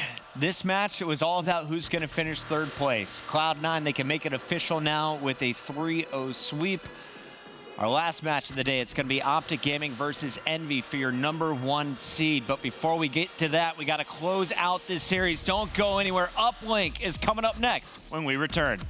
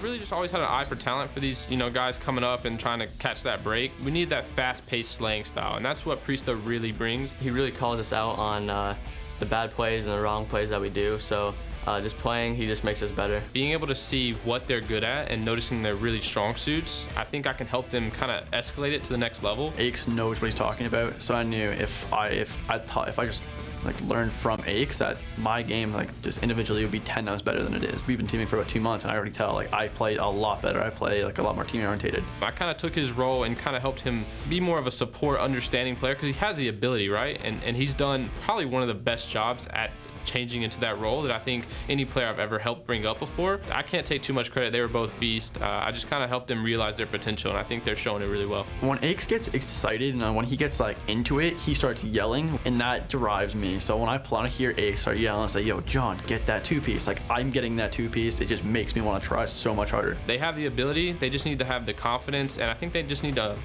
better understanding of just teamwork and how to get the win. You know, I've been around a long time. I've played a lot of Call of Duty. And I think I've got a really good consensus of how to win. There's a look at the captain, Aches. You saw what he could do when he first put on the Cloud9 jersey. Last year at Champs, he shocked the world with his squad, and he has retooled his team for 2017. But I was trying to think of exactly how that all played out because it was so dramatic, right? They beat out Optic Gaming for that moment. Everyone knows it, that Game 5, Round 11. And they go on to lose to Fabi. And it was like, Aches just, it's like he faces Optic at Champs, he's ready to go, and then you thought that they would stomp this Fabi team. Didn't wind up being the case, but either way, we'll see him as well as the rest of the boys from Epsilon at Champs this year in just a few short weeks. We're gonna be out there for a while. I'm staying for vacation after as well with family. I'm gonna have 12 days in humidity. That's not gonna be good for me. Speaking of that Fabi squad, here's a look at a few of their players now in Epsilon jerseys. Yes. But they know it's done. Yes. So what is Epsilon playing for in this game number 3? Well, it's going to be Pride. And Uplink, it has been a rough game mode for them. 13-3 on Precinct from the first time these two squads met up. It went in favor of Cloud9. Exotic was an absolute monster in that game. This time around, though, we're heading to Throwback. Throwback Uplink could be the final map of the weekend for these two teams. Unfortunately for them both, they will not be at playoffs. Can't stress that enough, but with that last map victory, Cloud9. And I know we'll probably have our analysts fully confirm this, but from everything I've heard, Cloud9 will now have that 3rd spot, and Epsilon will be in that 4th spot. As the map loads up, we think about that Orlando tournament, Jack. Oh, I cannot wait. So pumped. Remember, tickets are on sale right now. You can pick them up on MLG.tv. Here's a look, though, at Josh, and he's pulling out a sniper to close things out. He said, hey, I never got a chance to really pull this one out when we were trying 100%. Let me wing it here, boys. He's pulling a page out of Clayster's book. He must have watched a little bit of E-United a couple weeks back. Need some of Clayster's reaction time on that first shot. Second one hits, but it's a little low, and here's a look at the first toss. Interception is there, so it still remains a 0-0 score. Aches is still set up, though. He's inside the Epsilon base, and this drone is going to be pushing up slowly. Fortunately, Vortex is waiting for him there with the ERAD. One thing I'm taking more note of, Chris, and I'm sure you'll agree, is the ERAD, people have gotten so much better at shooting it from range and keeping accurate with it. And then with the NV4, a lot of those AR players have gotten so much better at using it in close quarter scenarios. Earlier this year, back in probably like February, March, some of these gunfights that ERADs have got into and some of these close range kind of hip fire slash kind of quick ADS battles that NV4s have got into would have just been lost 10 out of 10 times. Not the case here. You just saw a quick one from Aches earlier on. Player number 6, Exotic, was working there with Priesta. Both of them shut down instantly. Josh gets the beat down, and Priesta's going to fall to a K-bar. Aches trying to hold his ground. And it looks like that is a clear wipe of Epsilon. Just one player left up, and Aches is not going to be able to get past Hockey. Finally, Hockey is cleared out. Priesta with the pre-fire, but this is just a really slow game. What? Neither team playing for the drone quite yet. How is Priesta alive? How is Priesta alive? Vortex, I don't know what just happened to you They there. had a dance off in the hallway. Exactly. There, you got to get that kill on the Priest before you tuck your tail and run away. Cloud9 now on the offensive, slaying near dead even in this game. 3 players of Cloud9 at 4-4. Assault will not break that. So he goes to +1. This is their best chance to score since that first interception that came in the first 30 seconds. Nice, Dave. Dave picks up 2 there. So no score from Cloud9 will happen anytime soon. Priest is set up, top food, waiting for the challenge, and there it comes from behind. Epsilon doing a nice job of clearing their base when Cloud9 attacks. They haven't been able to put any pressure on Cloud9's base, though. Vortex trying to chase down players, and he's finally going to find Exotic, but has to loop back to the center of the map where Assault is waiting. It's been a scrappy game so far. If I'm Hawkey, though, you just got to stay alive right now. You got to stay alive, wait for your teammates to come off spawn. I like this route from him. Doesn't give away his position. He's got a second player now he's pinching onto. There still should be a 1-point opportunity, though, for Exotic. Yeah, there it goes. Cloud9 strike first.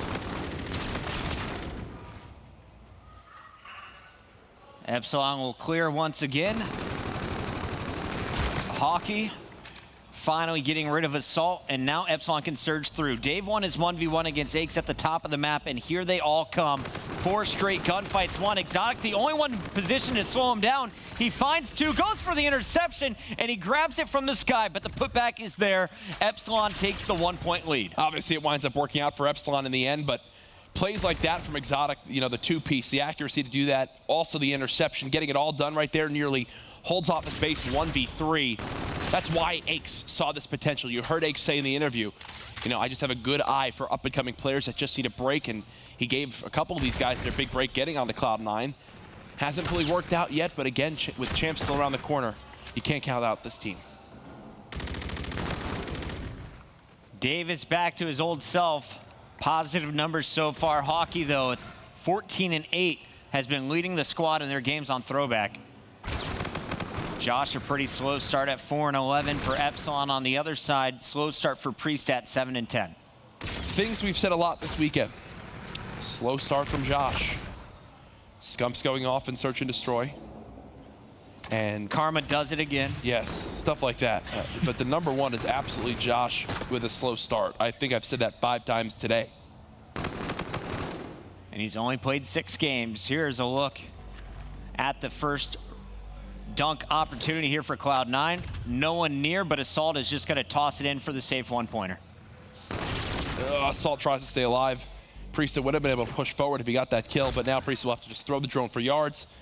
Played for kills, but Josh has other ideas. 20 seconds left inside one final scoring opportunity looks like there will be for Epsilon.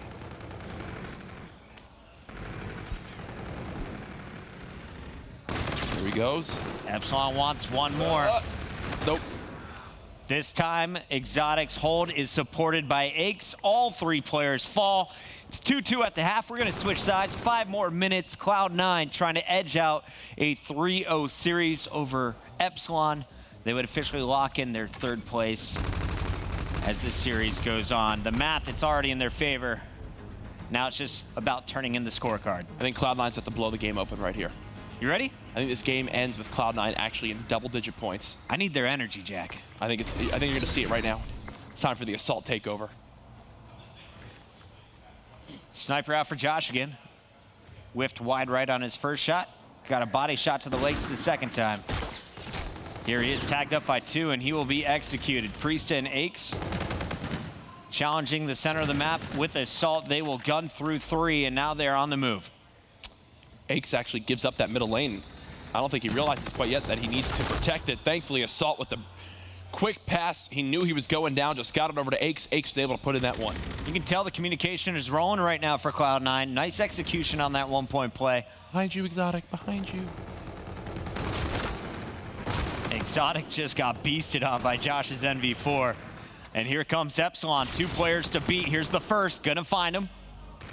Now Priesta with the dish. And there is, excuse me, not Priesta, it is Vortex getting the dish, and he is going to slam that one home. Ooh, Dave, Player number 7, Priesta, is just eliminated a 2nd time coming off the spawn, and Dave is getting Hail Marys dropped in his hands. The dime, beautiful. Now we got Trinity's falling from the sky. Hawkey not gonna find anything there. But it's Epsilon still with some map control. Hawkey is gonna find 4 players surging forward. Could loop behind 2 of them, if not more. Epsilon outslaying by 9 kills right now. A big reason why they have this 1 possession lead. But with all things considered, the fact that Cloud9's still within 2, it's gotta be frustrating for Epsilon, especially because, in my opinion, they've outplayed Cloud9 for the majority of this map so far.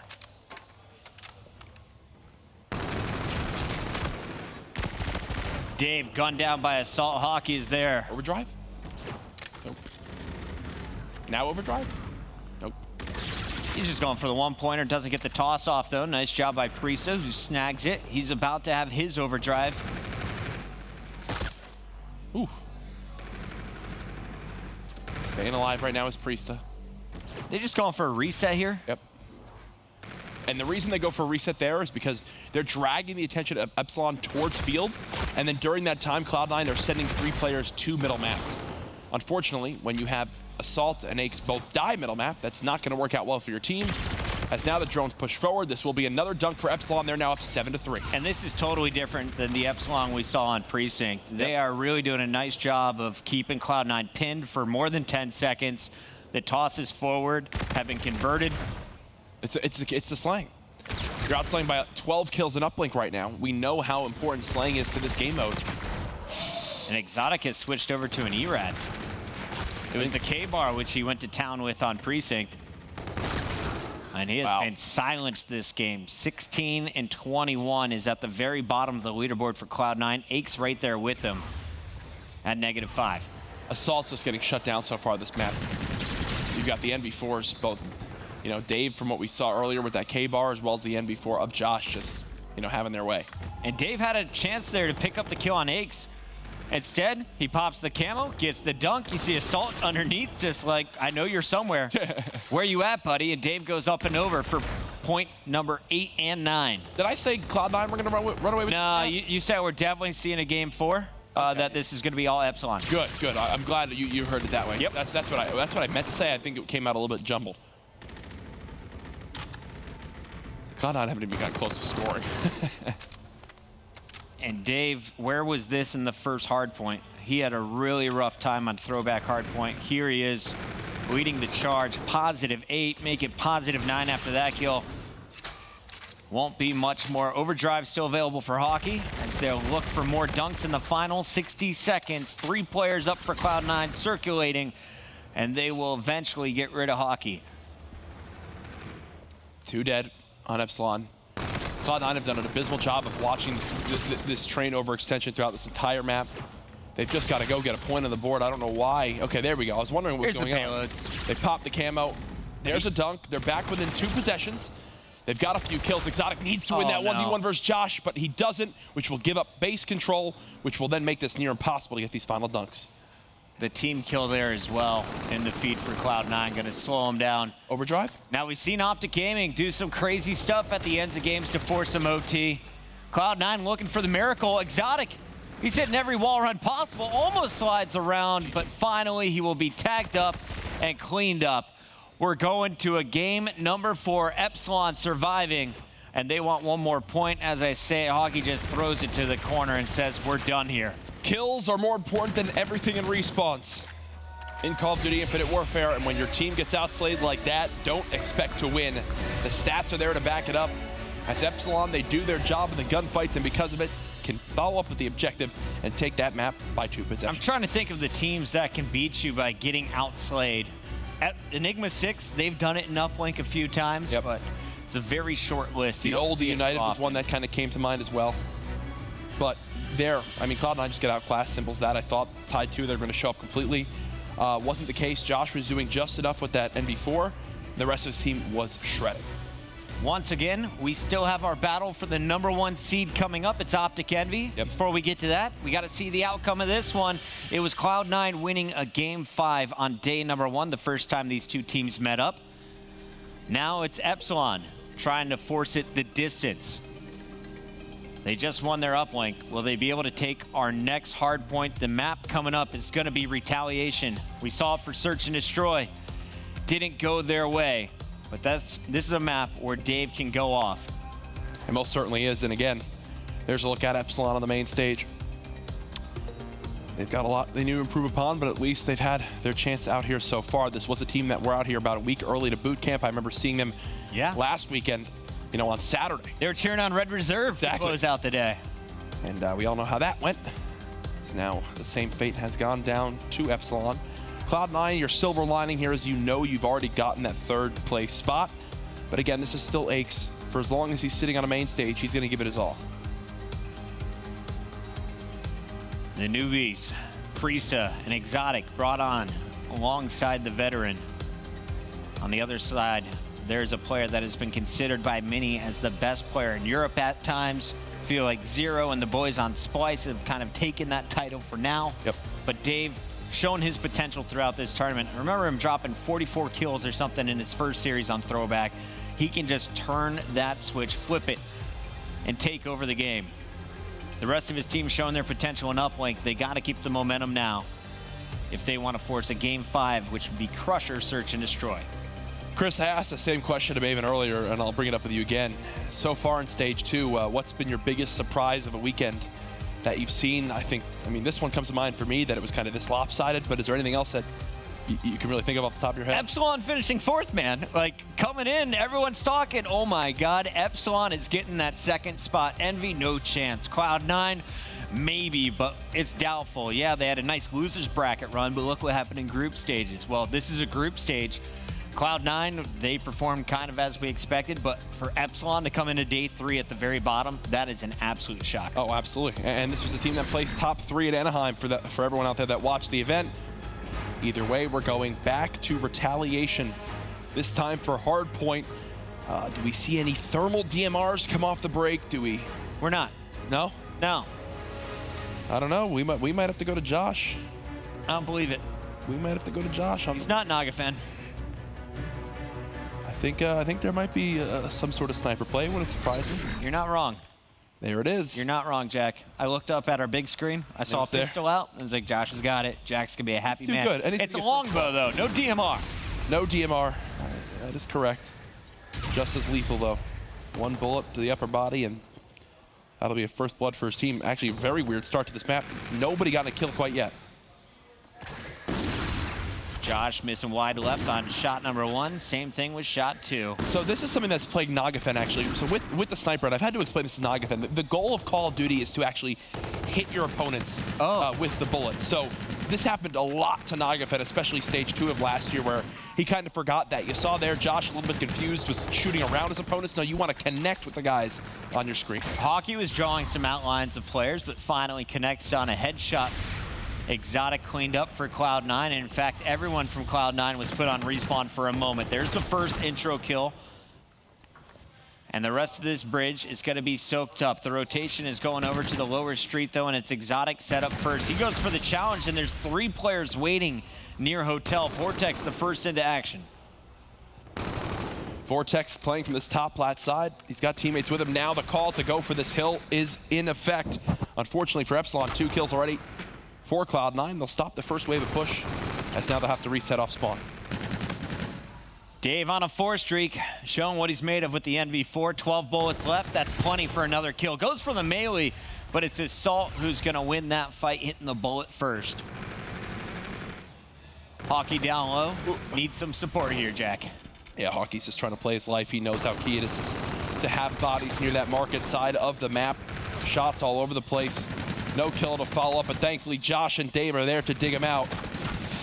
Dave almost gets the 3rd. Either way, it's Epsilon currently in the lead. They do have these cathedral spawns, and this is an example of a money hill where you need great communication. You need to lock this down for as much time as possible. Let's hear their team comms with a listen in. Nice, one more straight. Is he weak? Oh yeah, you sweet kill, left He's looking for you, Dave. Aye, split up. Nice. I'm spawning market. Helping you out. The board. Holy shit, he's tagged on wall. Up, please. Get into the white van. Still there, still there, wall, still wall. Robin dead. Alright. I've got curve. One's in curve, All the way there, Dad. One's in curve, let's go. He's not. Nice, not spawning. He came up, I don't know where he came from. He came from curve. Curve. Wait, what? He must have got... I told you, I told you he was in there. I hope they were on my point of view, because I was looking everywhere. One shot. I'm 200 from streaks. I can try and get your front door. Oh, just get your front door. Spawn people. So, sorry, tight. One's pushing the street. Yeah, he's far away. Yeah, one close. Close is absolutely. One close. Weak, one shot, one bullet. I hit him with a bullet, he's pushed up curve straight away. He's hit it there. Outside, on your right. I'm behind one garage. Don't need one curve, I'm one bullet though. Yeah, I spawned out 2. But as long as we get this guy, we're good. Nice, I've got hallway. One shot, he's just playing hallway. On a 5, Pieces on a 5. Yeah, he's sliding around flat. I think I spawned all the way out, all the way. Okay. Big bridge. Pass. One's jumped up a little bridge. Assault's P1. Little bridge just on you. It's gonna be close, Dave, to your void. Lower bridge is somewhere. Go for a little bridge spot. Probably kill Priester. Underneath. One's front of me. Got X. Oh, I just bumped my head. Priester, your side one. Front and on hill. Orange bus. I got control of your fucking little bridge. He's peeking like side on. Orange bus. I'm trying to stay up. He's at the back, Priester. Going on the wall run. Charge him with me if you want. One's P1. P1's one shot, one bullet X. Side, man. X, one more hill. Oh, he's got streaks. X was... One shot exotic. That's one. Last guy was a better P1. He's gonna be front somewhere. Ah, he's weak. I think he's got streaks. Yeah, he 100% has. Got time as well then. He's just gonna be somewhere new. Probably plat or bedroom. Come behind me at curve. Curve one shot. Curve one shot. You kind of hear a lot of ups and a lot of downs right there for Epsilon. Either way, they do have a lead right now, Chris. One thing I do want to commend them on is making sure they always knew where to expect the next enemy to be. You heard them say, watch out for close statue, watch out for the mid-bridge L wall, watch out for curve. They made sure they always had a sightline watch. It's what helped them get the majority of the time on those 2 money hills. Yeah, but I think the biggest issue there was the kills. You look at the numbers, only Dave remains positive. Everyone in that last minute getting outshot by Cloud9. Ooh. But Dave has been the difference maker. You look at the Cloud9 numbers, no one really going off at this point. Priesta, the only player positive, and it's just a +1. Who is going to take over this game? Cloud9, can they close it here in 4, or are we really going to a game 5? It's looking like Epsilon, they got a tasty advantage right now, 62 points. I'd love if we can quickly just swap through some of these Epsilon players. Dave, for sure, I think he's the only one that would have a chance at a streak yet. Nothing here. So look, Epsilon have no utility to work with. Yes, they have this lead, but retaliation, while it might not be as extreme, it's a map similar to Breakout where any comeback is possible. We've already heard from Epsilon, and I'm sure later this map will also kind of hear the comms of Cloud9, especially when we get towards Cathedral, because this is still 100% possible. If they figure out a way to shut down Dave, a lot of that slaying presence and kind of power on the map will be cut down for Epsilon. Scarab went out from Aches, nothing connected. But he knows the location. Get some help on the first kill now. Finds Hockey reloading. Vortex through the sky was the last one up for Epsilon, but he's not a real threat to this bridge yet. Exotic is just waiting and scoring. It was a 62-point advantage for Epsilon. Now look at your scoreboard. Oh yeah, no, they have brought it right back. The comeback is here. A few players just went into the positive for Cloud9. You see the reaction time of Exotic right there, snapping onto the player, pushing that top plat side. Unfortunately, nice play by Dave. Cutting down the weak player. Now just a 6-point game. Again, moving back towards those money hills. Expect teams to split a majority this time on the lower bike path. Vortex is going to unlock an FTL jump with this next kill. As he's hunting it down, the player's just playing Ring Around the Rosie in the hotel, and that's player number 4, Aches, who's going to get the best of him. Priesta fighting for hill control. And he is going to be supported by the captain. That awkward timing on the reload, and Aches still gets the better of Josh right there, bouncing back and forth. He knows where Dave is as well, just play your life, Aches. Here's their chance for a comeback now, 175 to 167. Cloud9 on the verge of taking back the lead. Priesta in the 1v1 right here with Hockey. Lead change, Cloud9's got it. Priesta, no. Oh, okay, he did finish Hockey, but either way, Josh now here. Hockey bought enough time. Streaks will come into play. I do like this. Force them out of this side of the map. He weakens himself. Hockey just tried a suicide. Not going to happen. Priesta will live through all of it and get the third. What a streak right there. We talk about money hills. That's one way to lock him down. Perfect precision use of the Trinity Rockets. And he is still rolling. Scarab going out as he collects his 50+ seconds to hardpoint time. Vortex has been called out and injured. Epsilon, they're all trying to surge over the bridge, but they're just running into too many defenders. Aches backing down, leaving up to Exotic on the front line, who finds Josh.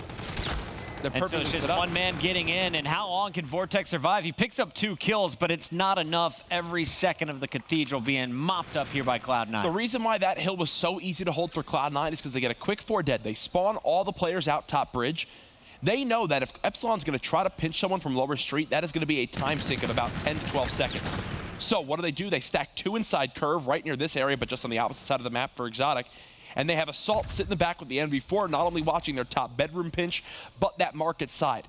If Assault needed to help his team, he would have, but he watches the pinch. Josh goes there, gets gunned. The rest of Epsilon then falls. Cloud9, with one break here, could close out this map and the series.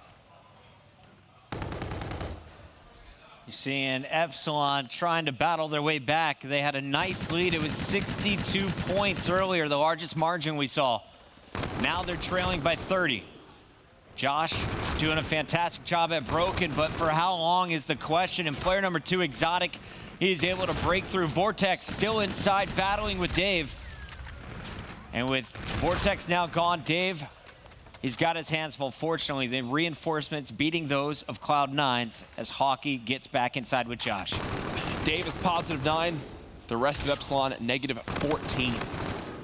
He's the reason why this slang is even close remotely on this map. Exotic goes for the kill here for this final couple seconds. His pinch might be the difference maker, though, on this plat play. Ake's worried about top bedroom, and for good reason, as there's someone there. 238 to 228. Epsilon still in this game. I'm cheering on the North American boys, Jack. I want to see this series wrapped up as we get into our battle for the #1 seed. Can Cloud9 finish here? They need just 9 more. Epsilon, they need 13.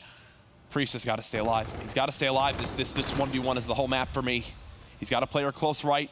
He's just soaking up the time. 244 to 241. Epsilon will surge on through. First blood for Vortex. Ake's now there. They're just keeping Epsilon out of this hard point for as long as they can. Beautiful pre-fire from Ake's. They're just suiciding into the hill now. The door has been shut.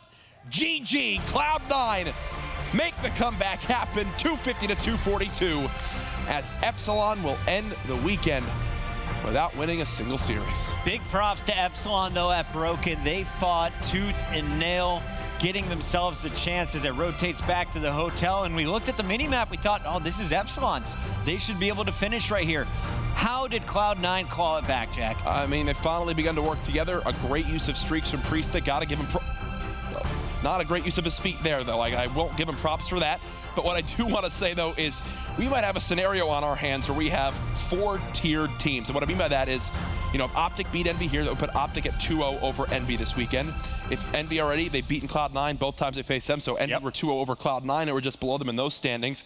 And then Cloud9 beat Epsilon 2-0 this weekend. So I think you can clearly see where this would go, especially if Optic beats Envy in this next match. Rough time for Epsilon this weekend. Yes. They are going home winless, and they had their chance on day #1. That's where it all went wrong. They blew the 2-0 lead. Cloud9, they took that match, and now they take the rematch. Right now, we got our interview ready. Let's send it on over.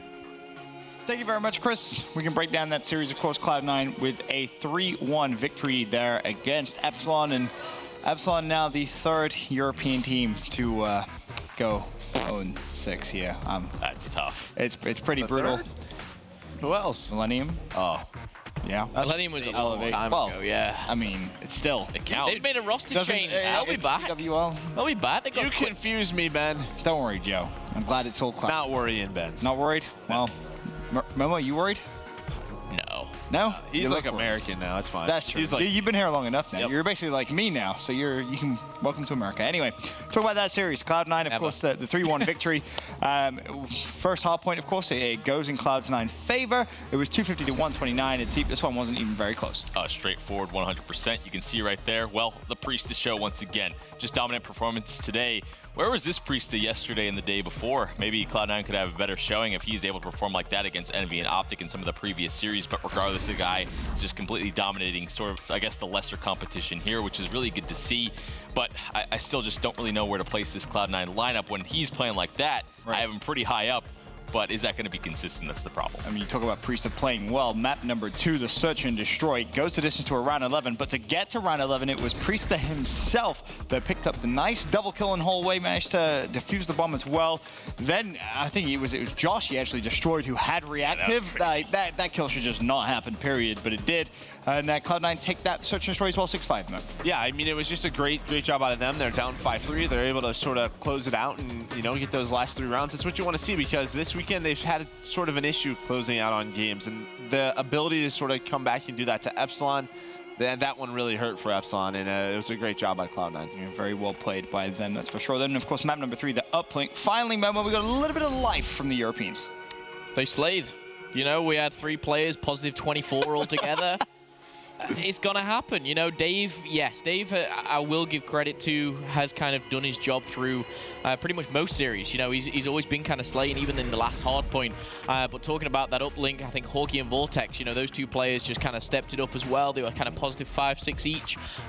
Josh, admittedly, you know, he wasn't on that slaying caliber, but you know, not everyone has to be to win a game. You've got to have 3, sometimes 4 players, but for these guys, they've had 1 all weekend, and it's been very disappointing. The one thing I will say is to lose the S&D in that fashion and win the uplink, I was mind blown. I didn't think that would happen. Sure.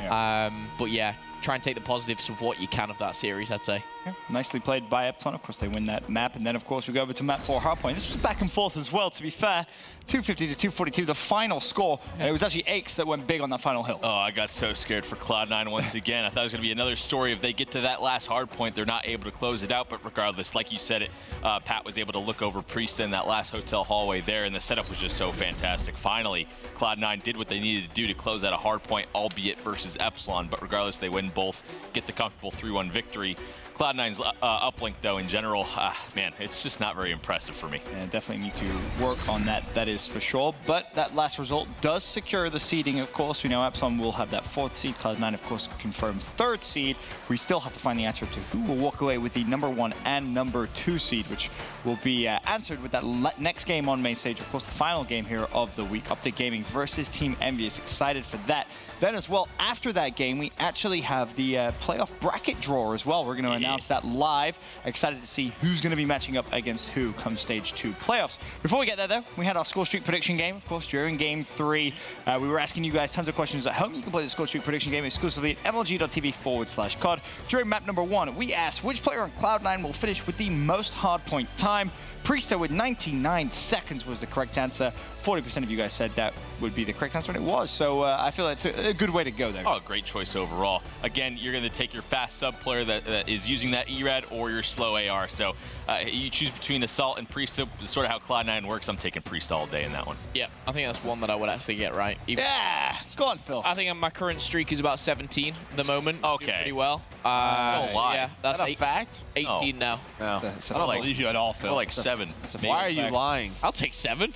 7 will put you on the top 10 leaderboard, more than likely. So yes, good job, Phil. Good job. In game 2, we asked, will game 2 go past the 9th round? Of course, the correct answer was yes. It went the distance to a round 11. 59% of you guys got that right as well. Cloud9 Epsilon, is that how you would have gone there, Joe? No, I think I would have said no. That's a 50-50 one, though. I mean, flip a coin. Flip a coin. Flip that coin. That's a tough one. And it's definitely a trickier one, that's for sure. And then, of course, in map 3, we asked who will finish with more kills in game 3, Assault, Dave, or there will be a tie. Dave was the correct, very original. 1% of you said there'll be a tie. 45% of you got it right with Dave. I probably would have gone with C just for the giggle. That's a gamble right there. Do you get like a triple times if you get that one correct? That should be like a. That's putting your money on green. Yeah, right. That should be a bonus. Triple points right there. You get that one right. That's for sure.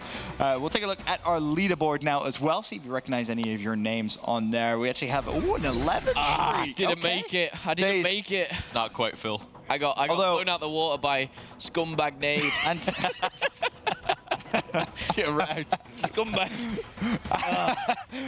Anthony and Marissa, they're still cheating, playing together. Of course, they're on the 8th streak. But 11, congratulations to It's Tripsy at the top there. Of course, you can play the score sheet prediction game exclusively at mlg.tv/COD with the enhanced viewing experience. You get your up-to-date event statistics and featured player POVs. But moving forward, of course, we have one final game here, week 4, the last week of the regular season. Of course, playoffs coming up soon, though, so that's exciting. This is crazy. It's going fast. It has. It's gone super quick, and it's strange because we sit here in a very similar situation to where we were sat in terms of stage 1 talking about Team Envious. If they win this next series 3-0 or 3-1, they will steal the number 1 seed.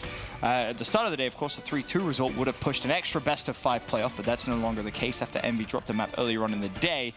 But I guess I have to kind of get your guys' predictions because we've already seen this once, of course. It went the distance to that game 5. Envy looked so much better in hardpoint. They collapsed in search and destroys. Yeah. Is this going to be a similar case, you think, where the winner of the uplink takes the series team?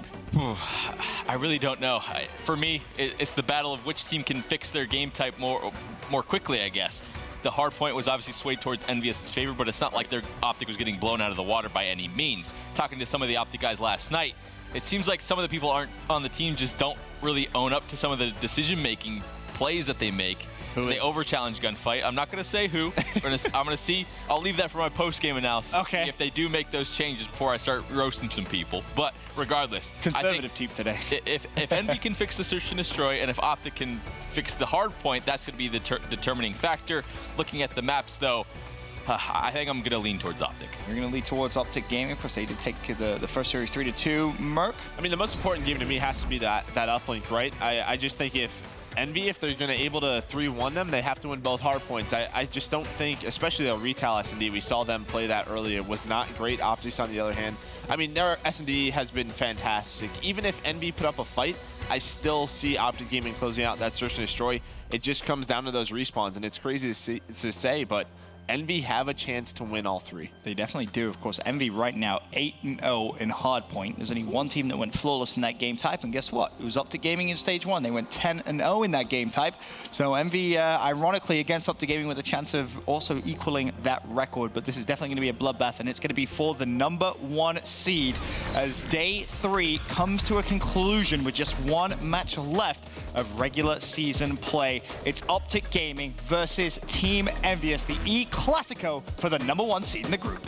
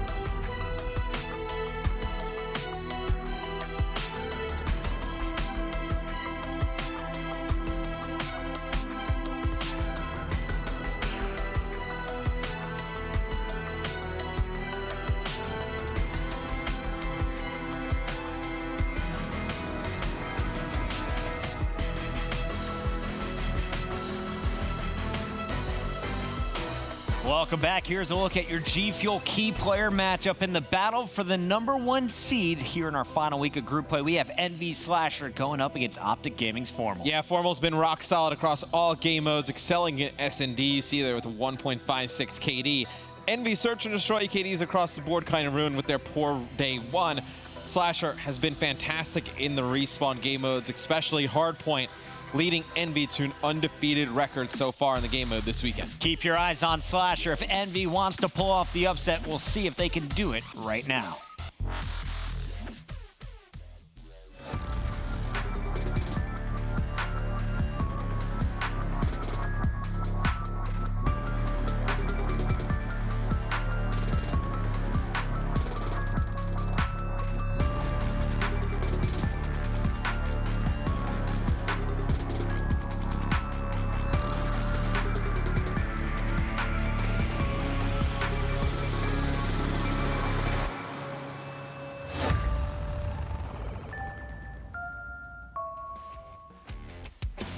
And we are back. It is the final match of group play here at Stage 2 of the Call of Duty World League presented by PlayStation 4. The Global Pro League has been fantastic, but Matt, it's coming to a close, and no better way to finish than with the battle. It's the E-Classico. We got Envious going up against Optic Gaming, two of the most storied franchises here in Call of Duty. Yeah, it's the final group play game just overall for the year for the Global Pro League. After this, we go to playoffs, then go straight into champs, where obviously there'll be group play there, but it's crazy that we're already at the end of Stage 2. Excited that we get this matchup between these two teams. It was Envy who was able to force it to a Game 5. The first match just did not come out on top. They have a chance to change here, though. They have a chance to get that #1 seed. They just got put away Optic pretty quick. Optic, they are perfect so far in Uplink. They are perfect so far in Search and Destroy, but Envious has not dropped a single hard point. And if you remember their last matchup, it went to a Game 5. Here's a look, though, at our numbers, Matt. And Scump, he's topping everybody's leaderboard with the overall KD. I believe it's a 1.34. His respawn, though, separates him from the rest of his squad. He's at a 1.25, and he gets 32% of his team's kills when it comes to this game mode. Yeah, he's been great in hardpoint, and so is Slasher. You see right there, matching him in KD. Slasher with a little bit more hill time per game and more defense. Slasher's been a huge part for Envy's success the entire weekend. IW, it's been basically two different stories for these squads. You had Envy showing up pretty strong at Atlanta, had a top 3 finish there. Other than that, not a great title for them so far. On the other side, Optic Gaming, they've won back-to-back tournaments this year. They've been in several grand finals. They had an off Anaheim and not the finish they wanted at the Stage 1 playoffs, but they are looking like they are back in true form. And we want to remind everybody, Optic Gaming back in Stage 1, in their group play, they were perfect. They didn't drop a single hard point. Envy, if they can win both of the hard points, they tied that accomplishment from our initial stage. If I remember correctly, Optic did not have the strongest group during Stage 1. I think it was Red Reserve, Elevate, I think Enigma 6 in there as well. I think that was the 1 week I was gone. Right. You did have, not as strong competition as this group, but Envy going undefeated in this group in hardpoint would be an amazing achievement. That would mean, obviously, beating Optic twice in this series, again in hardpoint, and then going through Cloud9 and Epsilon, who we also thought were very strong teams. Obviously, going undefeated throughout a weekend in a game mode, it's not something to kind of knock or whatever. Optic, fantastic in Stage 1, but I think Envy doing it here would be pretty impressive. Optic, they have a chance to go undefeated in Search and Uplink, though. So all kinds of records could be set right here today, and you are watching the closing of all of the group stages throughout IW leading up to champs. We're going to see how this one finishes out.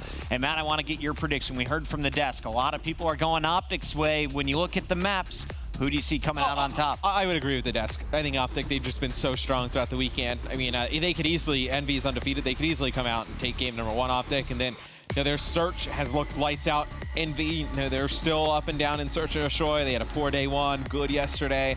Don't know what to expect from them, in the matchup of this caliber.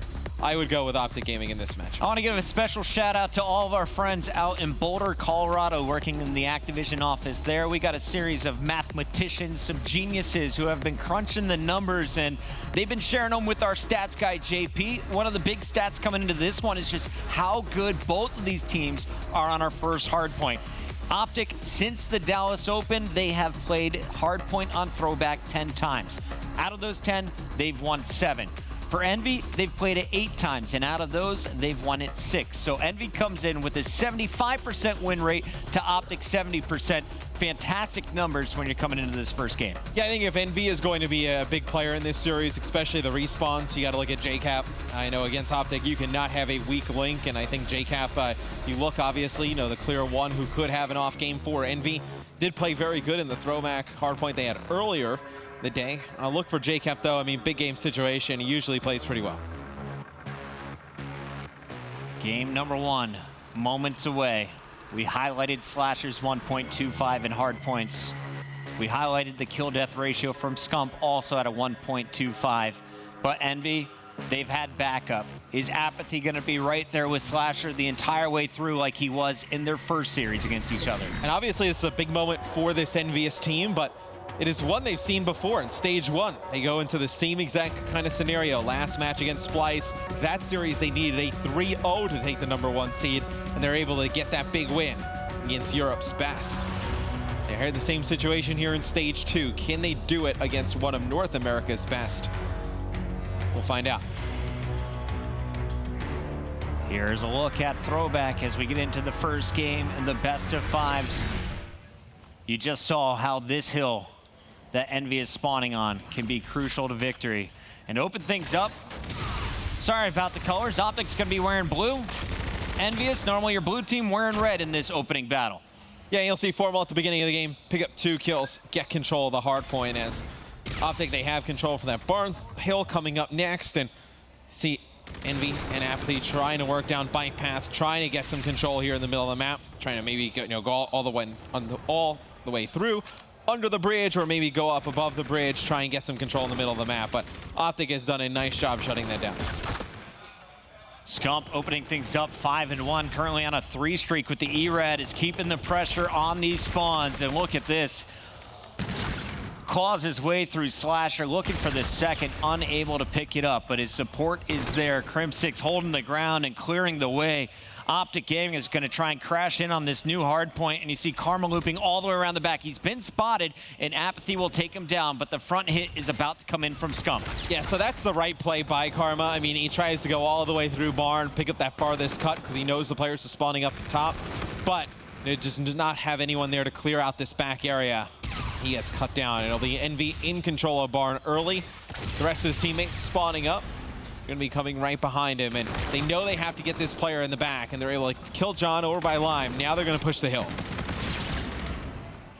It looks like Envy will hold for now. JCap, as I said, is slid into by Crim6, and Crim is going to take over the hill. So John and crew from Envious will try and break in once again. Crim is waiting for him in that window, and the headshots will land. Kills being traded back and forth. It's a 2-on-2. John and Scump in your feed, and Formal will finally find John, but the hill has been broken by Cap.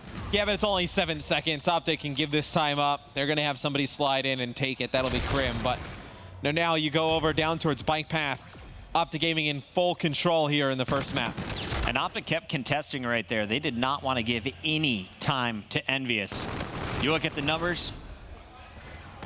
Envy, they're starting to fall way behind. How do you bring it back right here? That's going to be the question for your red squad, as Optic Gaming's Karma goes up and over, floating through the center of the map, makes the calls. The injured players all picked off. It's only Apathy left alive, as 3 just went down for Envious. They got to regroup before they hit. Apathy's going to try and go it alone, and he will win the battle. Meanwhile, JCap on the back end is flanking with his squad. And Envy, they have the better spawns for the new hard point, but they can't let Optic Gaming pull away.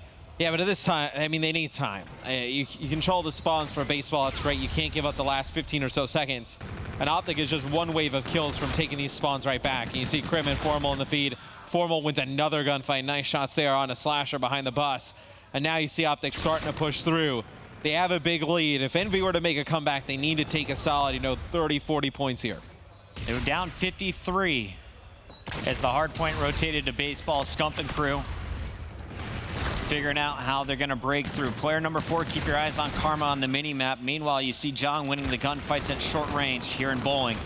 Karma's still up for Optic Gaming in the back, and Karma has officially cleared it all out. He's got some teammates with him. Optic, they're forcing Envy to spawn out in the middle. and Karma is set up for the opening push. The smart rotation from Optic Gaming. You see Karma was in the hill. As soon as his teammates spawn up top, he floods on out. The next person comes in, picks up the hill. It's unfortunate. They're not able to pick up any kills. It was a good setup, but Envious will break in. It's Slasher still with another strong hardpoint game. 13 and 10 right now on a 4 streak. Trying to get Envy some time here on our last hill in our first rotation. Trying to cut it down from 53-point advantage for Optic down to about 40. And you're going to see John rotating for Envious once again. Krim waiting for him in the middle.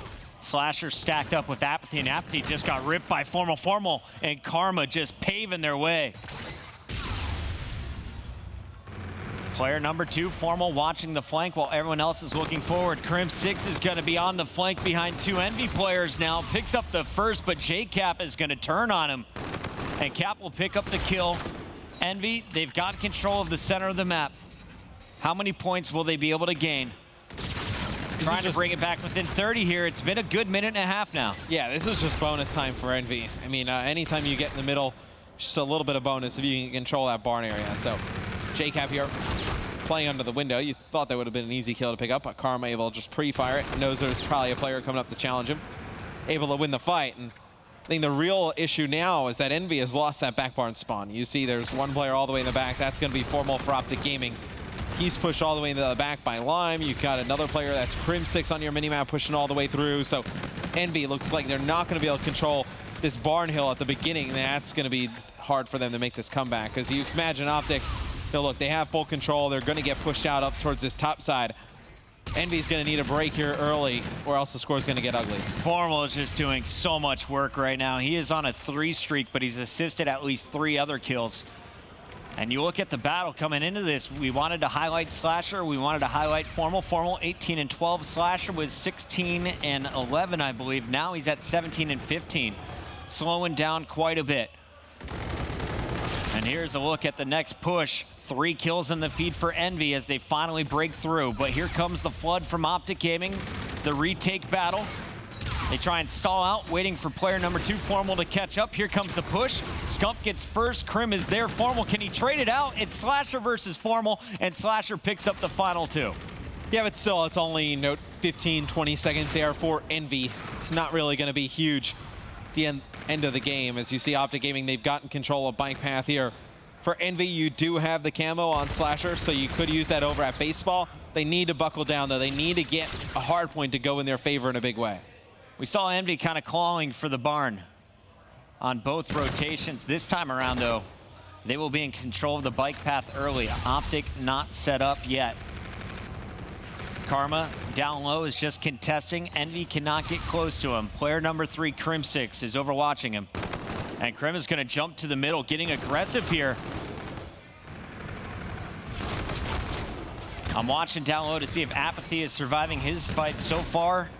He has kept the contest alive with Karma on the other side. Finally, Envy will take control of the hard point, and they will continue to score. They were down 50 as this hill rotated. Now they will finish it down by 35. And actually, they're going to get out of the hill and try and push forward. Player number 5 at the top of the mini-map is waiting for the new spawns. There they are. You got John as well as Apathy coming up as JCap will try and push in. You got Karma waiting. And it's all blue in the feed. Envy simply getting outgunned here on baseball, Matt. Yeah, they couldn't push through that top. They got no kills to go their way. You didn't really see a lot of the tacticals coming through. And you do have the camo of Slasher. You got to think about potentially using it here. As I know Optic Gaming to get out of the hill for just a second. Now they're in complete control of it. But JCap picks up 1. Now you may need to see the push come in fast for Envy, because as soon as you get that first kill, you got to go. But 2 of their players get cut down. And now Optic, they're spawning up towards that top side. They can just keep flooding on through.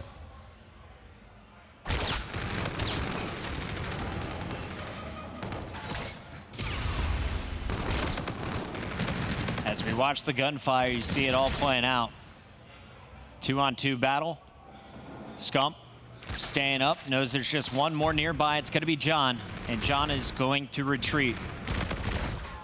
Biggest lead of the game we've seen now for Optic Gaming.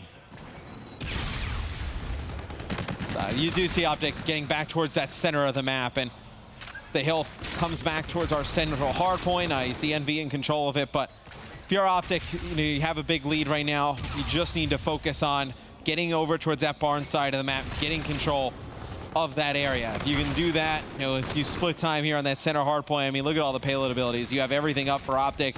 You still just have that camo for Envy. You feel like you're in a pretty good spot. Yeah, JCap and Apathy, though, they're going to have theirs any moment.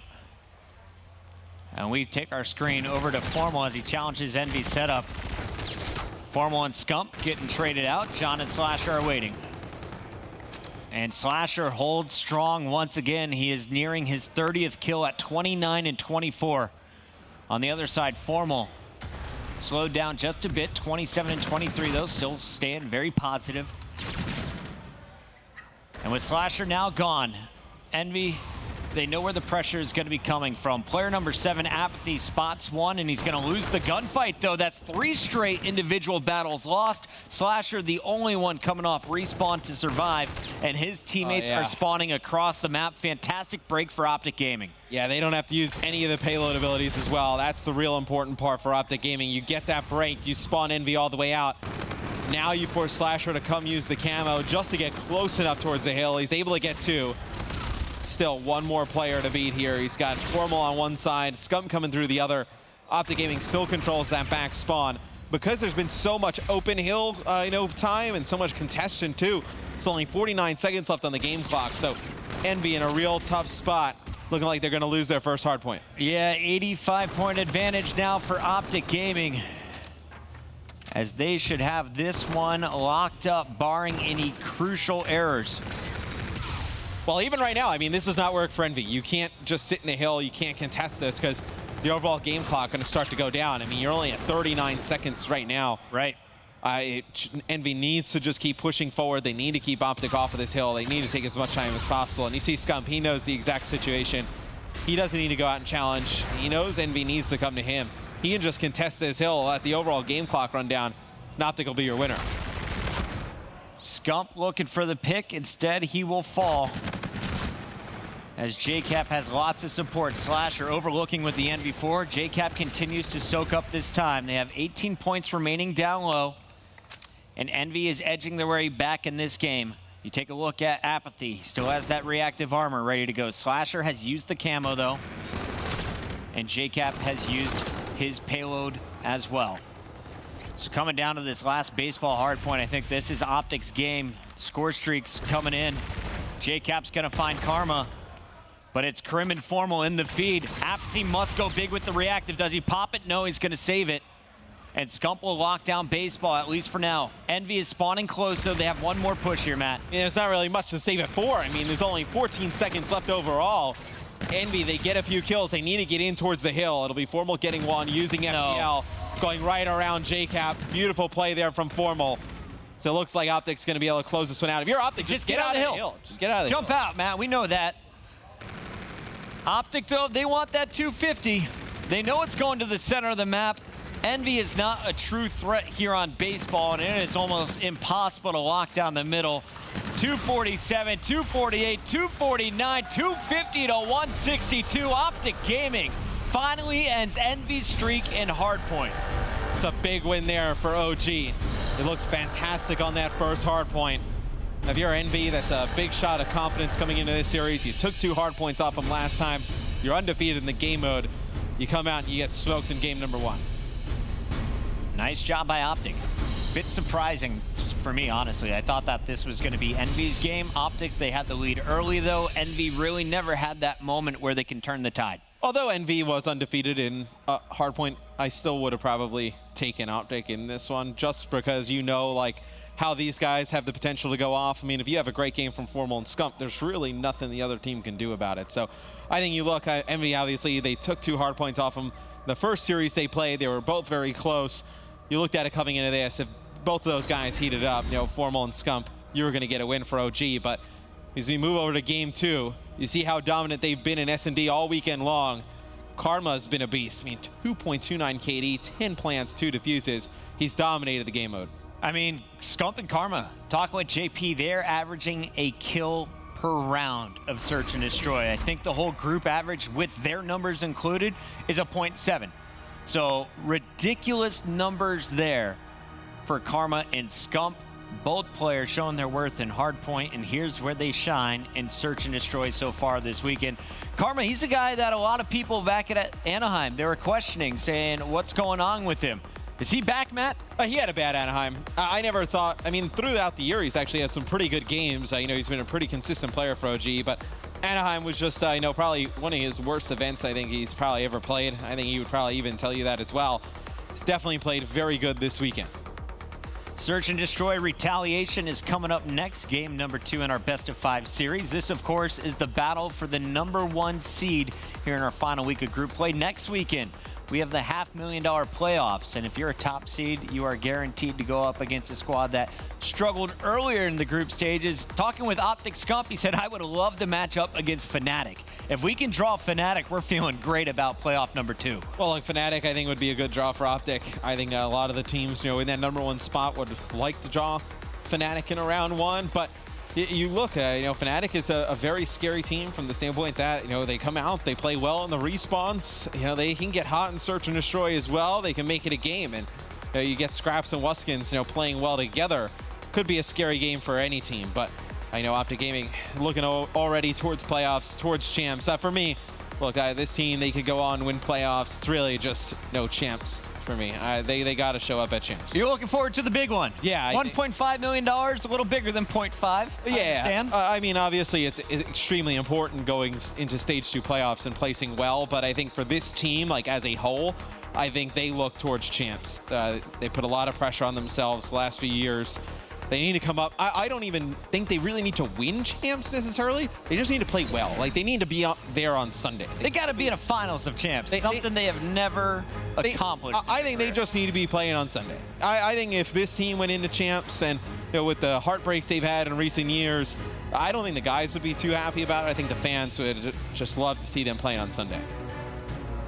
For the record, also asked Scump, who would he not like to play? He'd like to play against Fnatic because he feels they match up very well against European teams.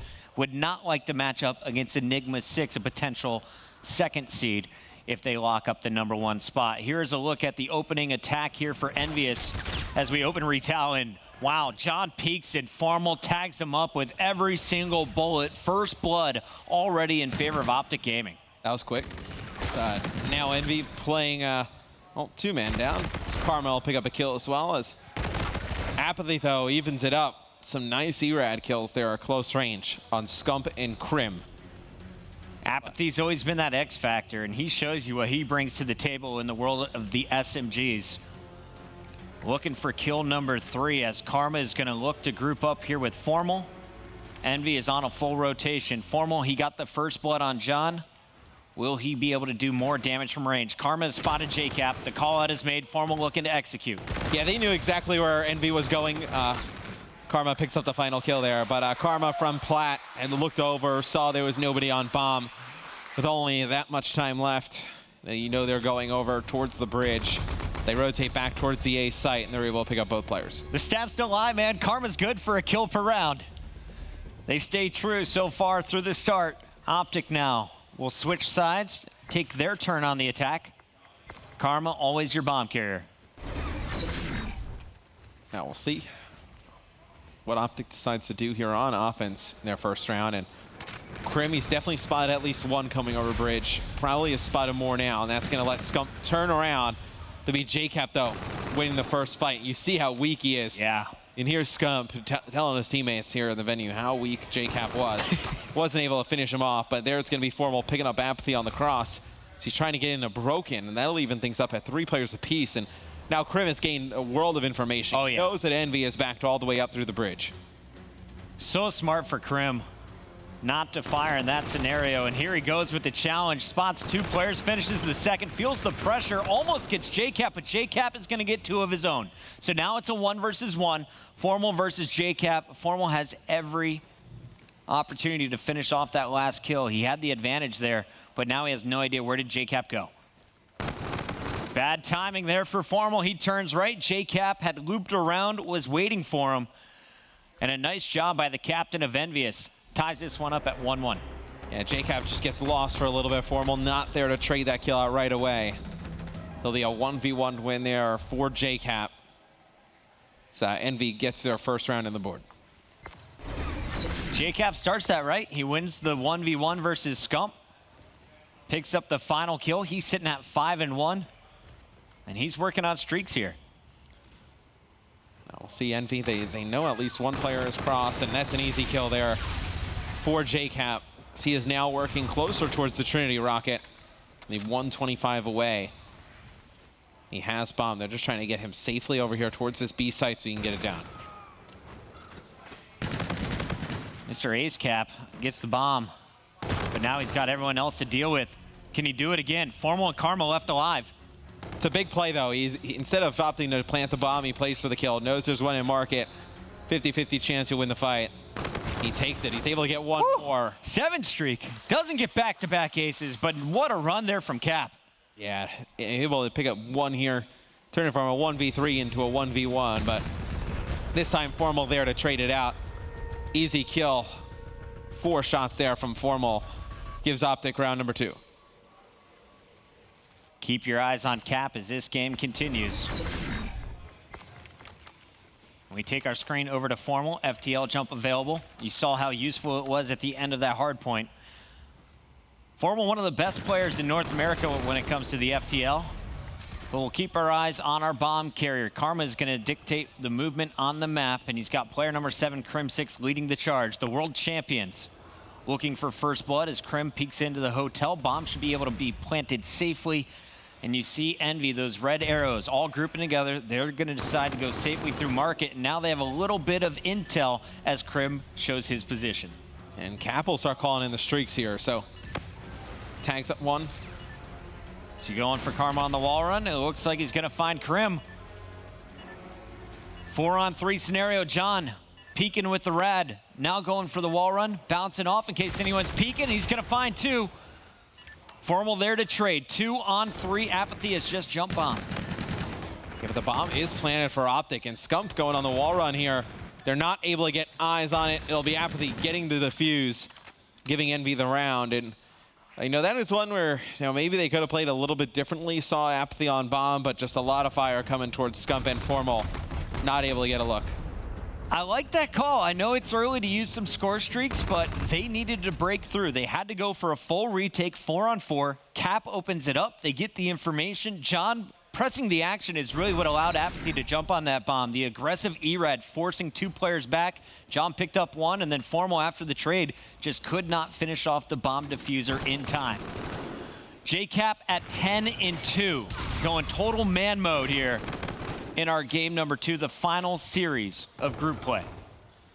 So it's going to be Envy with a 3v2 advantage, trying to work down towards B. So we'll see. Oh, Formal just fires a bullet there. Knows at least 2 players from MMD are up on the plat. Now with bomb down, you have some idea of your Optic where these players are. So you think, probably rotate out towards market. You knew there was one top plat. Now, that's going to be a trade there. So it'll be a 1v1 here. It'll be Crim going up against Cap. Cap has been so good here in game number 2. I mean, he could kind of hide within, eyesight of the bomb, call it Scaraban, or he's going to ping the street. Now he knows exactly where Crim is.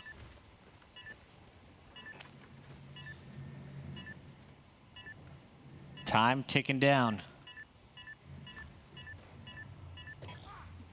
Cap played that perfectly, so Crim will jump off the map. It'll be the round that'll go to Envy. Cap knows exactly where Crim is, checks bomb, backs out, watches one doorway, checks bomb yet again, sees him not on it, knows he has won the round. Crim does not want to give Cap even more points towards potentially more streaks. And that's just a veteran play. A lot of youngsters, they might go out there and challenge after knowing where Crim's at. No, not JCap. Waits out the time, knows the scenario, and plays it perfectly. And now we have Karma. He is going to get the bomb down for Optic Gaming. Everyone survived the initial skirmish. And Cap is looking for kill number 12. His teammates, 5 kills combined. This has been a one-man army. Slasher gets into the action, but Formal trades out 2, and Scump will find Apathy. So it's only JCap left, and he will get pinched. Nice round by Optic Gaming. If they just kill Cap, they're good. I mean, the others really have not shown up here in game number 2.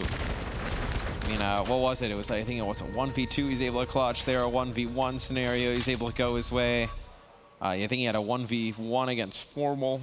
He got to go in his favor as well. So Cap's been a big part of why Envy even has rounds on the board here in game 2. J-Cap, your bomb carrier once again. You can see the plan. It is clear. Let's get aggressive. Let's go lower street. Where's Optic going to be set up? It's a 2-2 split for Optic. 2 players close to market, the other 2 close to the top bomb site. And J-Cap is going to go for the lower street plant. This one's going to get off safely. The question is, how do you set up to defend it? Nice bank nades coming in from Karma. Can he finish off the kill? He's got teammates there. It's Formal and Krim picking up your initial 3. Slasher, last man standing. He's got the NV4 at distance. This is where he's most dangerous, but there are just too many Optic members checking every corner, but Karma comes around firing, and it will be an Optic round. Yeah, they get first blood, and then as soon as J-Cap gets bombed down, a few nades come in, they get him weak, and then just players down from the market just flood in. You're able to take out everybody of Envy. Will be another round here for Optic, making it 4-3.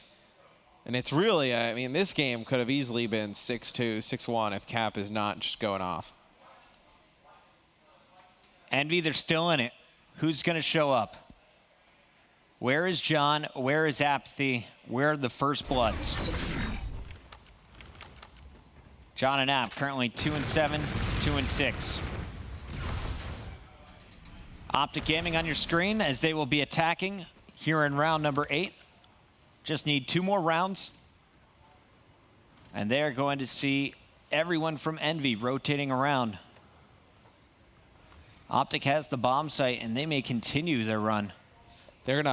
So it looks like they're gonna plant this, and they're gonna back up for Cathedral. But Cap does have the bombardment. See if he's able to get anybody with it. It'll be John taking out Slasher. Nothing with the bombardment. So you burn the streak and a team kill there at the beginning. You do have the man advantage. The bomb is planted for both players on Optic, though. Apathy and J-Cap running together as you saw Formal about to get tag team. John jumps out by himself, but there is the finish from Cap. And Cap continues on his reign of terror, 12-4. They will give the defuse to Apathy, and this is going to be a tied game. Yeah, 4-4 rounds. This has really been J-Cap versus Formal here in map number 2. Optic trying to start this series up 2-0. And then, you know, you go to Uplink. They've been fantastic in that game mode. You'd expect the series ends there, but we'll see. It'll be Envy on offense. Bomb in the hands of J-Cap. Does have the Centurion. I don't know how he'll opt to use that here in Search and Destroy. We see it, you know, sometimes you get the bomb down. Maybe you haven't watched the flank on a defensive setup. It's going to be a slow push here from Envy. We do have Apathy pushing over here towards the top side. See if you can get a jump on one player. Yeah, Envy's biggest weakness was their search. And you see one of those small mistakes, the challenge, but Krim instantly punishes wall-to-wall running. Krim just locks onto Apathy and hits every bullet. And Optic's going to give them that lower market bomb site. Scump playing that angle we just saw him in. He's going to be looking straight down through market. And Optic's going to probably just try and retake this with the man advantage. So bomb will go down. Slasher's going to have 1 kill here. I love the patience and the positioning there. He puts himself in a situation where they have to run by. Unfortunately, Cap can't trade right there. There's 3 players called out. How do John and Slasher get together and work this down? Optic, they don't jump the bomb right away. They're looking for the final 2 kills, and it looks like John is getting snuck up on. Player number 5, Scump, right here, should be able to trade. Scump with the E-Red will find John, so it's a 1v2 for Slasher. They have no idea where Slasher is, though. The last time they saw him, he was actually up in the hotel. Formal looks towards market, spots him, beams him down. It'll be Optic 1 round away. 13-5, and he just makes it look so easy. Floats his way over and hits every shot against Slasher. What a job by Formal right there. And they'll be Optic Gaming 1 round away from continuing their S&D dominance here this weekend. It's been a game where they've looked lights out. Envy does look much better than they did on day 1. yesterday they were able to win some SNDs in commanding fashion. Here, as opposed to the 6-1, 6-2s we saw against Optic on day one. Obviously, 4 rounds, making it much more competitive. That last round could have been totally different if JCap had one more bullet to finish off the trade kill. Instead, it's Optic now on game point. Initial skirmish, everyone survives once again. Formal backs away with his NV4 as Optic wants to take their time. Too much pressure down at that B bomb site at Lower Street. Instead, they're going to look for a pick first. And I wonder if Optic, saw the players come out down towards that lower market. And I believe JCap used the Centurion down there, so we'll see how Optic decides to play this. Karma hops bomb for a second. Just trying to bait one of these players out. Still a decent amount of time here for OG, because you burn the streaks on Envy.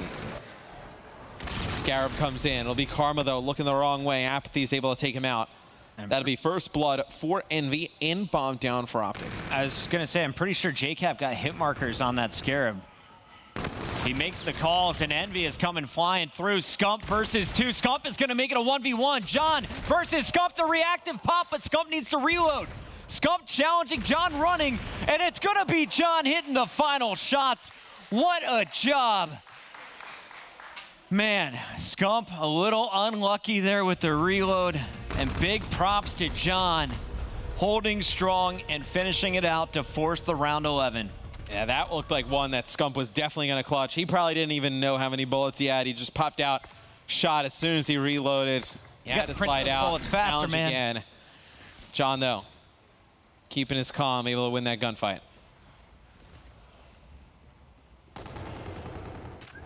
JCap, a rock star early, has slowed down. His teammates coming alive. John keeps him in it in round 10. How do we conclude this game number 2? JCap with bomb for Envious. Backing up, Slasher is going to look for an intro pick, but the man who has caused him problems all game long is Formal, who is patiently waiting back here outside the graveyard. And Formal can see if they get up right on a bomb. The issue is if they spot Formal, they'll have Slasher there to just trade this out right away. And smart play by Formal. Backs up, knows there's a situation where he could get pinched on. And he can FTL to safety as well. Keep that in the back of your mind. Shots are going up and over the wall from Crim6 as he finds Slasher. Apathy tries to trade it, though. Throwing the grenade, expecting more from Optic. They do not push, but JCap gets punished, and that's bombed down. Optic's well aware of it. Crim6 spotted. Apathy there to trade. Scump makes it now. John versus 2. Can Envious's John do it again? He's got to take down Scump. Formal still up there to support. He spotted both players. They have no idea where he's at, but Formal's got the gun. The NV4 holds true, and Formal locks it in for Optic Gaming. This one, the closest we've seen of the search and destroys. Well done by Envy, but massive props here to Optic to get a 2-0 victory. Yeah, you see Slasher clearly heated, and he thought he had a good position, trying to figure out a way that he could pick up a kill there in the corner. And yeah, you see they're just like kind of going down the line. Slasher's looking at John, John's looking at Cap. Just seems like they were not on the same page of how to play out that final round. They'll be OG taking a round 11 to go up 2-0 here. And now you're playing Uplink. Another game mode they haven't dropped yet. Slasher's pissed. You got a fiery Slasher. Austin is not having it on the main stage. Visually frustrated, and you have to wonder, is their mental game going to be strong enough to keep them in the series? Envy now has to win 3 straight. We'll see if they can get it done after this short break.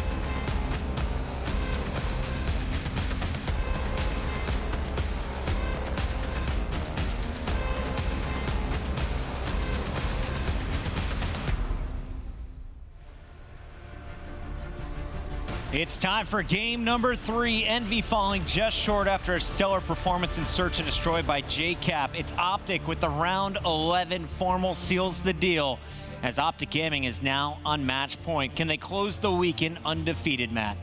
I think they can. I think this is a Optic Gaming team that's just rolling right now. They know how important this series is, obviously, to get that #1 seed. And you make it a little bit easier come stage 2 playoff time at the beginning of your bracket run. I think they wanted that easier road of the 2 options, and they came out with a lot of passion here against Envy. We got a lot of fans in the crowd here today supporting Optic Gaming. The green wall out in full force. We're starting things off with Slasher, who he's been watching some Clayster. He's been watching Josh. He's got a sniper of his own. 0 for 1.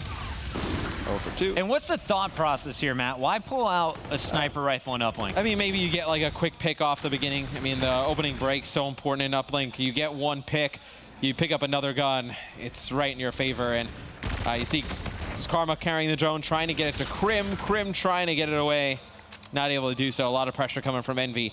Envy holds on defense. And that was a slight fumble there for Optic. 1 point play, just not fast enough. And you are going to see JCap now leading the charge for Envy as 1 player to beat. It's only Scump left alive. A dunk, it was there. Instead, they go for the 1 point toss.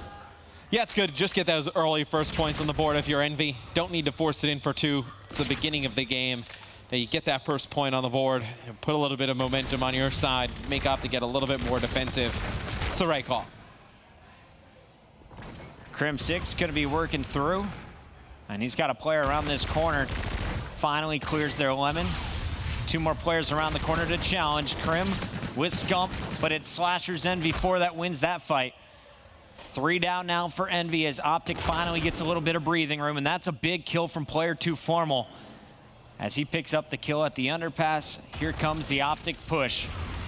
Everyone spawns up around bowling, and a jammed up Crim6 is charging right through it. Finds 2, the drone behind him in the hands of Scump, and this is a dunk. Yep, 2 points there for Optic. It's Crim leading the charge.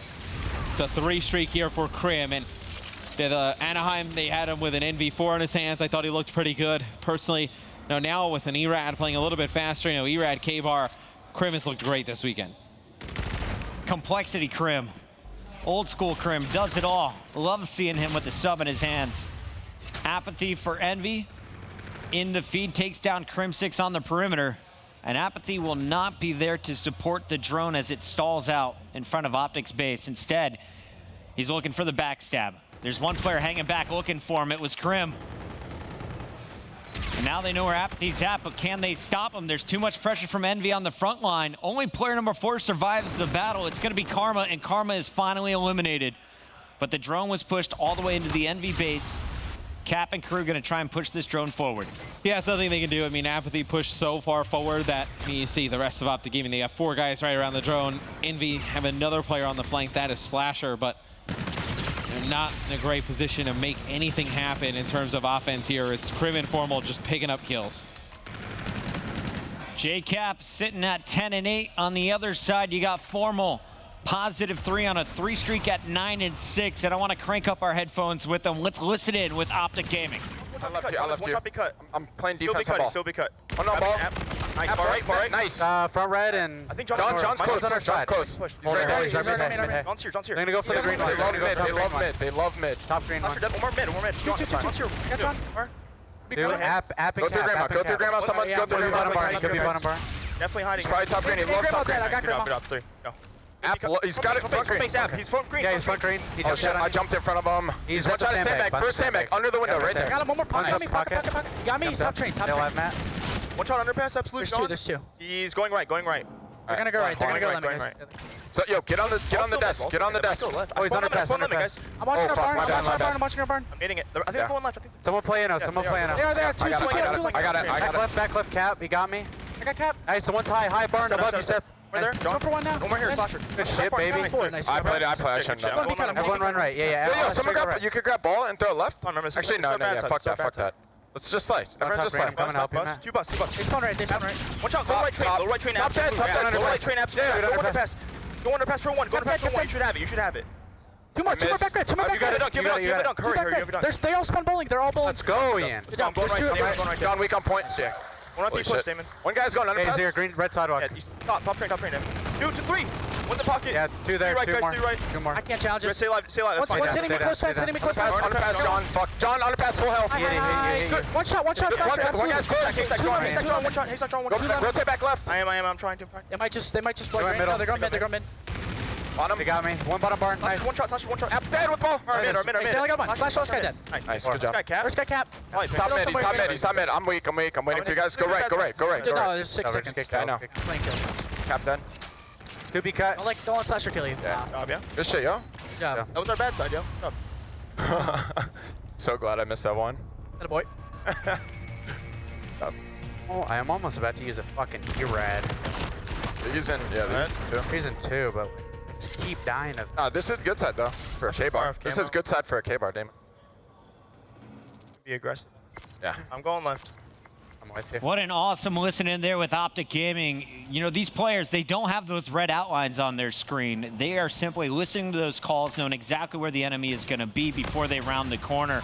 And apologies for the slight glitch there at the end. Envy was able to get a 1-point toss in the final 10 seconds to make this a 4-3. But what was most impressive during that listen in, Matt, was the manual toss that we watched. They manually tossed it to underpass. The 1-point play is missed, but Crim6 slayed his way in and was able to do a backflip in for the dunk. Optic now with a 1-point advantage, and you heard Crim saying they feel like they're playing from the good side now. Yeah, this is the side they love to attack. You know, you can get a lot of pressure down towards bike path. You can get 1-point shots, you know, very crafty through the middle behind the hay. I think it's a good side to attack on. As you see Optic, they picked the drone up. They've thrown it forward for some yards. Now they're just trying to slay out, but they got Crim on this flank. So look for the other two players to potentially hold. See if he can pick up some kills, and he does it. I like that little flank battle between Crim and Apathy. Both players catching each other. Once they realize it's missing, they turn the corner, and right there they are, waiting for him. Karma slaying his way in on a 3, looking for 4, finds John. Karma has just opened this up for Optic Gaming, and they're going to convert it into points. Player number 5, JCap, last one up, the first off the respawn, and he will be sent right back to bed. The kills, it's a 4 down again, total control for Optic Gaming. And Envy's in a lot of trouble. They need to get the members of Optic off of this hay area, out of their own base. Formal and Karma still in there for OG. They finally pick up the kills.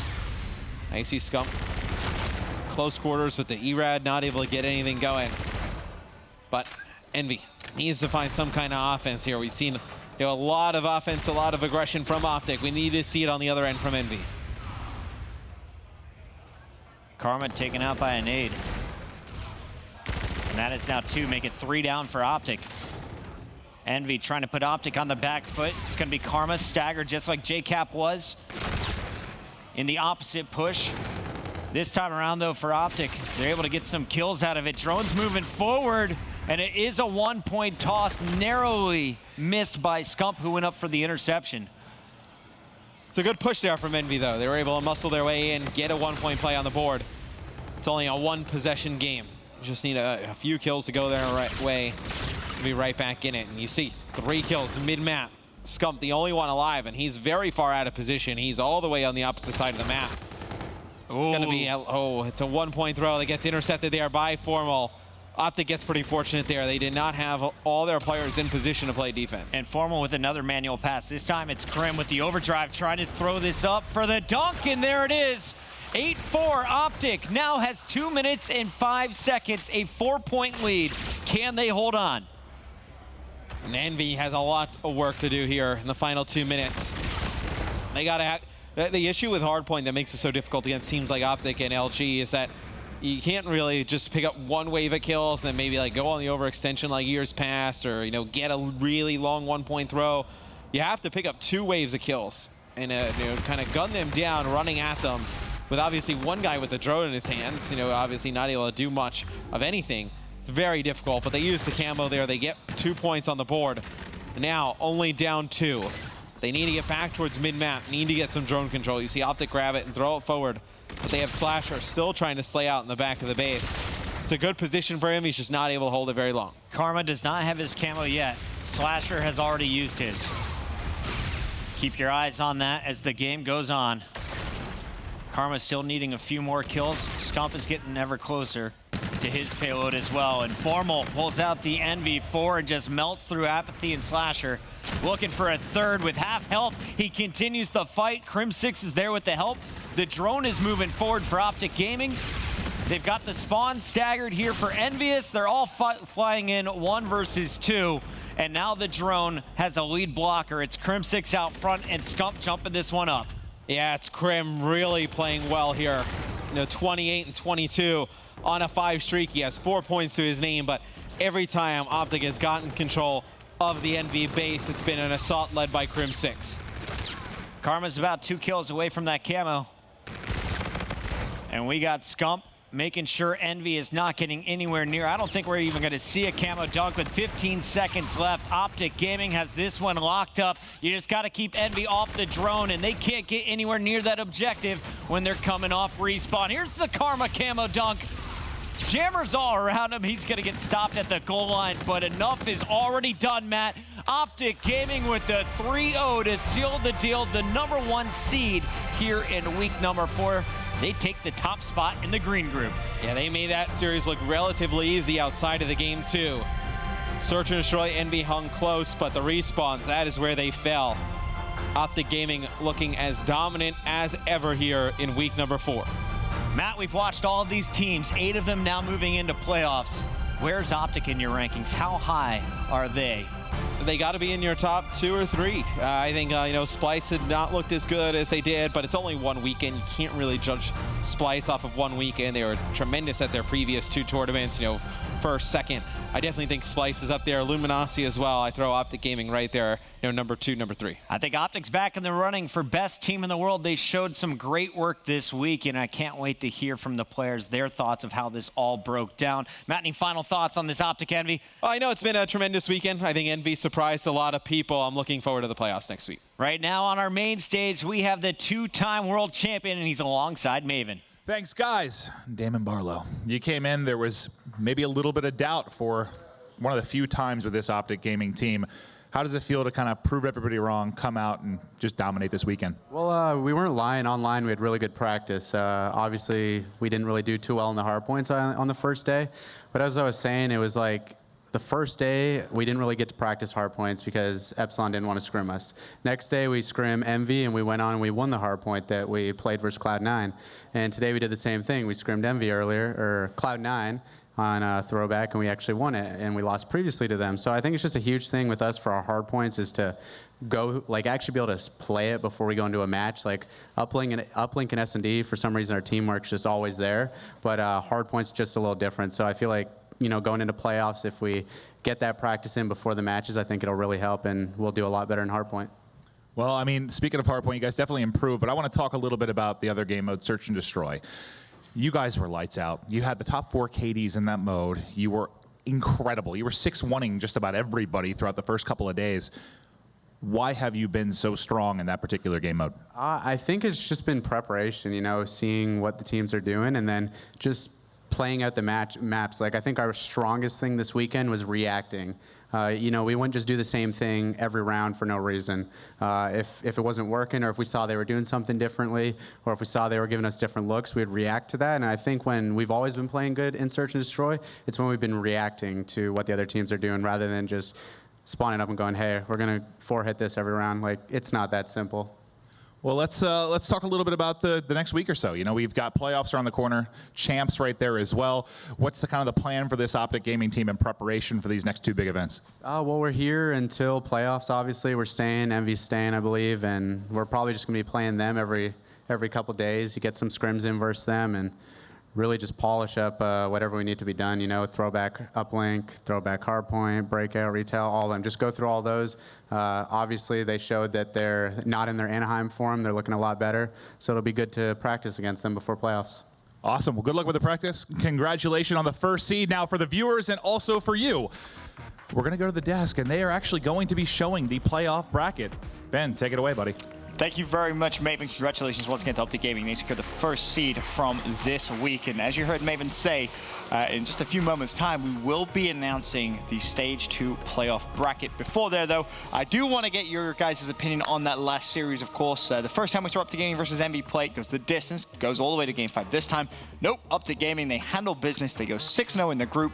Just an all-around fantastic performance from Optic. Yep, awesome performance overall. Going back to that first hard point, when Optic is able to, dominate that first map, it just makes the rest of the series so easy. When you go into those map number 2s and you feel so darn confident in Search and Destroy, albeit that search was extremely close. Right. But the fact that you can go in and get that first map is huge for Optic at this point. And one player we should really highlight is going to be Scump, Momo. This guy has had just an MVP-like performance throughout all of this weekend. Yeah, he hits 40. This guy all weekend has been phenomenal. I'm trying to think of a map where he played average. He really didn't. Every single game, every single mode, map, he's played phenomenally. And credit where credit is due. Optic Gaming, they've not been the favorites, in global kind of aspects for quite a while now, for a couple of months. So it's good to see them back on top. It's good to see them in great form. And I think Scump's been a huge factor of that. Definitely has. Slasher as well drops 40 in map number 1. But I think the key to success that you have to look at, really, when you talk about Team Envious, is John and App. You need that combination to really come out all guns blazing. When teams give Optic trouble, it's their submachine gun presence, right? It's the two guys who are roaming the map, especially Envious. When you look at the presence, even last year in Black Ops 3, when they won Stage 2, when they were competing with them in Orlando, when they won champs and when they beat Optic Gaming, it was John and Apathy. They were just so darn good. And in that map number 1, they were just struggling. And of course, who took over? Scump, their SMG. So you can just see, if you're able to put a little bit of pressure on Scump, sort of like what Luminosity does, right? Things can change, but that's the duo that you definitely want to see step up for playoffs. Yeah, it definitely is. Of course, Optic Gaming 1-0 up in the series at that point. We then go to map number 2, Search and Destroy. And this didn't disappoint like the first series. It wasn't a blowout by any means. It goes the distance, around 11. JCap had 11 kills in round 5. Sadly, though, did slow down a little bit there. T only finished with 12. Yeah, he was really the factor, the only person on Envy that was keeping them in this early on. He did kind of fall off. That's when Optic started to get that round 6 and 7, shifted some of the momentum back in their favor. But Formal, most importantly, heated up as well to sort of counteract what JCap was able to do early on in this one. Formal ends with 14 kills. Man, the guy was on fire in this one. Definitely stepped up, finished with a 2.33, I believe. But one big play. Remember, obviously, you talked about Scump in map 1. In round 10, he almost got himself a 4-piece, a 1-v3 clutch. This is it right here. This is it. He picks up the 3, uses the reactive, and he runs out of bullets. He had to reload. Fair enough. But just as he re-challenges, you talk about COD timing, that reactive goes just at that wrong time for him. Pushed to round 11, of course, and then we kind of saw Optic take the final round. But I think, again, that would have been a very, very special play, whether you think top 5s or whatever. 4-piece. It was incredible, and it would, of course, sealed the deal. Yeah, it definitely would have done. But in terms of that round 11, Merc, it felt almost as if Envy didn't really have a game plan going in. Oh, it was very messy. If you saw after the game, Slasher was sort of just talking to those guys, sort of giving a bit of a Slasher rant. You could tell he was upset. They just gave 2 kills to Crim6 as he was doing that wall run, and it just felt like they weren't decisive enough. You either had to 4 push or you rotate back to that B bomb site.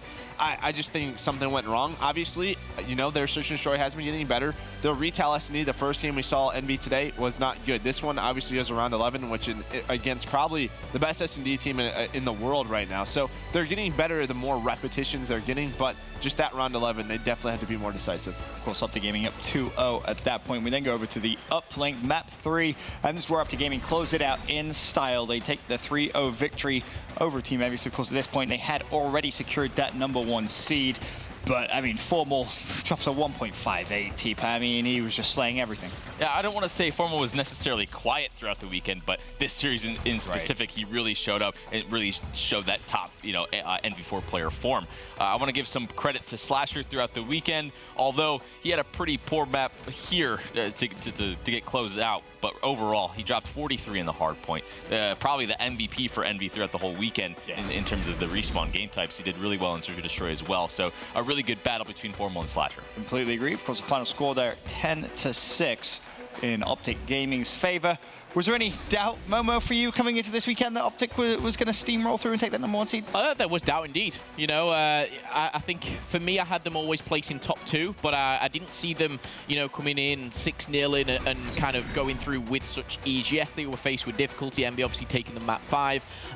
But yeah, they kind of come out on top, clutch up again. And I want to give a little bit of love to Crim6 in that last series in particular. His S&D, I think, towards the end of kind of the last 3 rounds, he picked it up and closed it out well, which he does best. Right. And that uplink, I feel like even though the stats don't show it, he was the one kind of driving forward. He was that kind of entry player as well. But overall, great performance from Optic, 6-0, going into playoffs. They've got to be confident, and I just think they won that title back. People are like, LG the best team in the world. I don't think they like that. And you're talking about doubt with Optic. I mean, doubt with Envy, right? I mean, coming into this weekend, I don't think many people had them in the top 2. Anaheim was just a pitiful performance. That boot camp that they obviously went through obviously helped a good amount. So hopefully we see these guys continue to get better. You know, you heard Karma talk about it. They're going to stay here. They're going to play against Optic the entire week. So hopefully that'll sort of set them up for playoffs. Of course, they go back-to-back 6-0 as well. They did so in Stage 1. They repeat their success here in Stage 2. The big question, of course, is Stage 2 playoffs. But speaking of the groups, of course, all group play now has been concluded. We have finished. We know our teams that will be there at Stage 2 playoffs. Of course, Luminosity, Fnatic, they went through from the first week. Then, of course, Group Blue, FaZe, and E6. United Splice joined in week 3.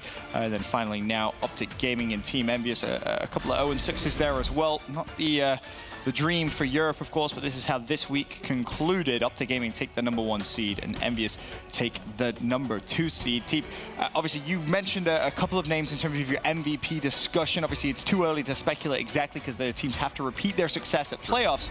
But in terms of a couple of names that stood out this week specifically, who are you looking at? Well, you got to go towards Scump. He hasn't really been at that top of the scale in terms of us in Infinite Warfare, but man, this weekend, the guy was absolutely insane. He's chained together these really good performances for multiple events in a row now, in my opinion, but this weekend really solidified it for me. The fact that, man, Phil, I think you said it earlier, when did he have an average game? It was always by far above average, just leading the scoreboard in every category. Yeah, I was trying to kind of think maybe he had like an average S&D at some point. No. No. It's funny. It's funny to me because normally you guys will kind of have, you know, maybe one player from the first seed team, maybe another player from the second seed. Second week in a row now where it's just been unanimous across the board. I mean, those stats don't lie. The biggest thing I want to touch on is, like, we talked about Clay so much last week of single-handedly bringing E United up. Scump, very, very similar. I don't know which player you could really say did better on an individual scale. The individual performance. I mean, look at those stats. I want to highlight just how damn good these two were and what they brought to their teams. Yeah, I think if Envy I think we all agreed if Envy would have got that first seed, we would have went with Slasher. I think he was another player who just, especially in respawns and hardpoint, he was really excelling. But Scump, I mean, they go 6-0. A beautiful weekend from him. Really was. Well, without further ado, it's that time. We got the Stage 2 playoff bracket to announce. And we're going to go one series at a time. We're just going to give our thoughts. I want to get your initial reactions to those matches. So, without further ado, let's take a look at the first match at Stage 2. FaZe Clan versus Team Envious. Ooh. That is the draw. I mean, who do you favor from that, Teep? Oh, man. I really don't know. And that's where getting a second seed is so darn scary. But FaZe, I think I will very slightly lean towards them. I think Gunless brought so much to the Search and Destroy. Envious looked kind of weak in Search and Destroy. They had a really abysmal Anaheim, obviously, and then Search looked weak here. I think the hard points are going to be an absolute bloodbath in that series. But I think I'm going to lean towards FaZe in the Search and Destroys. Man, I really predict the map 5, though, and FaZe taking it. That's crazy. That's the same thing with me. I think if Envy step up their search game, I think that sort of tide changes. I think they were very impressive in hardpoint, but, I mean, you have Attach, Gunless, you know, Zuma, Enable, those guys. They can win an HP off of Envy. So I think it comes down to the uplink. I'm going to be honest. I think whoever wins the uplink wins that series, but I think it goes 4 or 5 games. Okay. I've got to agree with Joe and the guys here. I think that uplink is such a decisive moment. Envy, even though they just lost the hardpoint to Optic, they were 8-0 going into the series on hardpoint. So I just think bloodbath, the uplink, is going to be important, but I need to calm down a little bit. This get me way too excited. Hey, man, we're less than a week away. That's a tough draw for FaZe. I mean, you talk about tough draw. Stage 1, it was what, Optic Gaming was their first game, and now of course, you have Team Envious. It's definitely not getting any easier for those guys. Without further ado, now let's take a look at the second matchup that's been drawn. It's LG and Splice. Oh, okay. Your Stage 1 final. That is pretty brutal top side of the bracket there. And I mean, LG, Splice team, I feel like LG right now at least will be the very, very heavily favored. You have to give them the edge, but regardless, it's been a back-to-back grand final. We're getting that in round 1. The fact that that's the top side of the bracket is so damn scary. Yes, we've been very negative on Splice due to their, somewhat average weekend, I would say, but regardless, they still made it here to the playoffs. Sure. We know what the potential is, and the fact that what are these round 1s? I love it. That draw, I even feel for FaZe even more, because even though they get a tough seed of second of Envy, if they win, they get basically back-to-back grand finalists of Splice, LG, but LG I think are the best team in the world for me at the moment. Yep. Splice, bit shaky obviously on their week. I will give them credit. Obviously the playoffs and Anaheim, they were great, but another fantastic round 1. Splice beat LG at stage 1, then LG get their revenge. Merrick, how do you see this series going? I'm going to be honest. I thought Splice was absolutely abysmal on their weekend. Like, okay. I think they're very lucky to get out. Luminosity, on the other hand, they took care of business. I think Luminosity is going to 3-0 Splice. It's going to be 3-0. 3-0. That's okay. You're really going to light that fire underneath the Splice, boys. I'm moving up this way. I like it. I'm hoping they hear me. Maybe that fires them up, But just that weekend was not good. Who are they going to go home and practice against? That's true. It's such a tough spot over there in Europe. Definitely is. All right, moving on. Let's take a look at the next matchup. It is going to be EU United drawing Enigma 6. And that's an interesting one, actually, because E6 looked very, very good in their group. Obviously, EU United with Clay. Clay came here with a massive point to prove. You also have EU United and FaZe actually on opposite side of the bracket as well. So it'd be interesting to see if we get to see those two teams play. Can I mean, correct me if I'm wrong, I could be completely off. On the stage 1, wasn't that the same matchup? E6, EU United? No, E6 played Splice. Oh, so someone beat EU United in round 1, stage 1 playoffs? I'm sure. Because then Splice got that technical easier bracket. They played EG, then E6. Yeah. Did E6 beat EU United in round 1? I think it might have been. Might have been. So, I mean... You're the expert, Phil. You tell me. It did happen. I hope.